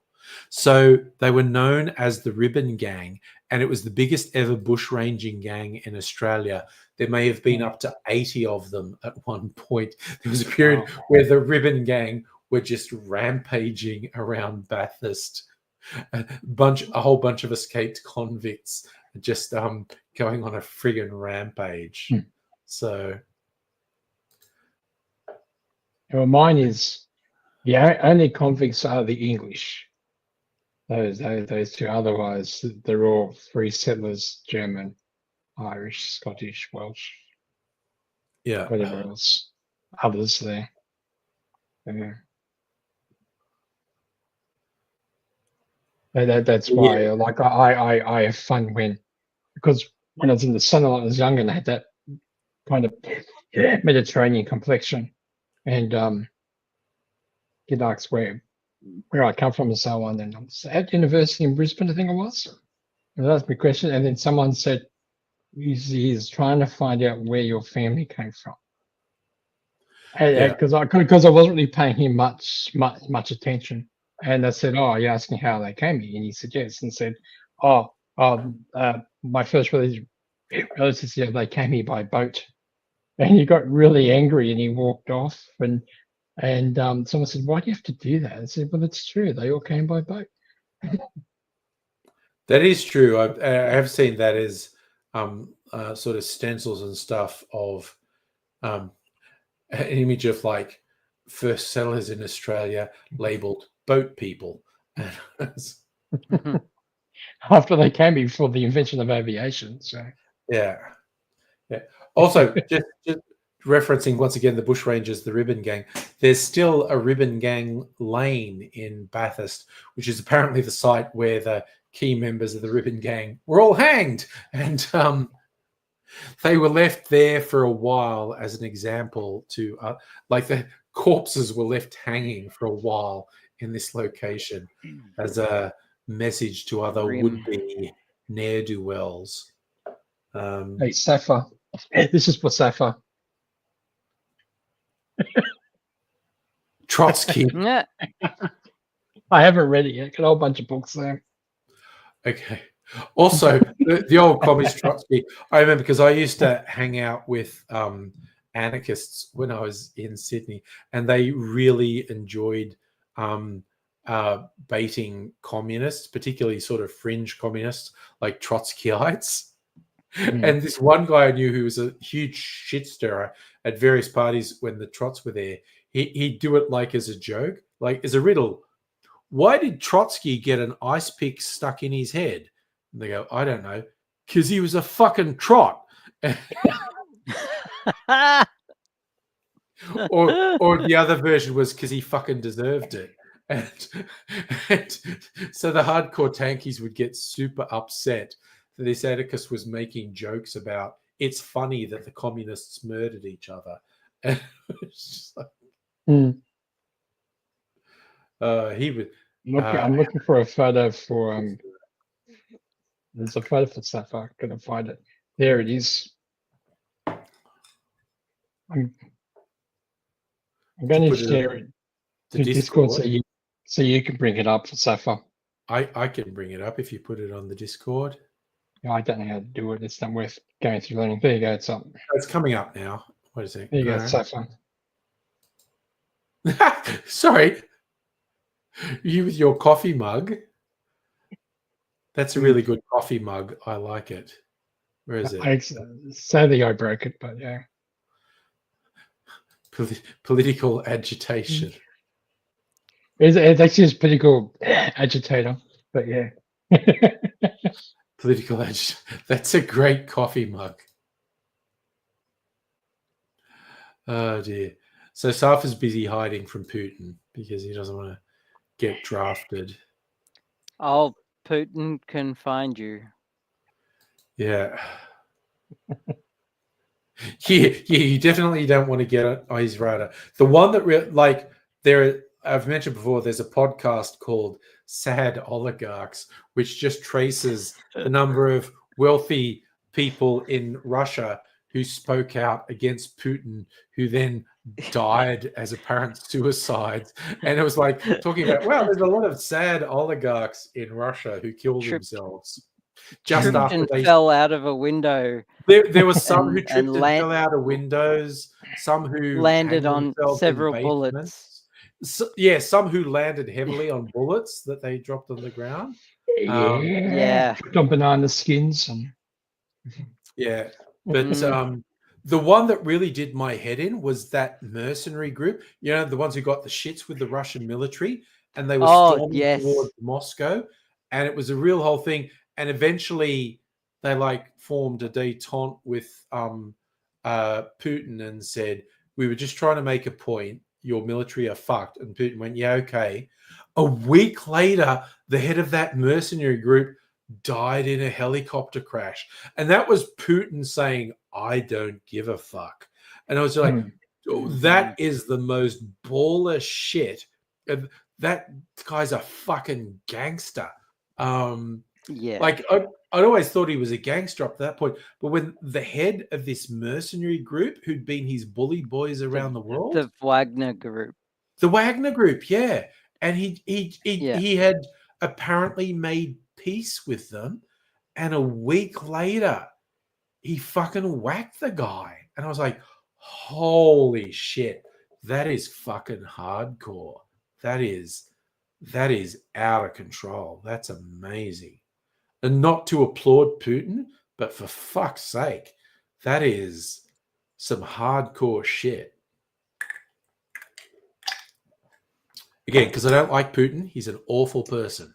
But Jesus, the absolutely remorseless way he kills anyone who pisses him off. So it was groundwater. Was the Putin was after yeah, no, Wagner was pissed off at the Russian military, and that was the weirdest thing. They made peace. The Wagner group and Putin made peace, and a week later he fucking whacked the guy, and I was like, Jesus, that is the most full-on shit. Outside of like Stalin just killing everyone, which he did for however many decades that he was doing that shit. Just in the modern world, someone just going like, yeah, honestly, you pissed me off. I'm just going to fucking kill you. Yeah, and surely Putin must be so close to just dying of old age, for fuck's sake. Didn't he have a health scare a couple of years ago? That's what I remember hearing too, that he's not in great health. And he's not young. I don't even know how old he is. It's hard to know what's real and what's not. All the propaganda though about, and that is everyone talking about these politicians being sick, but they're still alive. So yeah, he is still alive. Okay, he's not that old. He was born in 1952. So he's only in his mid-70s. That's not that old. It's not young. But the stress of leadership exactly so under such brutal conditions. Yeah, the stress must be incredible. Okay, yeah. So Safa and Heine both know he's 72. Yeah. So okay, not that old, not that young, under incredibles. Same as kind of like Trump is old and very unfit and under enormous amounts of pressure. Like if Trump just dropped dead tomorrow, I'd go, yeah, predictable. Mm. If Putin dropped dead, it would be like, yep, predictable. In both cases, there would be such massive conspiracies around their death, though. I think America would literally tear itself apart. If Trump died tomorrow, I feel like America would descend. Like it's on the short track to fascism now. I feel like it would accelerate. They would descend. It actually like qualifies for every single definition of what fascism is. Oh yeah. Textbook. As far as I care, it's a fascist thing now, as far as I care. Yeah. They're using state control of speech. They're prosecuting anyone who says things they don't like. They're deporting without deporting people. They've got without an enemy trial. It is freaky when they're literally the textbook. And look, okay, as a long-term lefty, it's always been a thing. People say, "Oh, the left always call people fascists." Like, yeah, in Australia in the 70s, people were calling Malcolm Fraser a fascist, who's probably further to the left than the current Labor Party is. And in US presidents, it's like, yeah, Nixon was a fascist. Reagan was a fascist. Bush. They just keep getting worse, though. And it's kind of like people never said a US president was stupid until George W. Bush. And people were going, this guy is genuinely fucking thick. And then Trump just blew it out of the water. People are just like, oh my God, I can't believe we thought George W. Bush was stupid. Remember when during Trump's first year, George W. Bush did a comeback tour of talk shows. Look at how awful I'm not now. Yeah. Even though he's a fucking war criminal. Yeah, no, he's a piece of shit. He's not bright, but he's literally going, I'm not so bad now, am I? There are some. I know. There are some dumb people. And he's actually a good artist. He should have just been an artist this whole time. Have you seen his paintings? They're not bad. He specializes in, because he's trying to deal with, he actually acknowledges bad things happened with the Iraq invasion. He does lots of portraits of Iraq veterans. Okay. He's trying to deal with his own force. And Safa, Bush absolutely fell upwards. There is a pretty good movie that's called W. And I thought you were going to say Harold and Kumar Escape from Guantanamo Bay. Harold and Kumar Guantanamo Bay was pretty funny. Where they had smoked weed with George W. Bush. Yeah. In W, Josh Brolin is George W. Bush, and it really highlights he was just a child of privilege, and he knew how to work a room, and he was like his dad, because he was the oldest son. He was George Jr., but he was a cocaine-addicted alcoholic in his youth. And he did a whole bunch of fucked up shit while drunk and on cocaine. But it turned around, and it was particularly because Republican power brokers like Dick Cheney went, you'd be a good figurehead. We should run you as president because you're really likable. You're not smart. You're not ethical, but you're likable. You'd be a great figurehead. But his dad, it was always the two younger Bush sons, Jeb and whatever the fuck the other one is, because George W. was basically regarded as a colossal fuck up because he was a coke fiend and he was an alcoholic and he kept fucking up. But at a certain point, key powerful people went, no, I think we can do something with him. And he became president. And we all thought he was a moron. And I mean, remember Bushisms? Oh yeah, no, because he would just say random shit. Because he's not bright. Yeah. He's honestly not very bright. It was basically Dick Cheney's government. Yeah, Dick Cheney was the one controlling what happened. But yeah, Bush was just likable. And they said, yeah, we're going to push you out there because you're likable. And the story goes that Bush just kind of went, I don't want to do any of the policy stuff. Will you do all the policy stuff? And Cheney said, yes, I will. And Bush is like, awesome. Yeah, I can't believe Dick Cheney had a heart, didn't he have a heart transplant? But when he had the machine heart for a while, it was the whole thing about how he didn't have a heartbeat because the mechanical hearts don't pulse; they just continually pump. And it's so he Well, was like, some mechanical hearts don't. his Depends on what mechanical type. heart didn't have a heartbeat. It was just a continual Yep. pump. And Yep. and as I remember, various commentators going like, "Okay, this is a bit on the nose.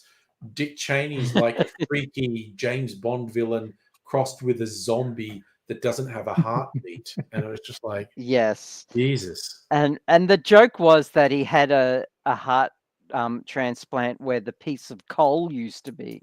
Yes, he actually for the first time had a human heart put in there. Yeah. Yeah. Is he still alive? I feel like he's still alive. No, I think he died during We think COVID Cheney's for dead. I need to look it up. non-COVID related I think he's reasons. gone. I'm pretty I think sure he's gone. he passed. I'm sure I saw people celebrating it. Yeah. Yeah, I Dick think there Cheney. was a non-zero amount of people celebrating. No, Dick he's still Cheney. fucking. No, he's alive. No And who was it way. that? He's Wondering fucking. who it was that alive. celebrated there, because there was someone who died there that I saw Americans celebrating online. No way.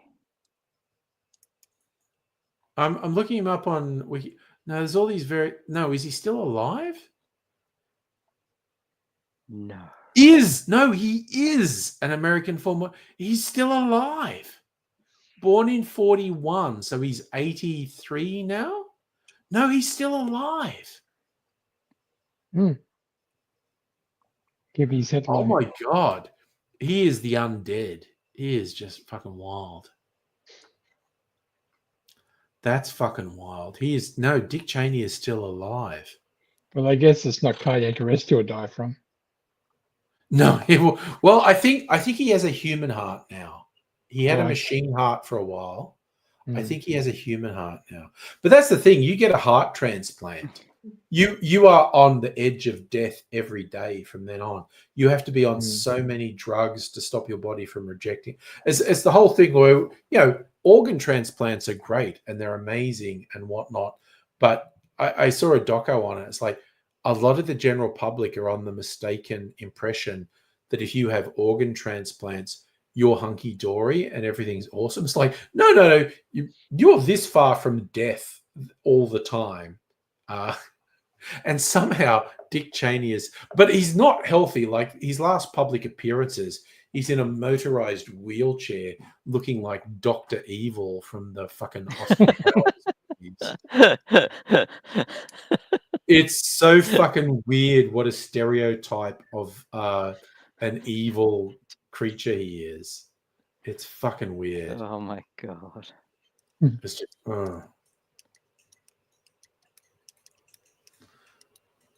yeah.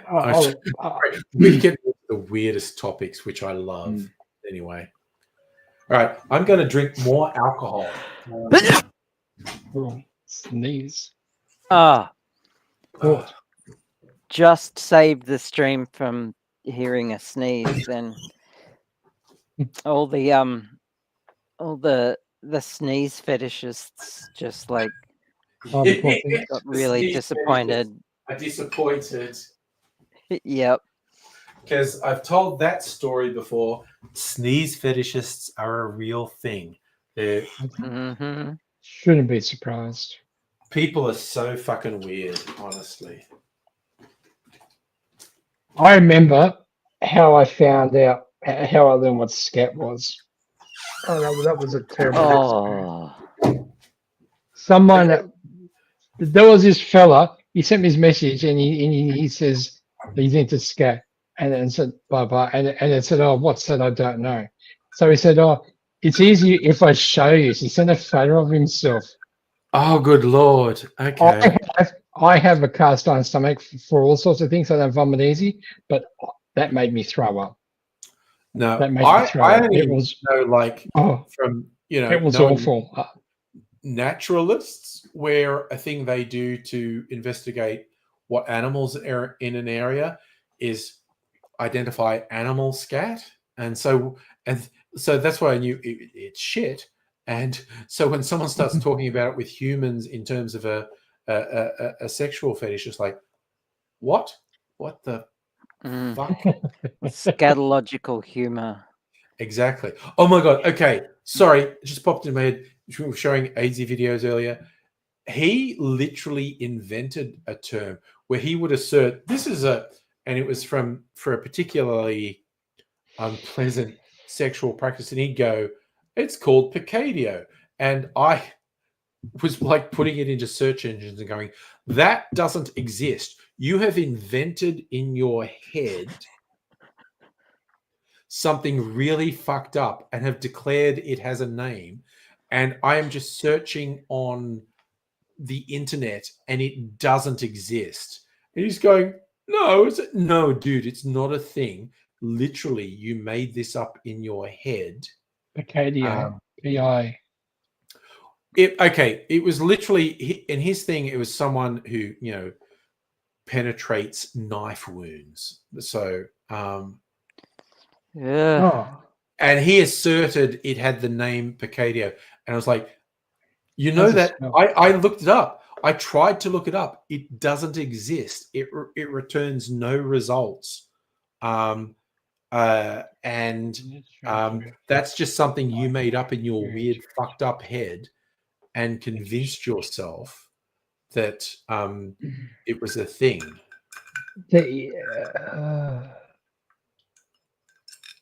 I found one that refers to penetrating the skin or other person with sharp objects such as razors and knives.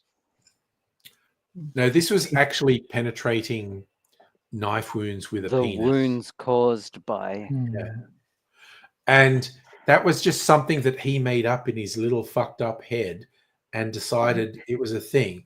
And I was trying to say to him, it doesn't exist, man. I've searched on the internet. It doesn't exist. That word doesn't exist. I'm sure people on the internet discuss it because I have heard various horrifying stories going back quite a ways, but you've invented a term in your head because you're a weird little... Well, that's how terms get invented. Yeah, everything's made up. It's like people say, like, you just made up that word. You go, well, all words are made up. Okay? They are. It's just a question of if you can convince other word sayers to agree with you about what that word you made up means. There's a virtual platform I use. All sorts of different people use it for different interests. But there is people I come across who are into vor. God, I know about that one. And almost every person I come across in my personal experience on that platform who are into vor, they're all French. I find that hilarious. French. Oh, the French. Almost all of them are French, and I'm thinking, my God, just because you ate them once doesn't mean you got to still do it. God. No, I saw a bunch of on the Twitter alternative Blue Sky. There's a subset of people who like drawing pictures. They're really into vor. And for anyone who doesn't know, vor is like carnivore, except it's a sexual, normally a giant humanoid eating a regular sized humanoid. It's a sexualized eating of another person, but it's not a normal person eating a normal person. It's often a giant humanoid eating smaller, kind of like, what was that anime that was popular a few years ago with the weird... Oh, the Titans. Yes, Titan. Attack on Titan. Attack on Titan. Yeah. That was vor fetish, basically. Apparently, I watched a couple episodes of that, and I was like, "Yeah, this is genuinely fucked up." I'm kind of glad I watched it to find out how fucked up it was. Apparently, I watched it with one of my children, so they showed it to me. Apparently, as it went on, it got weirdly anti-Semitic. Like the Titans became code for Jews running the world. I don't know. I read that and I didn't watch more than a couple episodes, so I don't know. But there was this thing about like, Attack on Titan got weirdly anti-Semitic coded. It did get weird at the end, but I don't remember the. I can't actually Right. vouch for that because I didn't watch it. Yeah, it's But I too remember long. seeing some articles where people were going like, yeah, that's getting into some weird, really old anti-Semitic tropes about, you know, the secret society running the world and eating babies and whatnot. And I was like, okay. Again, Japan gets super weird. I'll tell you what's funny with anime. My children were all in primary school at the time. The oldest one, I think, was the early part of high school. Yeah. And they wanted to show their grandmother anime. And so what they chose to show her was the first episode of Elfenlied. Which, do you know Elfenlied? I don't know that one, no. Elfenlied is one of those really weird, fucked up sort of Japanese shows. And the first episode, you're just getting all these bodies being ripped and torn apart. Yeah. But you can't see what's doing it. And here's the grandmother going, oh my God. Of all the animes to go, which one can we show her? Let's throw into the deep end. Yeah. Yeah.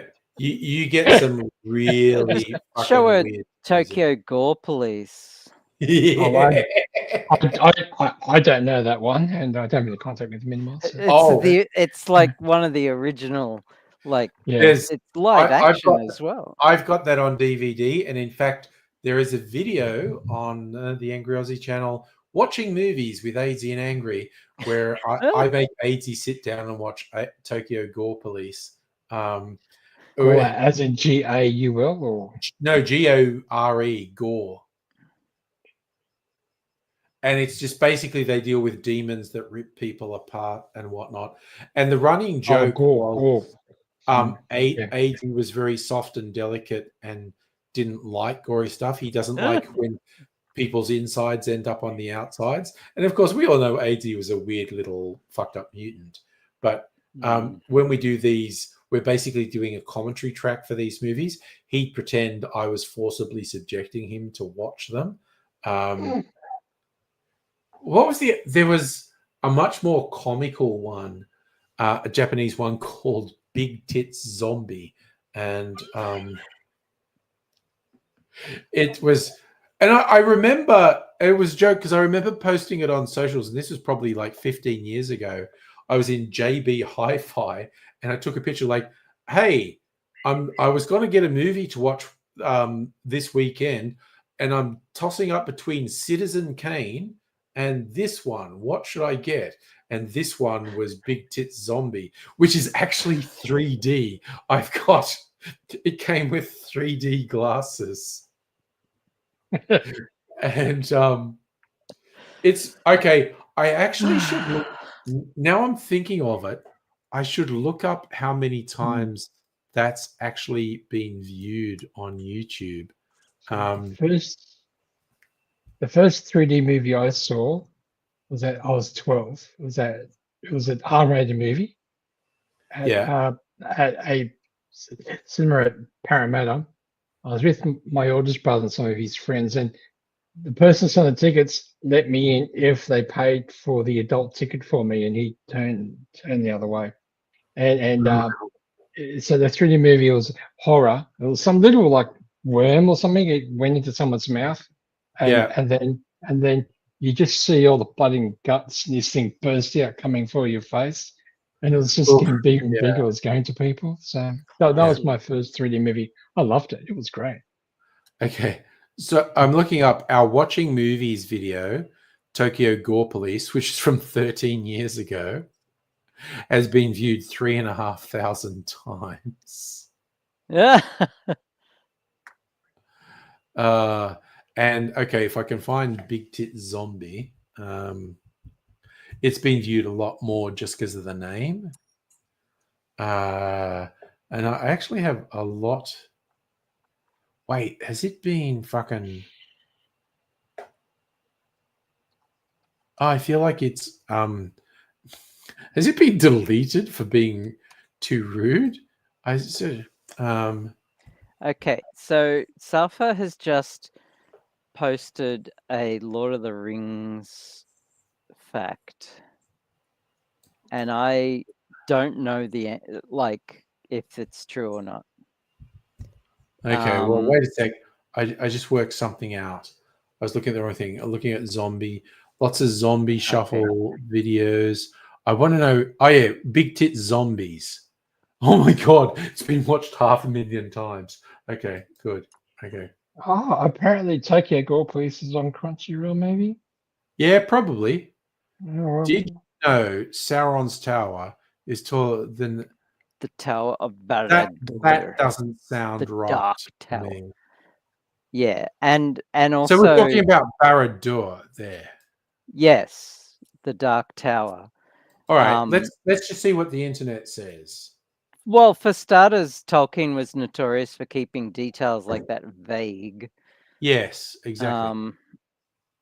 How tall is Barad-dûr? And also, did you mean how tall is Brad Pitt? Yeah.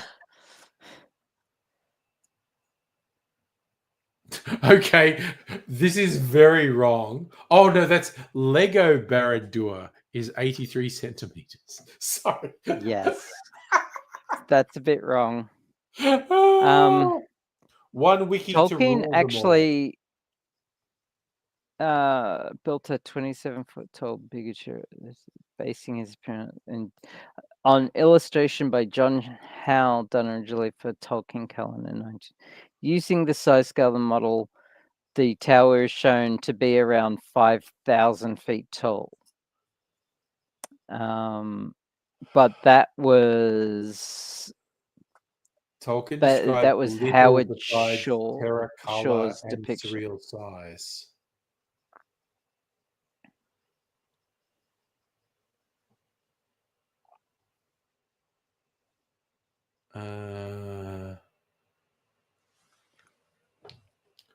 So 5,000 feet is what? About not that far shy of 2,000 meters. How tall is 1.52 kilometers? I know what we're talking about, the building in the Emirates. So yeah, Heine's saying, okay, if we say Barad-dûr is 1.5 kilometers high, let's go tallest building, Burj Khalifa. It's only okay. It does suggest Barad-dûr is much bigger than Burj Khalifa. Possibly twice as high as Burj Khalifa. So Tolkien never stated how tall it is. No, and that was the one thing it said. Like, he doesn't do any detail. He just said it was creepy and it was like surreally imposing. So it's up to people's interpretation. Yeah. So Howard Shaw. No, sorry. What's his name? John Howe. Famous painter. He drew an illustration of Barad-dûr. Yeah. And based on that illustration, Peter Jackson and his team built a model of the fortress, and based on that scale, they get 5,000 feet. Yeah. So, and again, so that's got nothing to do with established canon at all. Yeah. Yeah. So we're basically saying Tolkien never described it, but the broad interpretation is it's much taller than anything humans have made. Yeah. But again, Tolkien never explicitly said it. He just said it was like, you know, it would do your head in how big Barad-dûr is. It's so massive. It's fucking freaky and would do your head in. But he doesn't explicitly say any sort of measurement. But yes, and particularly influenced by the way Peter Jackson and crew interpreted it, Barad-dûr is about twice the size of Burj Khalifa. But that's their interpretation of it. I love this from Safa. Why would they lie? Safa. So It's not real. It's not real. A drawing of Barad-dûr by Tolkien, and I will post it on the Discord. There you go. He was not a bad illustrator, actually. He was, yeah. A lot of these liked illustrations to are draw. cool. All right. And it is now on Discord. I heard the beep on the Discord. Oh, okay. Yeah. And you don't see the grand scale of it. No, you definitely don't. Yeah, so it's just like it's the thing is, in short, Barad-dûr is meant to be imposingly but you large. see it like a little door off to the side there, and it's Barad-dûr is meant to be overwhelmingly, imposingly huge, like unimaginably crush your brain huge.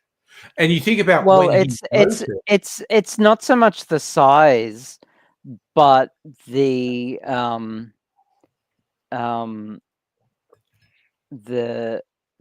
dark magic around it and the architecture of it. Yeah, and you think about when he wrote it, mid-20th century, the tallest buildings were not very tall in the mid-20th century. Yeah. And he was just trying to suggest Barad-dûr would overwhelm your senses. So quote from the book from Fellowship of the Ring. Yeah. And then at last his gaze was held, wall upon wall, battlement upon battlement, black tower of adamant. He saw it, Barad-dûr, fortress of Sauron. All hope left him. Just the very image of it, of Barad-dûr, would overwhelm when Frodo you. sat upon the seat of Amon-Hen, the seat of seeing. When he had the ring on. Yeah. Well, yes. And it's just like it would be impressive to see, not just in size but in construction. Yeah, and the force of it. Yeah. So and how imposing. Stuff, you're asking, was Sauron a saint? Okay, well that's a fun one because giant. there are two. He said giant. They're giant. Well, Sauron could present himself however he wanted to. Essentially, there were two godlike beings: the Valar and the Maiar. Sauron's Maiar. Am I correct, Abigail? Sauron was a Maiar spirit. Yeah. So the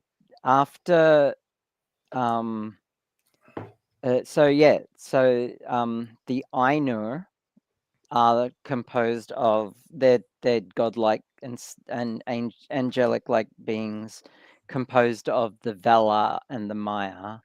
Yeah. Sauron was one of the Maiar, and he could assume any shape.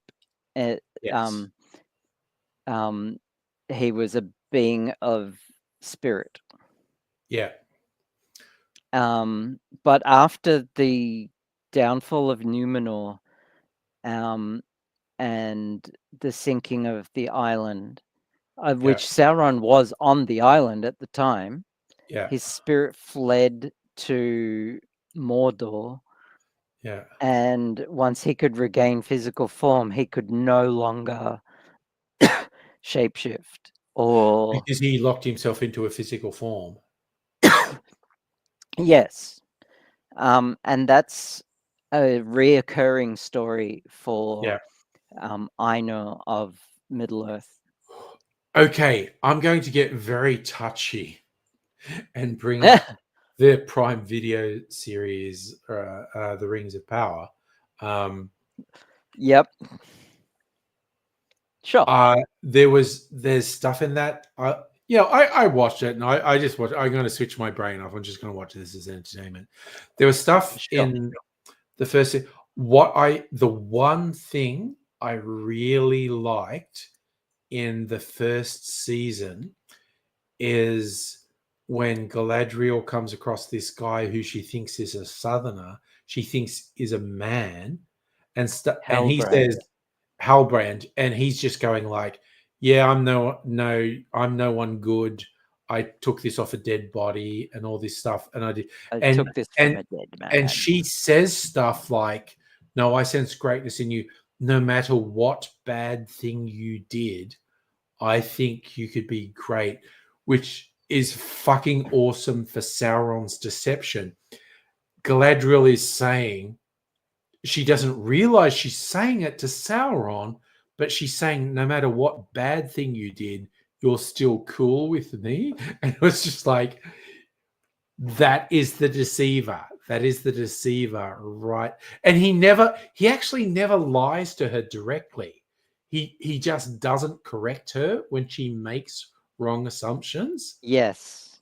And I fucking love... is a master manipulator. Yeah. I love that Galadriel is saying, no, you could be great. I would forgive any bad thing you did, because she thinks he's a man. And the way that comes back. And in the second season, when he absolutely manipulates the elves, that I think is quite well done. You can argue a whole bunch of the stuff is dumb as shit and whatnot. There are bits of it that are good. No, wait, I get it. Someone's joined us on Twitch. Hello, you have a problem with your headphones? Hang Can on you a reply sec. to me in chat? Okay, I'm look, I see you, Larissa. And again, I this is literally like, if someone, I have no idea if that's someone trolling as well, but I'm very open. We've had what I think is the same person trolling on multiple different accounts. Okay. Will says good night. Hi, Will, and also good night, Will. Good night, Will, and hi, Will. Yeah. Not in that order. Will just gave me a bird feather from one of those black and white magpie-looking birds that aren't magpies, just smaller. I don't know what they're called. Oh, I call them willy wagtails. I don't know what they're really called. I don't know what they're called either. Good night.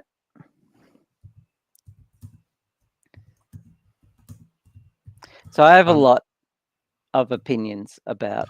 Oh yeah, of course. Rings of Power, because Rings of Power is a deeply flawed series.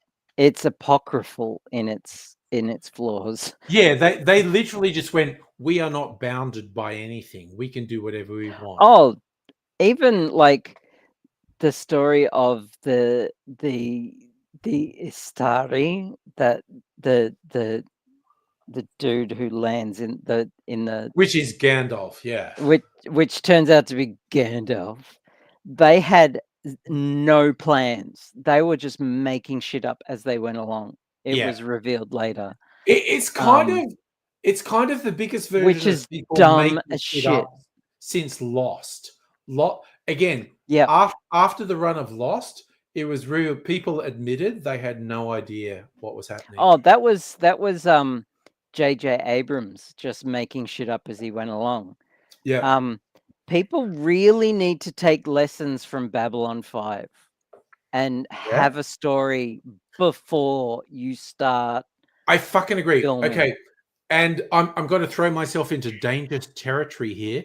with Star Wars, but beyond a doubt, the worst thing Disney did with the trilogy that they made was not to have a cohesive idea of what they were doing. Absolutely. It was literally they had Force Awakens. We've got one screenwriter and director, and they're doing whatever. Yep. The next one, different director, and what they're doing whatever they want. The third one, another different director. No, why the fuck did you dickheads not have a cohesive idea of what you wanted to do? They had guidelines and potential scripts from George Lucas himself. Yeah. After the sale to from him Disney. to Disney, and they just ripped it up and said, "Oh, we don't know where to go from here now. Let's just make shit up." Yeah. Like he never gave them anything. It was just ridiculous. That was terrible. To not have a cohesive idea of what they wanted to do was terrible. Yeah. Larissa, I am in Melbourne, Australia. Where are you from? I don't know why I said Melbourne that way. That is not how anyone in Melbourne says. Dr. Abigail is also in Melbourne. Unless are you in Sydney? Yeah. That's what I thought. Yeah, okay. Yeah. But yeah, and again, my controversial take is that the Last Jedi is one of the best Star Wars outings, and I know that's controversial, but if they had let Rian Johnson keep going with it, it would have gone. So the final of those trilogies, The Rise of Skywalker, was a fucking travesty. It was ridiculous. No one will disagree with you. No, I don't think anyone defends The Rise of Skywalker. It's just a fucking travesty. Is that the series or the end of the sequel? The end of the sequel trilogy. The last three. Rian Johnson has basically done a bunch of others, particularly the Glass Onion stuff on Netflix is really successful, and I love those with fucking Daniel Craig being Foghorn Leghorn. I think those shows those movies are fucking hilarious. They're so much fun. And it's Rian Johnson just going, "Oh yeah, I've established myself. Someone will give me money to do stuff I want to do." Disney are kind of weird and fun. I feel like it's not closed off. Like Disney have kind of gone, "Oh, maybe Rian Johnson, we could make a deal and maybe do another trilogy where you're in control." I don't know. There's going to be a Mandalorian and Grogu movie this year, I think. Okay. And I don't know. I don't know what they're going to fucking do there. Because the Mandalorian story was about half exceptionally good and half what the fuck are you doing? Yeah. I watched the first two series, but don't have Disney anymore. So yeah. But okay, Andor Series 2 has kicked off, and it's kicked off really strong. And I freaking love the guy behind Rogue One and Andor just going, "The only defense against fascism is violent resistance." It's just like, fuck yeah. And he's just throwing in all the allegories for our current political situation. And it's just like, yeah. Also, I'm just going to throw in, this is not really a spoiler because it's not in the story, but there's a couple, a male, female couple who are Imperial. And I was watching it going, okay, I just started imagining their sex life and I can't stop laughing because it definitely involves... I know who you're talking about. Yeah. It definitely involves pegging. It definitely involves strong woman wearing a strap on and pegging the dude. It definitely does. Yeah. I used that term on Twitter once when I used to have Twitter. It was one that was stepping in. There was some bloke giving some woman a hard time, so I made some comment to him about it's all right to admit that he's into pegging, and you get all these women replying, "I didn't know what that was, and I wish I didn't look." Oh my God. Okay, but what I love, that is an American, a gay American sex advice columnist who came up with two terms.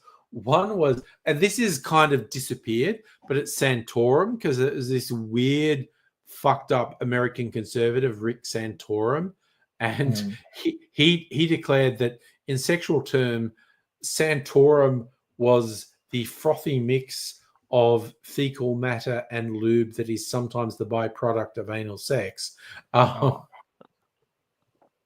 which absolutely this guy Rick Santorum was very upset with.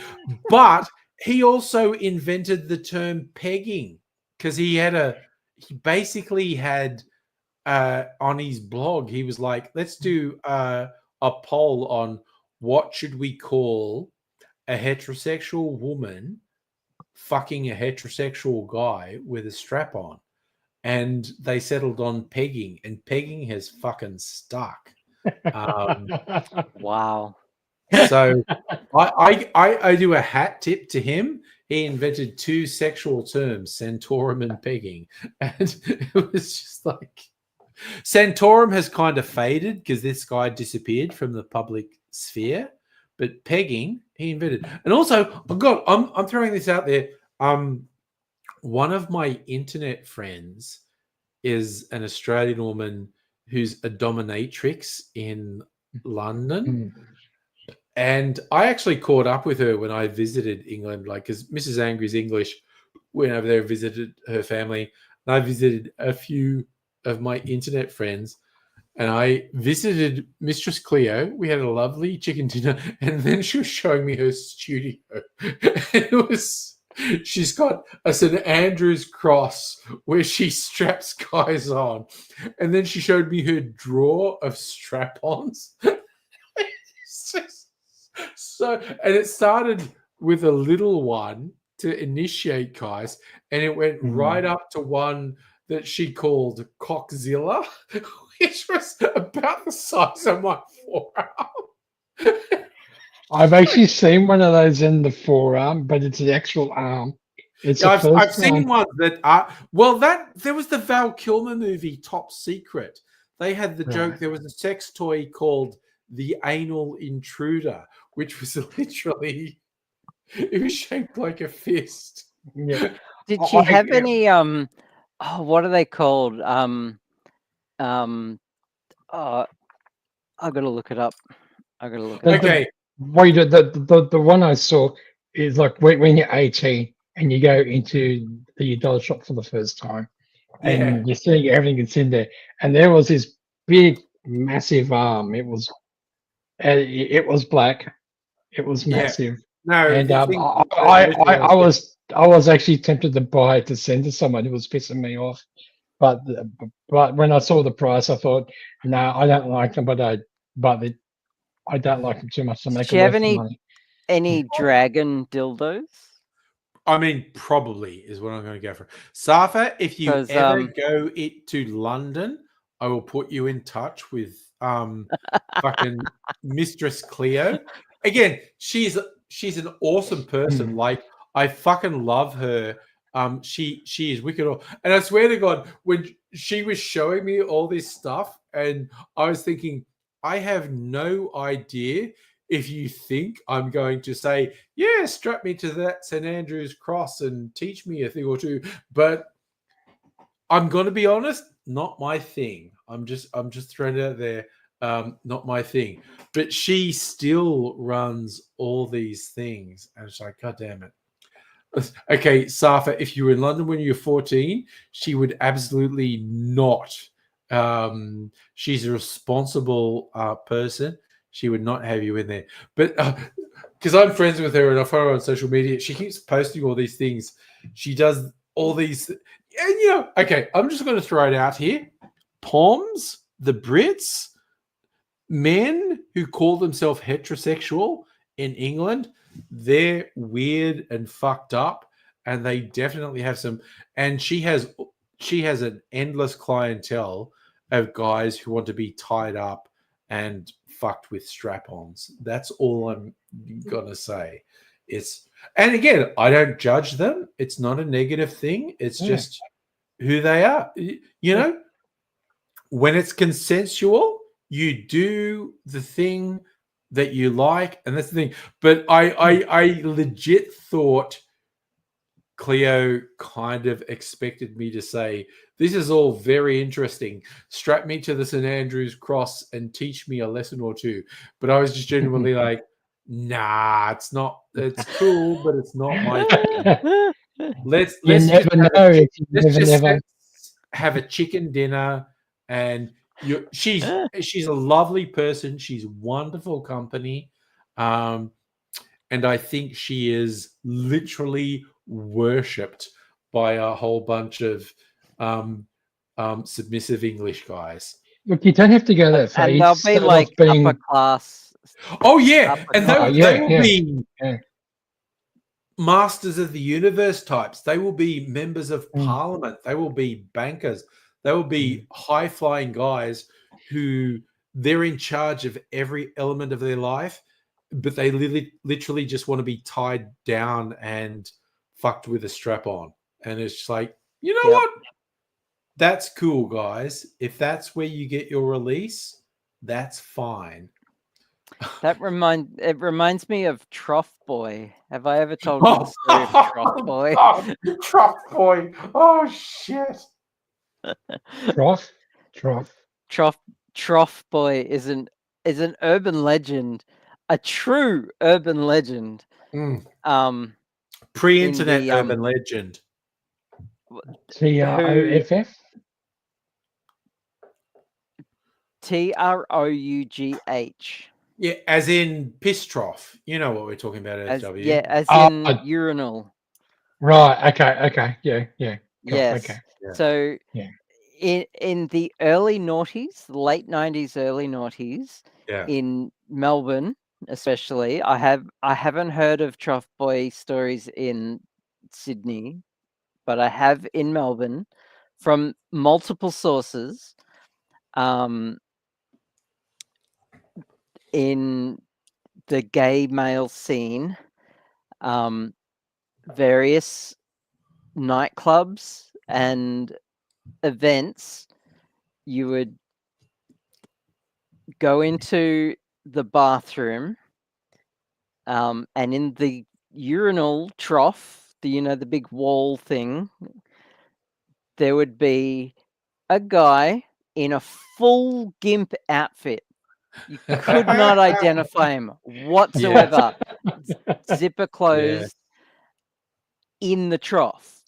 Yes. And if you went to take a piss, whatever, and you weren't peeing on him, he would like shimmy his way in the trough.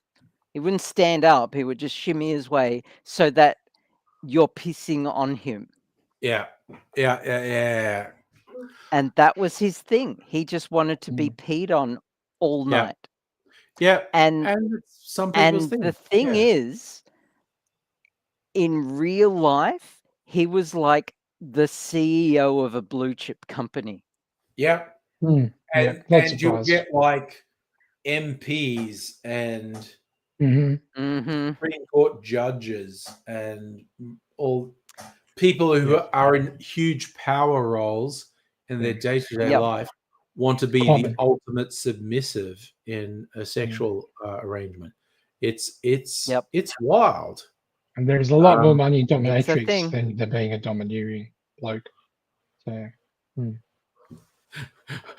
Safa's doing a callback to my yellow cocktails. They might look like pee, but at least they taste better than pee. Yes. Yeah, it's a whole thing. But I mean, it literally is a thing that dominatrixes will tell you their strongest clientele are guys who in their day-to-day life are in complete control. They're in high power positions and whatnot, but they have this sexual fetish of completely releasing their power and being the submissive one. Yep. In day-to-day life, they're very dominant, but they have this whole fetish of being really submissive. And again, it's fine. It's literally fine. If that's what gets you off, I don't really have a problem with it. Yeah, I don't judge. No, it's cool. I used to have a friend who worked worked at the bar at this venue, and occasionally they would have a lock-in event that was strictly male, strictly male, and he got paid extra for those events because it was nudity was mandatory, except for him, of course, except for staff. And he hated it because he was very hetero. But he got paid more. Gay bone in his body, pun intended. Gay bone. Intend your puns. Don't be a coward. And he hated it, but he loved the money. The money was excellent. Love the money, yeah. And of course, he got hit on constantly. Of course, if you're not part of it, they want you to be part of it. Yes. So that's he told me a few stories about Trough Boy. Oh yeah. And that's what I'm saying about and he was scarred emotionally from some of those things. Like he could only do a couple before he had to just say no. Yeah, it was too much. He literally had to start saying no. He wasn't rich. Yeah. He needed that money, but he had to say no eventually. Yeah. Like, well, that's what I was saying about Mistress Cleo. I swear to God, where she's going like, here's where I strap the guys on the St. Andrew's Cross. Here's all my dildos from the sort of beginner one through to Cockzilla. Yeah. She called it Cockzilla, the biggest one. And I was like, and I was sitting there going, I feel like you expect me to go, you know what? I want to know what it's all about. Strap me down. And I was just like, no, I'm cool with it, but it's just not my thing. It's as simple as that. And she never made a big scene about it. But again, she's a really fucking fun person. And she told me such cool stories. I really enjoyed the stories, like the dudes who just want to be kicked in the balls really hard. Like, I'm sorry, guys who want to be kicked in the balls? What the fuck? With force, with lots of force. And she said like in one point she literally kicked the shit out of someone in that she was kicking him in the balls really hard and he lost control of his bowels and onto her foot. And he was really apologetic, and she was just like, "Oh, just fucking go into the bathroom, just clean yourself up." And she washed herself. But again, I was fascinated with these guys who are so into subjugation and pain. She was literally doing the average guy's worst nightmare, being savagely kicked in the balls, and that's what got them off. And I was like, God, I just going to have to bump myself on the corner of a table and just go, "Oh, that's not good." The idea of a woman standing above me and kicking or stomping my balls, I'm just like, what? No, what the fuck? Jesus. Yeah. I dated someone once who it inadvertently turned out she was into pain, and I didn't know that until like a couple of weeks into the relationship. And I'm not. I am not. No, me neither. And I like she asked me to like do the pain thing, and I said, I don't want to hurt you. And she just kept saying, "That's the point." And I'm like, I can't. No. I'm out. Even in boring cis hetero world for me, I have occasionally had women who've said things and I've gone, sorry, what? And I've just gone, ooh, you've kind of stepped outside my comfort zone there. Mhm. And it's taken a couple different flavors, and I've just gone, oh no, that is ooh, no. Yeah. No. And even going right back, okay, I'm going to throw back. This is going back like, Jesus, like almost 40 years, like 30 plus years. The original Game of Thrones, which was not Game of Thrones, House of Cards. What the fuck am I talking about? So that got famous because Kevin Spacey did it for Netflix, but then Kevin Spacey was outed as a horrible predator and abuser. But the original House of Cards was English. And I remember watching, I think it was there were 3 seasons of the English House of Cards. And the first one was this old Tory starting a sexual relationship with a young woman journalist. And she wants him to call her daddy. And I remember my girlfriend at the time having watched it going, yes, I want you to call me daddy. And I'm going, yeah, but that was kind of fucked up. Like you're saying something, that whole show was fucked up. And yeah, and that was on the more benign end, but that one didn't work when she went, yeah, that call me daddy. And I'm like, and I was only in my 20s at that point, and I was like, oh, Now that's no, totally a thing. I'm not comfortable with that. That is, oh no. But yeah, the pain thing. I've had people. It's women in my case, but in saying things, and it's like, ooh, I'm not completely. Women in my case too. Yes, it's women with we can identify it's women in both our cases. But I haven't tried, but I don't think it would be for me because I've been experiencing different pains, including chronic pain, for basically all my life. So chronic pain. You want to turn chronic pain into a fetish? No, I'm saying, but I've been experiencing different bodily pains throughout my whole life. So yeah, chronic. Dude. I don't think it would work for me. When I get up out of a chair, I'm like, whoa! It's not very sexual. Yeah. I'm telling you. It's Yep. Mood. Oh, and I've legit, and I'm blaming this all on Sydney, and Sydney's weird and whatnot. But yeah, legit had someone, and this is women sort of referencing stuff about. I was really turning over my head. Do I even want to say this? But I'm literally like women I'm involved with who would bring up stuff about bestiality and dogs, and I was like, yeah, kinda not cool. Honestly, I'm not on board with that particular fantasy. It's not a thing that I want to. No. Creepy as fuck. I know. And again, I've been around on this planet long enough to have experienced people who are creepy as fuck, and I can even think of people who haven't been creepy with me, but male acquaintances and whatnot who have said things and mentioned things about their sex life, and I've gone, please don't talk to me about that ever again, because that's what you just said is incredibly unpleasant, and I want nothing to do with it. No, Safa, when I say any of this stuff, it's always a woman. And again, I'm not saying it in a homophobic way.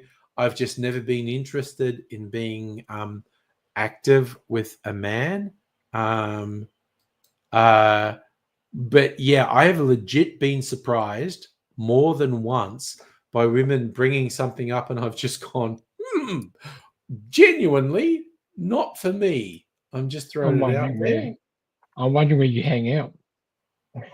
What sort of places you hang out?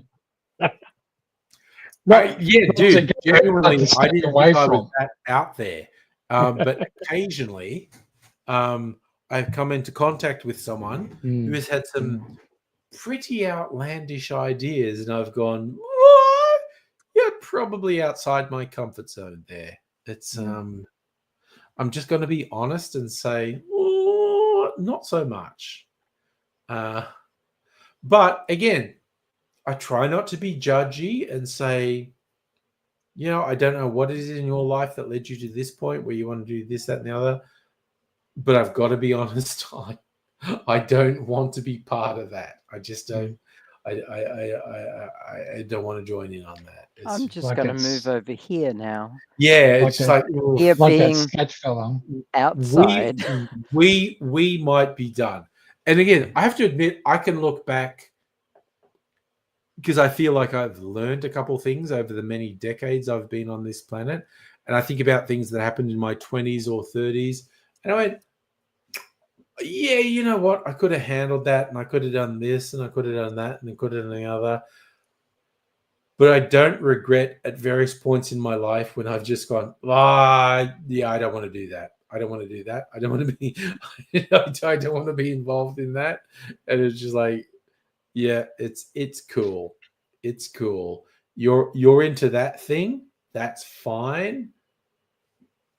I'm not. Yep. It's like, I'm okay with boundaries. I set my own boundaries, and you know, with the perspective of hindsight, I can look at things that happened in not so much my 30s. I was pretty on board with it, but in my 20s, I did genuinely have a couple weird things that happened, and I just went, "Ooh, what the fuck? What the fuck is this?" Where I think, maybe I could have indulged your little weird thing there, but what the fuck? Madam Butterfly, but you're still at work. We're just talking about sex at the moment. It's the whole thing. I love Safia. Man saying that, but dude, you live on this planet long enough, women will say shit to you, and you'll just go, really? Really? Okay. Like, I remember one woman who came on to me big time, and I was okay with it. And I was in my early 20s, and she said she was 30, and my sister met her at one point and went, no, bullshit, she's 30. She's much older than that. But she was like, you know, I want a little plaything that will do all these things. I was like a het dude in my early 20s, and, you know, this woman just wanted to fuck like a wild thing, and I was like, yeah, let's go. The toy boy. I then ended up in a relationship with someone that I had an emotional connection to, and then because I was in Sydney, this woman wasn't in Sydney. She was from out of town, and she would come in occasionally. And then she came in one time and wanted to do things. I went, I can't really do it because I've started up with someone and I have an emotional connection. And she was like, wow, really? Like, I'm just expressing these various use me as a plaything scenarios and you don't want to do it? And I was like, I kind of don't. I mean, it was really fun doing things, but when I'm actually emotionally involved with someone, I don't want to do that other stuff with someone else. And she was like, whoa, okay, kudos to you. There you go. When remembering a long time ago, it would have been in my late teens. Yeah. 18 to 20, something about. And my grandmother would meet with her elderly friends at the shopping centre once a fortnight or something for tea and cake or whatever. Yeah. And my mother will go sometimes. It was her mother. And then a couple of times I went, and there was this lady there. She started talking to one of her friends, one of my grandmother's friends. And I was naive to what the question meant. And she started asking me if I like lemon. I said, yeah, I like lemon. And I didn't know what she meant. I thought she meant the citrus lemon. The citrus fruit, yes. Yeah, that's what I thought you meant. I said, yeah. So you don't mind liking a bit of squeeze of the lemon? I said, no, it's all right. You know, you got to squeeze. Blah, blah, blah. And then she'll say something, she gets a bit lost, and she starts the conversation again. It was later on that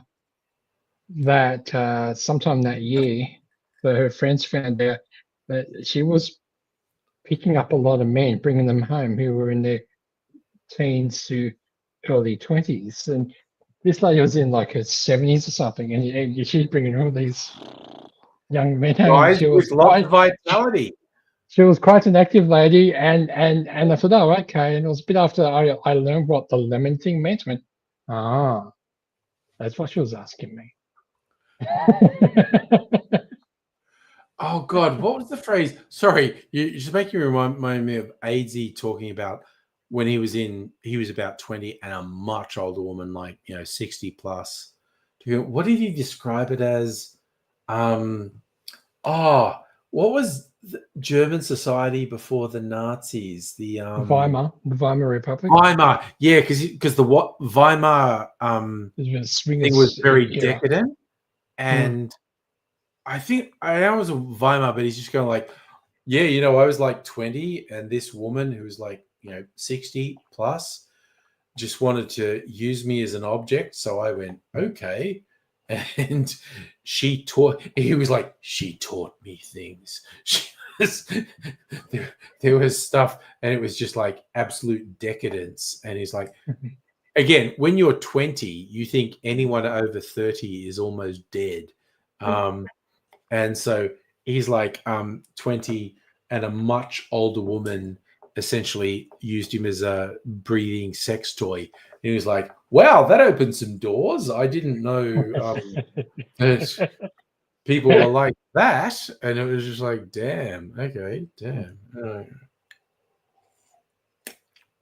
I was joking about this with Mrs. Angry, not sex, but just generally. I forget what brought it up. I was joking with Mrs. Angry the other day. It's like, God, when I was 20, I thought people our age were basically dead. And it's just, and I'm like, I'm just kind of, and I kind of am. Like when I wake up in the mornings and go, ow, my knees, my hip, my back, what the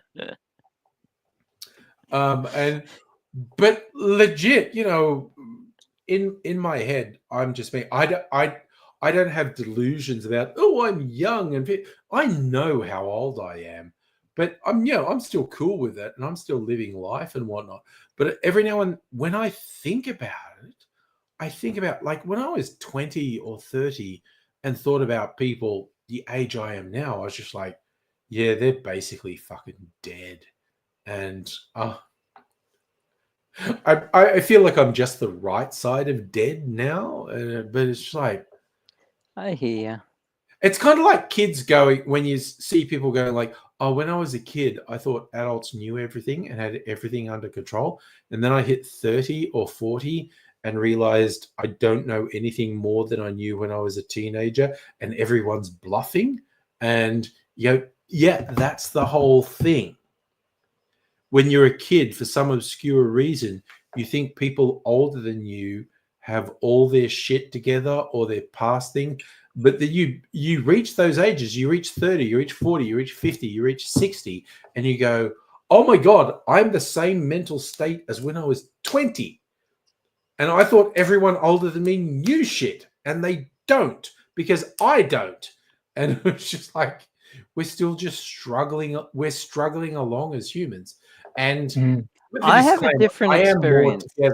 I'm more together than I was when I was 20. I have a different experience. I can remember the exact day I realized I had all my shit together. Yeah. Well, I mean, not the date, but the specific day. I remember I was walking home from work, from the train station, and I just realized, holy shit, I got my shit together. Like everything just fell into place.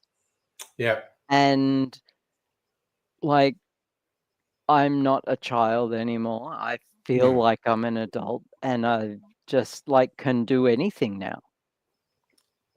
Yeah. And I didn't have all the answers, but I know how to do adulting.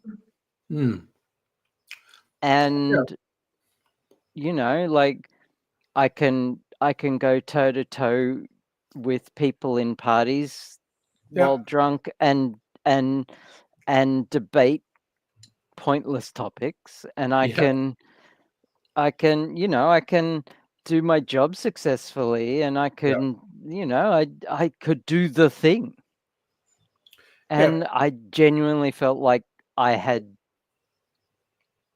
done it. Yeah. And I feel pretty together as an adult. Yeah, and it's not a I know everything kind of thing, but it's more of a I know what I don't know, but I know how to get the answers. Yeah. Type of thing. Yeah.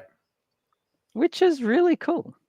Yeah. I've heard various theories, which is kind of mocking that famous and or rich people stop evolving emotionally.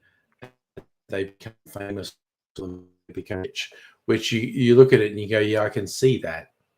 Celebrities who never seem to be more emotionally complex than a 22-year-old or rich people. But for me, where I see myself in the world, this is not absolutely true, but it's pretty true. My first proper grown-up job, you're an adult now, I was 27. And I realized a lot of the time that's where I still see myself. Like, yes, you're an adult and you're competent and you have this position of responsibility, but there are a bunch of people who are way older than you who obviously, because they're older than you, know more and are more together. And despite the fact that I have several decades past there where I know that's not true, there, at least sometimes, I realize my mental state is I'm that 27, 28-year-old. Like, yes, I'm an adult. Yes, I have a position of responsibility, but I am not in charge. There are other people who are in charge of as whatnot. And that's a thing I try to stay conscious of. And it's like, yeah, it's very easy because I don't think I know everything, despite the incredibly arrogant way I carry on in a lot of live streams. I legit do not believe I know everything. I think it's very important. You certainly know nothing about the Star Wars prequels. Oh my God. Okay. They're doing 20th anniversary screenings of Revenge of the Sith in cinemas. Oh, okay. Cool. Are they? Nice. Yeah, it's the 20th anniversary of Revenge of the Sith, and they're showing it in cinemas. So even my offspring was saying, like, hey, you're a nerd. I saw this thing. Do you want to go to... When's this happening? In a lot of cinemas at the moment, they're doing 20th anniversary screening. So just check your local cinema to see if they're doing it. Yeah, that's thing. Revenge of the Sith in cinemas again. Nice.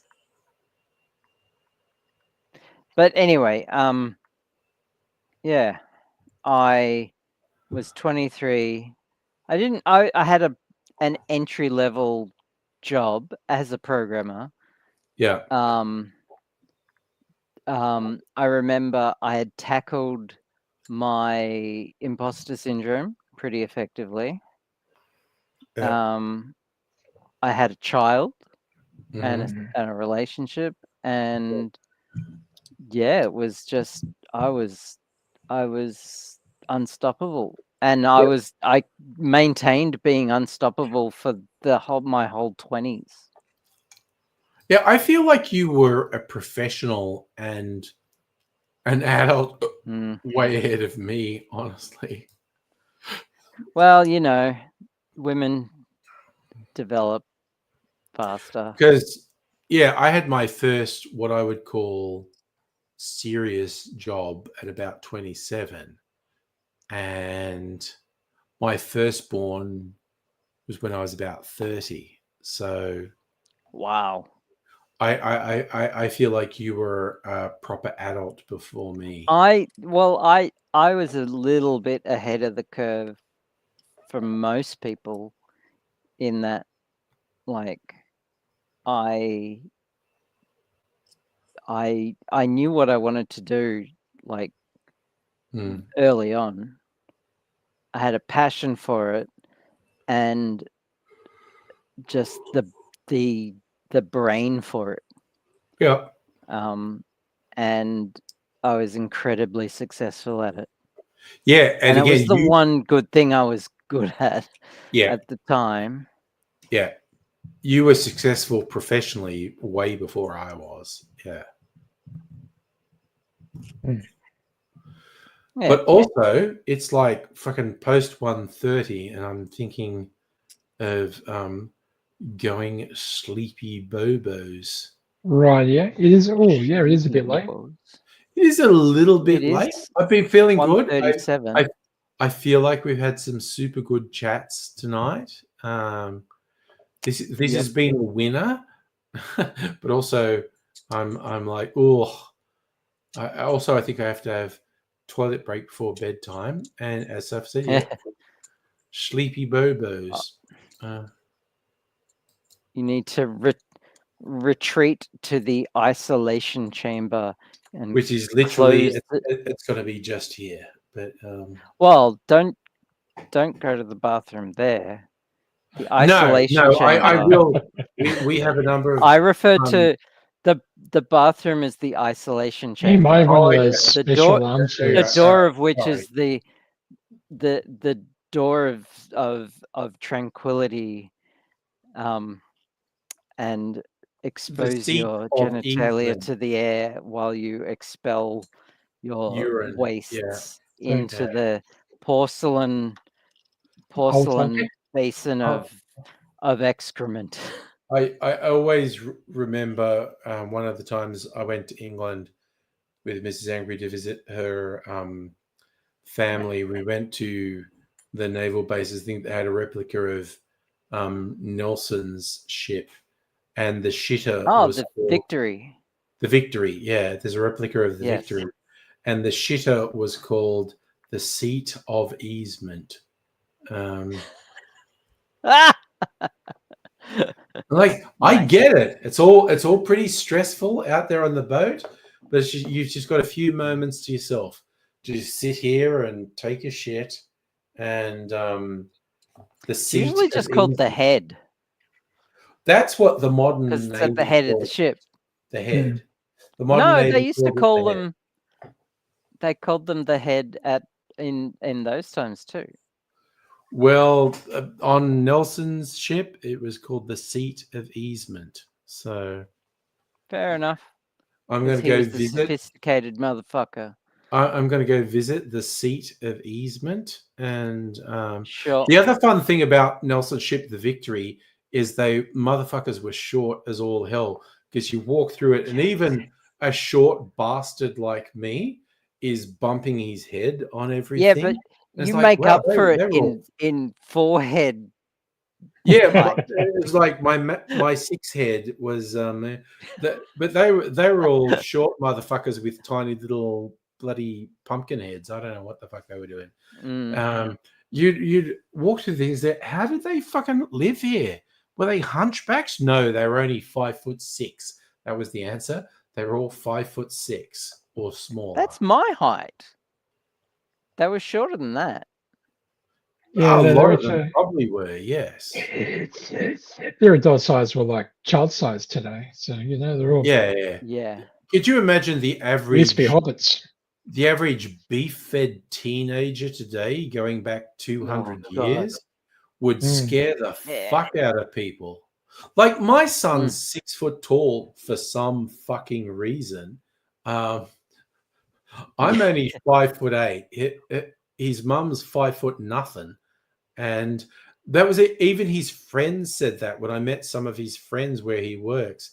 They were like, the two jokes were, "You didn't tell me your dad was Jack Black," and the other one was, "Now I really can't work out why you're so tall, because I met your mum and she's 5 foot nothing, and I've met your dad, and he's 5'7", 5'8", and you're 6 foot tall. What the fuck is going on here? He's just wow. What are you gonna do? We just fed him a lot of dairy and beef when he was growing up. It was just like, it's just a whole thing. Anyway, I am going to go to bed at 1:40. Nice. But I will be doing, in all probability, unless something weird happens, I will do a Saturday night stream because it's not a date night. Cool. Because just like, fuck it, man. I've had all this week off. Why not be super fucking decadent? And see if it's a Saturday night. So you all take care, and I'll see you another time. But bye for now. You are totally